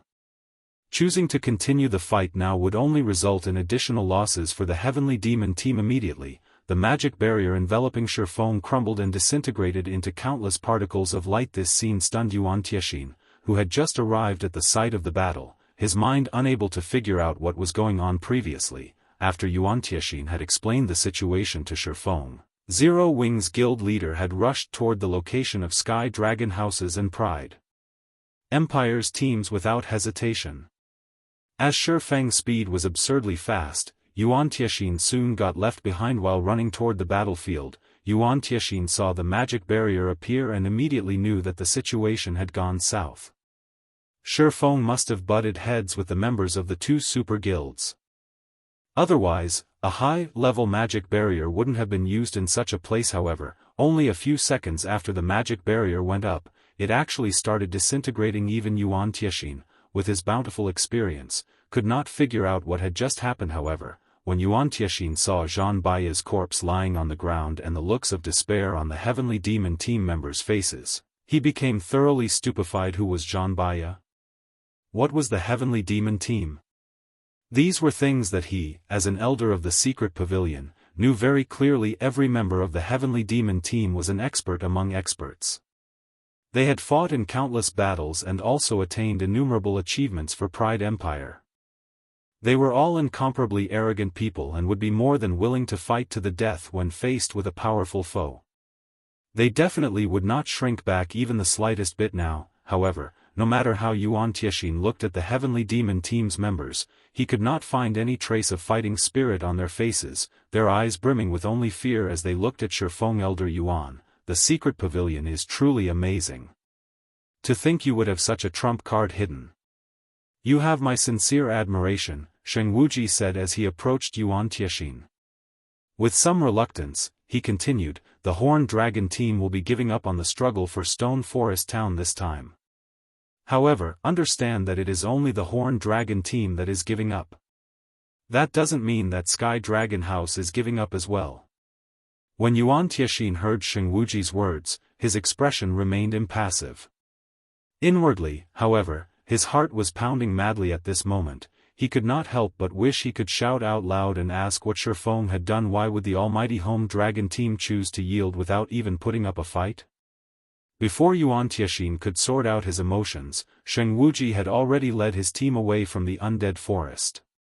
Sheng Wuji did not dare to stay here for even a moment longer and risk his team's annihilation. Only after confirming that the Horned Dragon team and Heavenly Demon team had left the battlefield did Xianxia ask Purple Jade about what had happened. Without missing a detail, Purple Jade told Xianxia everything she saw. So, that's the case. If it were up to me, I would most likely have made the same decision as Sheng Wuji. Xianxia revealed a bitter smile as he looked at the direction Sheng Wuji and the others had taken. The word, shocking, was no longer enough to describe the fact that Shifeng had instantly killed Zhang Baiya, who had consumed the Divine Protection Potion. Although the Heavenly Demon teams and Horned Dragon teams members were prideful, they were not idiots. If there were even a strand of hope, they would have definitely chosen to fight to the bitter end. However, against absolute power, the numbers they had here were utterly meaningless. Rather than pointlessly getting themselves killed, it was much better if they gave up quickly and conserved their strength. Thinking up to this point, Xianxia could not help but turn an incredulous gaze toward Shifeng.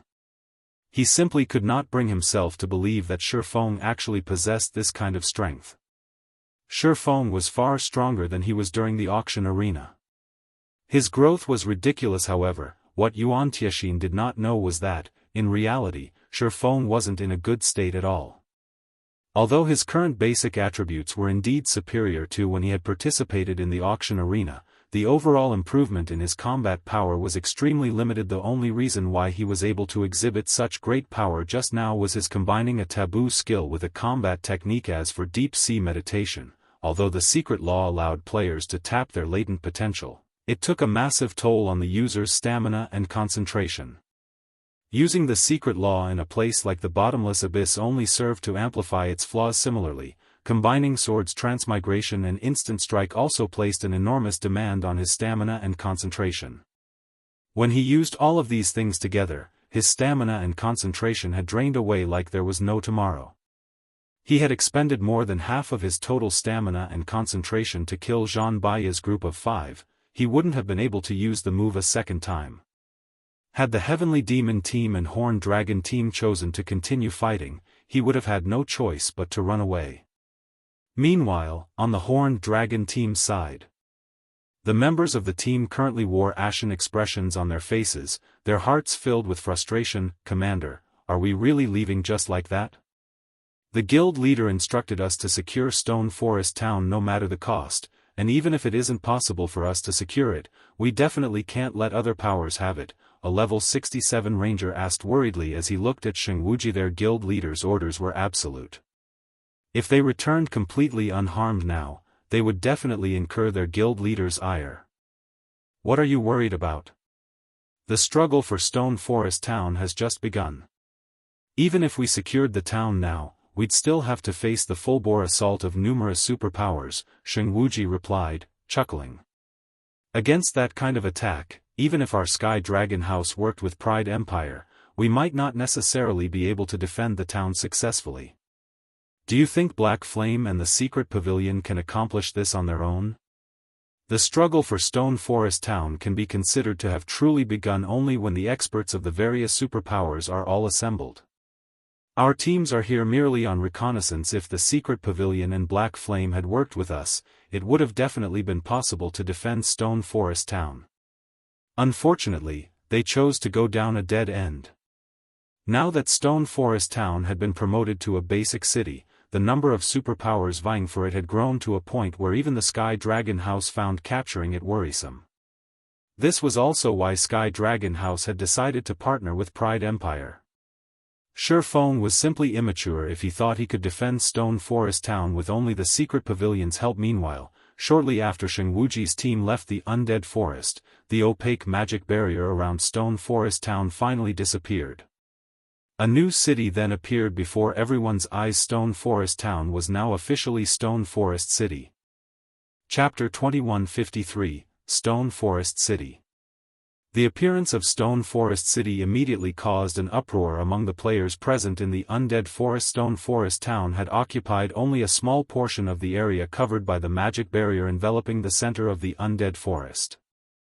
However, Stone Forest City actually occupied nearly half of that area. Although the wall surrounding Stone Forest City was the default, 6-meter-tall wall, it was engraved with divine runes that prevented players from vaulting over it. Unless players breached the wall, they had no choice but to enter the city through the main gate. The defensive capabilities of Stone Forest City were undoubtedly much greater than when it was still a town. Moreover, after getting promoted to a city, the constructions inside Stone Forest had undergone significant transformations, especially Zero Wing's residence. Now, the guild hall sitting inside the residence had transformed into a 60-meter-tall building. It looked like a massive mountain and was visible even from several thousand yards away. After Zero Wing's guild hall, the structure that had undergone the most changes was the Zero Wing Auction House. The Zero Wing Auction House was an advanced construction. After Stone Forest Town became Stone Forest City, the auction house became a 12-story tall building that occupied a significant portion of the city's main street. The auction house was already larger than the auction houses of ordinary NPC cities. Moreover, aside from the auction house, the other constructions in the city also received significant improvements. Sent Stone Forest City a little too luxurious? Purple Jade could not believe her eyes as she took in the towering buildings filling Stone Forest City. As a core member of the Secret Pavilion, she had seen quite a few guild cities. She had even personally conducted an investigation into several of them. However, she could say with absolute certainty that Stone Forest City was visibly better than every one of the guild cities she had visited. In fact, Stone Forest City looked much more splendorous than even the current Zero Wing City. It looked nothing like a recently promoted city at all. At this moment, Purple Jade wasn't the only person surprised by Stone Forest City's appearance. Even Easy Wind was stunned. The development of a guild city was a gradual process. All the information the Secret Pavilion had gathered supported this contention. However, Stone Forest City wasn't following the rules at all. Although I don't know what is going on here, the fact that Stone Forest City has already developed to such an extent means that we'll have a much greater hope of defending it. After Yuan Tianxin took a look at the various constructions filling the city, he promptly commanded his subordinates, notify the main headquarters immediately and have them transfer reinforcements through the temporary residence. We need to get Stone Forest City's defenses fully operational before the various superpowers arrive. In God's domain, the more prosperous a guild city was, the more NPC soldiers it could employ. Meanwhile, the constructions within a city played a huge role in determining its prosperity. With how prosperous Stone Forest City was, it should have a much greater advantage than other newly promoted guild cities when it came to recruiting NPC soldiers. There was a huge difference between Tier 1 and Tier 2 NPCs. Tier 2 NPCs, in particular, would have their combat standards affected by a city's prosperity. The more prosperous the guild city they worked for was, the better their combat standards would become. Take one of the few earliest guild cities that had appeared in God's domain for example. At this point, the Tier 2 NPCs employed by these cities already had combat standards at the late stage of the Trial Tower's 5th floor. Including the advantage in basic attributes that NPCs had over players and their high levels, they could kill Tier 2 experts as if they were toying with ants. The current Stone Forest city might not be comparable to those old guild cities, but the Tier 2 NPC soldiers it hired should be capable of exhibiting combat standards at the 5th floor's early stage or middle stage. If Stone Forest City could employ a large number of such Tier 2 NPC soldiers, these soldiers would be a frightening force. This was also the reason why the various superpowers were so desperate to capture Stone Forest City. Now a guild city was at its weakest just after completing its promotion. If they allowed Stone Forest City to reach its peak state, the cost of capturing the city would become several dozens of times higher. However, despite Xianxia and the others vocally expressing their curiosity about Stone Forest City's prosperous state, Feng did not give them an explanation. He simply chuckled and entered the city via the main gate. If he had promoted Stone Forest Town to a basic city through the normal method, it would indeed have ended up like any other newly promoted guild city. At most, the new Stone Forest City would occupy a larger area and have a taller wall. The constructions inside the city would remain mostly the same as before. However, Stone Forest Town was promoted using a Gold Town promotion order. Hence, after the town's promotion, the constructions inside it would be upgraded as well. This could be said to be the hidden benefit of upgrading a town using a promotion order. Meanwhile, after the crowd outside entered Stone Forest City, everyone received another surprise.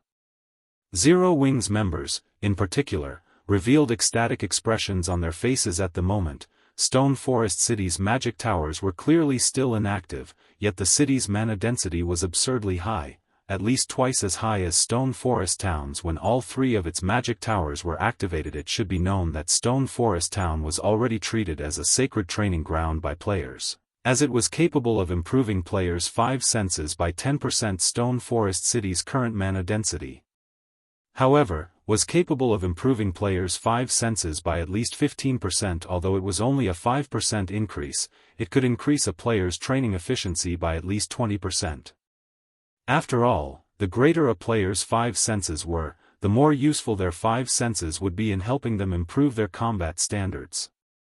Meanwhile, it was incredibly difficult for players to improve their 5 senses the further up they went. If ordinary players could train here, they might even become 5th floor experts within a month. Purple Jade's breathing quickened when she experienced the atmosphere inside Stone Forest City. Ordinary players might not know how much time and effort it took to become a Trial Tower 5th floor expert, but the Secret Pavilion did.